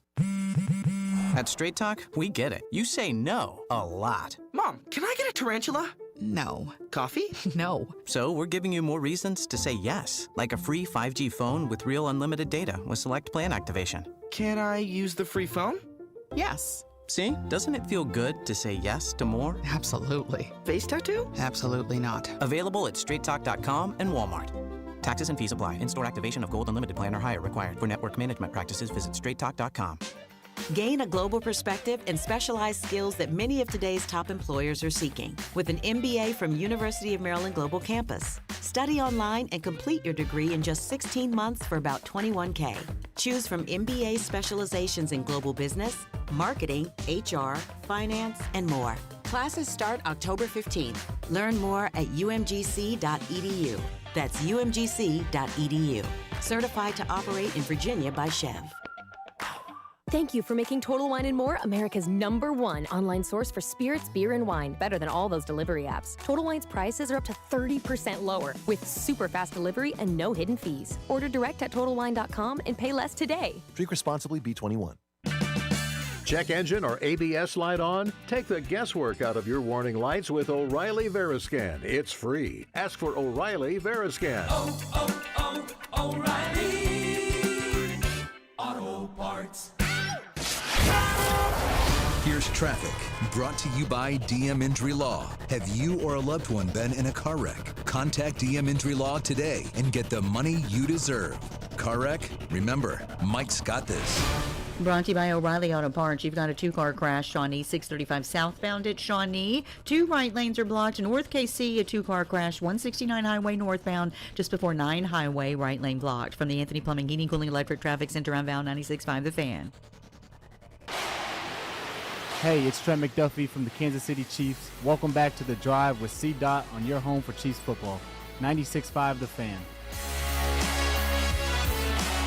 All right, there's a lot of stuff to get into, so let's dive right into it. This is a very mediocre week of college football. I'm just going to keep it above 150 with you. I'm not here to lie to you. This is a very average week of college football. Now, K-State, you guys got a game. KU got a game. There's some important games in the Big 12. But last week, we had the sizzle. We had Alabama and Georgia. We had Oregon and Penn State. I just actually watched that Ducks versus them 30-minute video. If you like college football, I'm telling you right now, whatever your plan is for later today, stop what that is, and you need to watch this. It is incredible theater. But it's a slow week. But there are 2 big matchups that I've got my eye on this weekend in college football. Let's start with the first one. Now, I think people were a little hard on Arch Manning. I do. We're talking about a 20-year-old who hadn't really played football in 2 years. He's going on the road to Ohio State. They won the national championship. They are the best defense in the country. They got the best defensive player in the country. And we were expecting him to just look like, I don't know, Johnny Manziel from game 1. I just don't think that was realistic. So what I said with Arch Manning, you can go back and check the tape, that I wasn't going to overreact to Arch's 1 start. Now, there were some things that alarmed me. I didn't think his fundamentals were very great. There are some throws that just you got to make as a high-level Division I quarterback that he did make. But you could clearly see some of the tools, they were there. I think this is a 2-year conversation with Arch. If Arch is thinking about going to the NFL, he better be talking about the career mode on Madden, because he shouldn't be going nowhere near the National Football League. He better be talking about the superstar mode. He's not an NFL quarterback yet, and that's fine. He has 5 starts in his college football career. Let's see how it goes. All the cupcake games for Texas, they are over. They have no more. They've burned them all up. We got 3 weeks of San Jose State, UTEP, and Sam Houston State. They won those games 38-7, 27-10, and 55-0. They had a bye week, and now it's go time. They got Florida, Oklahoma, on the road against Kentucky, on the road against Mississippi State, Vanderbilt, on the road against Georgia. It's go time. My number one favorite thing about sports. This is my number one thing. At some point, all of the talking ends from everybody. Teams, fans, players, coaches. We're done talking. And it is time to show and prove. If Arch is the quarterback that they told us that he was going to be, we'll get a chance to see it. Saturday afternoon, SEC game on the road against Florida. Iconic stadium, iconic venue. That's a great place to showcase it, is it not? You know. The co-eds are going to be out. The boosters are going to be out. Alumni is going to be out. They're going to have Matthew McConaughey on the sideline. It's going to be great. If Arch can play, we'll know. So that's one of the games that I'm looking forward to. We got Texas on the road at Florida in SEC play. The other game that I think is really good is Miami and Florida State. Now, for those of you that might be a little younger, it's hard to explain how great that game used to be. Miami and Florida State used to be the most important game in college football. It is basically kind of what we had last week with Alabama and Georgia. Remember when Alabama LSU, that was the marquee game? Oh, man, those were some great games. That's what Miami and Florida State used to be. The 2 best teams in the country. You had future pros up and down the lineup. You had kids that all grew up around each other. Some of the kids went to Tallahassee. Some of the kids went to Coral Gables. They hated each other. And every game would come down to a field goal, and usually Florida State would miss said field goal. Now, this game doesn't have the juice that those games used to have back in the 90s and the 2000s, but that doesn't make it less important in the ACC. Florida State, you've already lost the game. Miami is ranked 3rd in the country and might be the best team in the country. It's also at night under the lights. It's going to be a lot of fun. Now, I do think that Florida State was kind of looking ahead a little bit against Virginia. I don't think that Florida State really took Virginia seriously enough. And next thing you know, you look up and you find yourself in a fight and you got in overtime. That happens. Well, all right, it's go time. You've already lost one game in the ACC. You can't keep losing them in the ACC. So I think Miami wins. I think Miami has the better quarterback. I think Miami has the better defense. They have the more experienced quarterback in this game. I just think Miami wins. I think Miami's the best team in the ACC. I think they're going to win the conference. I think they'll be undefeated heading into the college football playoff. But, I mean, we've seen their coach, Mario Cristobal. He different sometimes. Remember that time where they didn't knee the ball out and they kept running plays and they lost in regulation? Their coach is just, he different. That's probably the best way I can describe it at times. He's different. Now, we have one other ranked matchup in college football this weekend. It's Alabama and Vanderbilt. The only reason I bring up Alabama and Vanderbilt, because there's no real talking point in the game other than Vanderbilt beat Alabama last year. If there is a game that I know Alabama should have circled on their schedule, it's this team. I also don't think that Vanderbilt is walking in there scared in any capacity. They know they can beat this team. And if you watch college football, you know about Diego Pavia. I also don't think he's very scary in these matchups. I think he's one of the best quarterbacks in college football. So if you go in there with the team that believes they can pull off the upset with one of the better quarterbacks, and everybody believes, you got a shot. So if you're Alabama, there's no reason to sleepwalk through this thing. They bit you last year.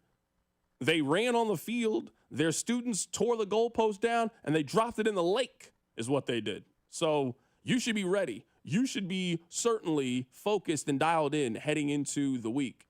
I actually think that this is a really, really big week in the Big 12. There isn't like that high kind of sizzle game, but there's just really important games.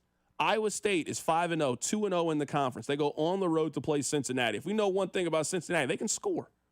They've got one of the better quarterbacks in college football. We just saw that last week against Kansas. Cincinnati can score.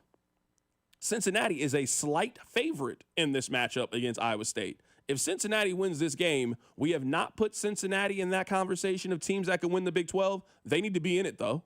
If you beat Iowa State at home, you absolutely deserve to be in the conversation of teams that can win the conference. So it's a game for Cincinnati. Hey, are we going to put you in the playoff conversation or not? So Iowa State as Cincinnati. Texas Tech goes on the road and they play Houston. Texas Tech is a massive favorite in that matchup. They're 11.5-point road favorite at Houston. Tells me a couple of things. Number one, it tells me that the public and Vegas, they are very high on Texas Tech. It also tells me the public does not believe in Houston at all, is what it tells me. And if you look at Houston's win so far, I mean, they ain't really giving you a reason to be that high on them. They beat Stephen F. Austin, Rice, Colorado, and Oregon State. I mean, not really a who's who of opponents so far this season. So we'll find out how good they potentially are. But this isn't a marquee banner week in college football. Next weekend, we'll spend more time on it because it really is that kind of week. It's a real strong week in college football. That's just not what this one is. That's just not what this one is. I want to give you guys a couple of baseball thoughts before the segment ends. The first baseball thought is I watched just about the entire Yankees and Red Sox game. I've been really getting into the baseball playoffs these last couple of years. The pitch clock has really changed baseball for me. It just doesn't move slow anymore. Those playoff games, you remember, they used to be 4.5 hours. We used to take forever in these playoff games. Not anymore. They're getting you out of there in 3 hours. I love baseball's commitment to getting us in and out of these things. And then when you add in the drama of the baseball playoffs, it's great. I can't get enough of it. I'm really into it. I didn't really watch Thursday Night Football until the end of it. I was watching baseball for the most part yesterday. There was a moment in the game in which the Red Sox could have saved their season. They could have saved their season. It was 0-0 in the bottom of the fourth inning. That's what it was. It was 0-0 in the bottom of the fourth inning. Now, you might be thinking there's a lot of time left. I mean, I guess. Well, let me go through the sequence of plays, the sequence of events in this. The inning starts with a double. I mean, we all watch baseball. That ain't good. That ain't good. Cody Bellinger hits a double. Now you have a young guy, a rookie, who is making his fifth start as a major league player, his third road start. The other two road starts were in Sacramento and Tampa Bay. So very, very different than road game at Yankee Stadium elimination. So just not comparable. He gives up a double. He now walks Giancarlo Stanton. There's a runner on first and second with no outs, and the crowd is going crazy because they know that they got you on the ropes. Well, now you are faced with a decision if you are the Red Sox. That's what you are. You're faced with a decision. They even had a mound visit. I'm thinking, all right, waste a little bit of time here, get him out of here, and lock down the inning. That's not what they chose. They chose to leave him in the game. Now the kid got a strikeout. Whew. All right, but it is a long way from 1 outs to 3 outs. You had another opportunity. Get this kid out of the game. It ain't working. Early gives up a single. It's now 1-0. Bellinger scores, the guy that hit the double. All right, it's only 1 run. All right, 1 run, 1 out. Jazz Chisholm hits a single. Now you got a runner on second and third. Crowd is really going crazy now. You got another opportunity. Please get him out of the game. The Red Sox, for whatever reason, they're just twiddling their thumbs. Anthony Volpe hits a single. Stanton scores. It's now 2-0. The next man up hits a fielder's choice. There is an error. It's now 4-0. The game is over. One of the mistakes that I think we make in sports is we think that the game is always decided at the end. That the game is decided 2 minutes to go, close game. Nah, man, that ain't how it goes. One play, one mistake, one decision can end your season. It's the playoffs. And that happened last night to the Boston Red Sox. That's what happened. It was the bottom of the fourth. They had a chance to at least keep it close. And at that point, you're down 4-0. And you could just tell at that point, the pitcher for the Yankees just got nothing but more and more confidence. And he had a dazzling start. 8 innings, 12 strikeouts, no walks, 5 hits. I mean, he was just in complete control yesterday. So that's it. You made a decision to keep him in here and let the young guy battle and get himself out of it. Man, that is a great stance to have. It's a phenomenal stance to have in August. It is not a good stance to have in October because if you're wrong and he can't get himself out of it, your season is over. And the Boston Red Sox, their season is over. Keep it right here. You're listening to The Drive on 96.5 The Fan. The Drive with CDOT. Tune in as Nate Taylor of ESPN joins the show in studio every Friday at 4 on your home for Chiefs football. 96.5 The Fan.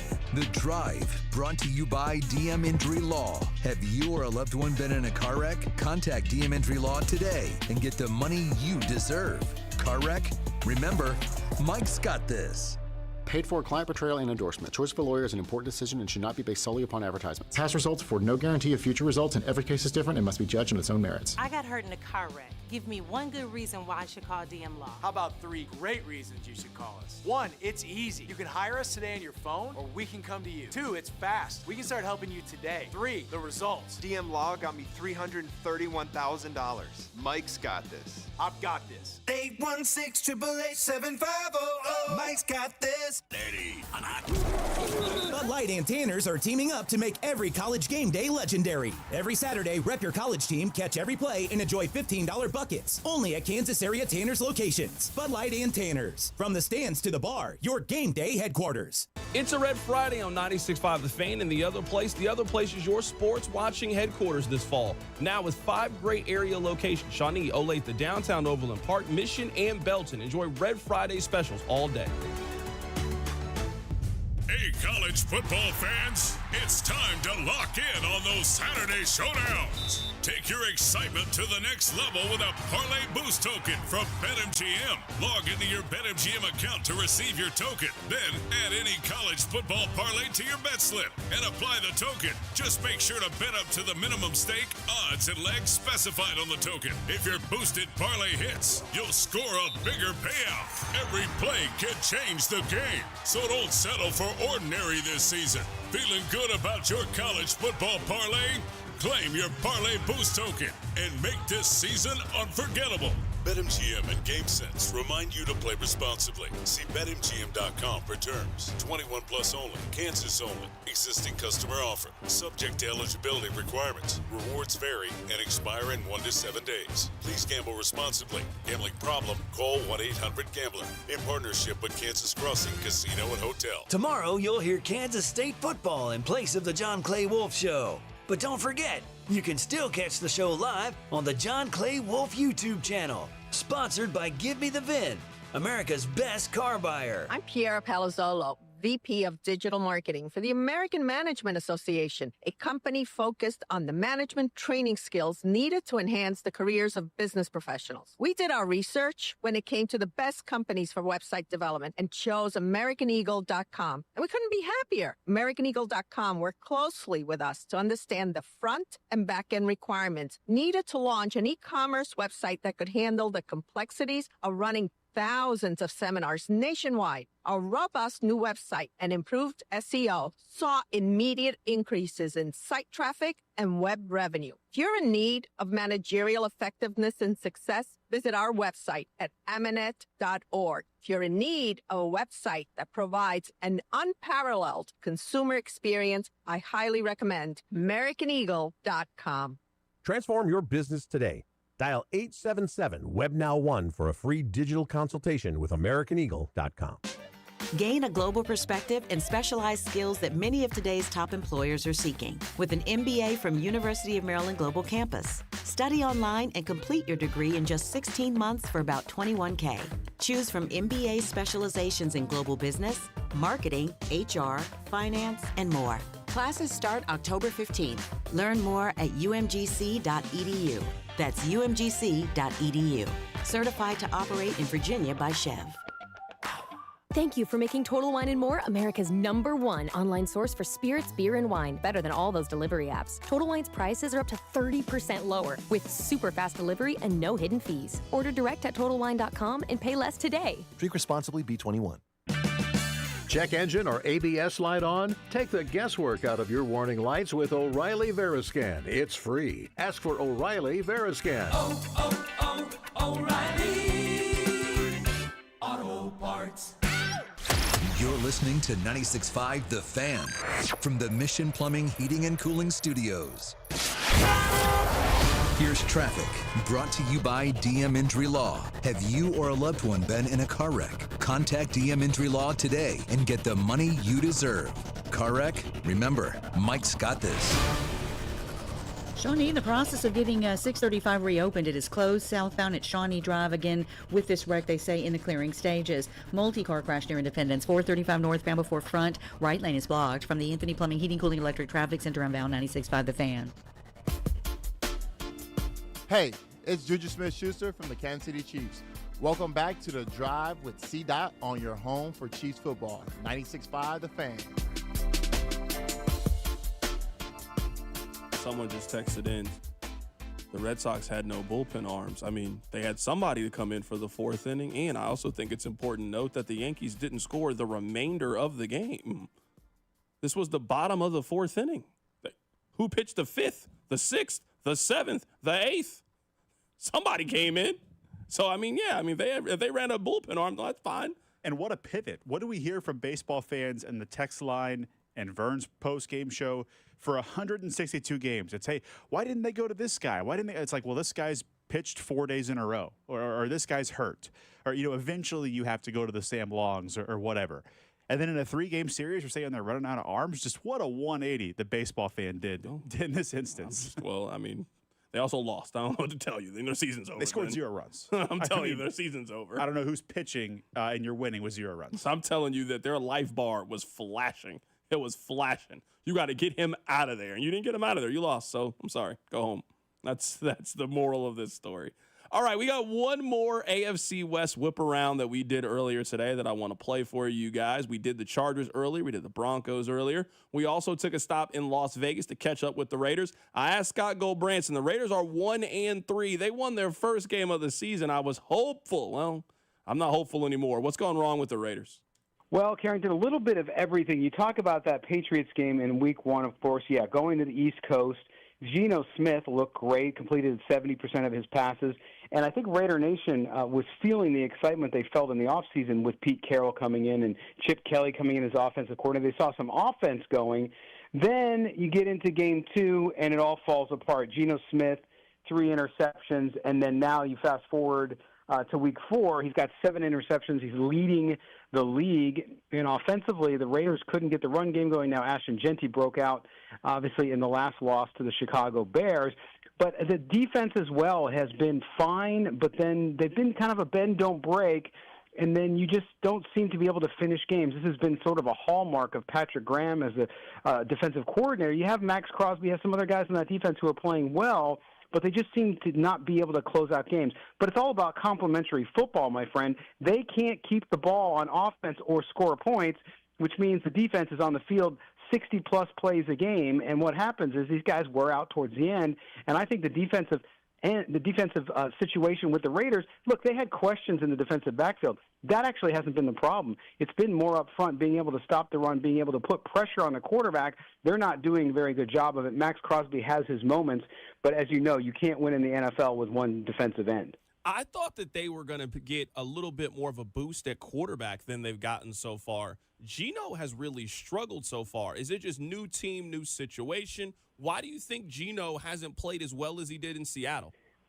Yeah, it's the million-dollar question, because Geno Smith, coming in since his career resurgence in Seattle, has been the poster boy for consistency, over 70% completion rate. Yes, he'll have a game here or there where he throws a couple picks, so everybody knew that and to expect it. But this run he is on is unprecedented since his rookie year in New York. A lot of the folks I talked to in New York telling me this looks like the Geno we saw when he came to the Jets as a young player. So nobody can really figure it out. Of course, Geno Smith says, I just got to play better, I just got to play better. But, yeah, Chip Kelly's offense different than what he ran, of course, in Seattle, but not so far different. He's got weapons. What I see him doing, Carrington, is I see him keying in on receivers. I see him holding the ball perhaps a half second too long, and so he's giving these opportunities for these defensive backs to jump into it. And it's crazy when you look at the stats. In 2 home games at Allegiant Stadium in Las Vegas, he's 0 for 17 with 5 interceptions at home. So you could imagine how Raider Nation's feeling about a quarterback they were somewhat excited about, a little tepid, but a little excited about. He's come out and he's really, really struggled, and so that offense has struggled as well. Do you feel like this Raiders team can turn their season around? I don't think they're in contention to win the AFC West or anything, but it felt like there was a chance for them to get to 8-9 wins, maybe put themselves in that wild card conversation. I mean, they got a tough month coming up. They go on the road against Indianapolis, on the road against Kansas City. You watch this team. Do you follow this team? Is there time for the Raiders to turn things around? You know, I have to be pessimistic here. I don't think so, and I'll tell you why. I think there's some issues internally, and it's surprising to me with Pete Carroll there, with his pedigree and where he's come from and his experience, and then, of course, Chip Kelly coming in. There's something going on. There's some personality conflicts among this team, especially between Chip Kelly and their second-year right guard, Jackson Powers Johnson, who played center last year. They weren't even playing him. This is a guy who won the trophy for the best center in college football last year, and they came in and they switched him to right guard again. And so there's something going on there. There's something not right. The media in Las Vegas, as you can imagine, is not like the media in New York. They're not going to hammer you. Press conferences aren't contentious. But the Raider coaching staff, Carrington, very on edge. It's tangible in press conferences. They're very short. They're somewhat sarcastic when they answer questions. So I don't know what's going on. I think maybe it's growing pains. Maybe it's this changeover. Maybe they don't have the players they want to fit their system, whatever it may be. But I had predicted 8 wins myself, right? I'm now backing that up. I mean, this could be another 4 or 5 win season if this Raiders team can't put this together and they can't get the offensive line, they can't get the defense to start putting pressure on the quarterback. Like you said, the month coming up, hey, when you're playing Patrick Mahomes, you're playing Justin Herbert, and they got to play 5 more games against the division, it's going to be difficult, not to mention their out-of-conference schedule. So, yeah, I'm thinking 4 or 5 wins here, but they could surprise if they put it together quickly, but it's going to be really difficult, I believe. That was our guy, Scott Goldbranson, who covers the Las Vegas Raiders. If you missed it, check out the podcast page. We took a trip around the AFC West. I'll get you out of here with this before we sign off today. I don't want to go home. I live in downtown Kansas City, Missouri. Do you guys know all of the things that are happening downtown? It's First Friday. There's a concert at Liberty Memorial. It's just a lot going on, man. I already know. That drive home is going to be miserable. I know it is. Usually, from my house to the radio station, it takes me 14 minutes. Long it takes me. Sometimes a little faster, depending. Sometimes a little bit longer, but usually it takes around 14 minutes. If I leave at 45, I can be here by the top of the hour. It ain't going to take 14 minutes today. I already know. Everybody's driving downtown for the Pink Pony Club or whatever. I don't know what other songs she got going on. And I'm sure it's going to be a lot of fun. But I ain't looking forward to it. First Friday's already crazy enough. How they going to deal with all those people down there at the same time? You know what? This is practice for the World Cup, isn't it? That's what this is. This is practice. They're trying to see how we move, how we handle this. That's what they're doing. There's something else going on, too. I know Sprint Center got some concert middling. It's something. I know it is. Mr. I won't get on to you for what you like, is over there feeling really unhappy about this Chapel Roan concert. I'm happy for him. I'm not hating on it. No, you're just grumpy about having to go through the I wish they move people. it to Arrowhead. What's going on? They ain't doing nothing Friday and Saturday. Why can't it be at It's Arrowhead? going to be a mess, man. It's going to be a huge crowd out there, you got to think. I mean, she's huge Yeah, that's right what I'm now. saying. Why can't they move it? If it was at Arrowhead, it wouldn't bother me. Yeah. I mean, got if to it's at drive Arrowhead right at through it. Kaufman- I got to drive in the eye of the storm. Yeah, that's true. It's going to take an hour or two to park based on any of the events you go to at those stadiums as well. Yeah, it's going to be a mess either way, man. All right, Hate to man. break it to you. All right. Well, I'm a soldier, I'm a survivor. I'm not going to give up. I mean, how's I going to get home? I got to get home. I hope you guys have a great weekend. Good luck to K-State. Good luck to Kansas. Missouri's off. They're getting ready for their game against Alabama. I'm already nervous about the Missouri game. I just got my tickets. I'm making my tailgate plans. I'm even going to plan on doing the tailgate even though the game's at 11. I haven't been this excited for a Missouri football game in a long time, but just lets me know that I'm going to be mad. Like I already know I'm going to be mad. So I appreciate you guys. Hopefully you appreciate me. Take care of yourself. Rob will be back. I'll be back. We're excited for a very exciting week. They got Monday night and Sunday night football. A very exciting week. Nathan, let's see if you know what to do now. I'll let Daniel Craig take you home. Ladies and gentlemen, the weekend. The Drive.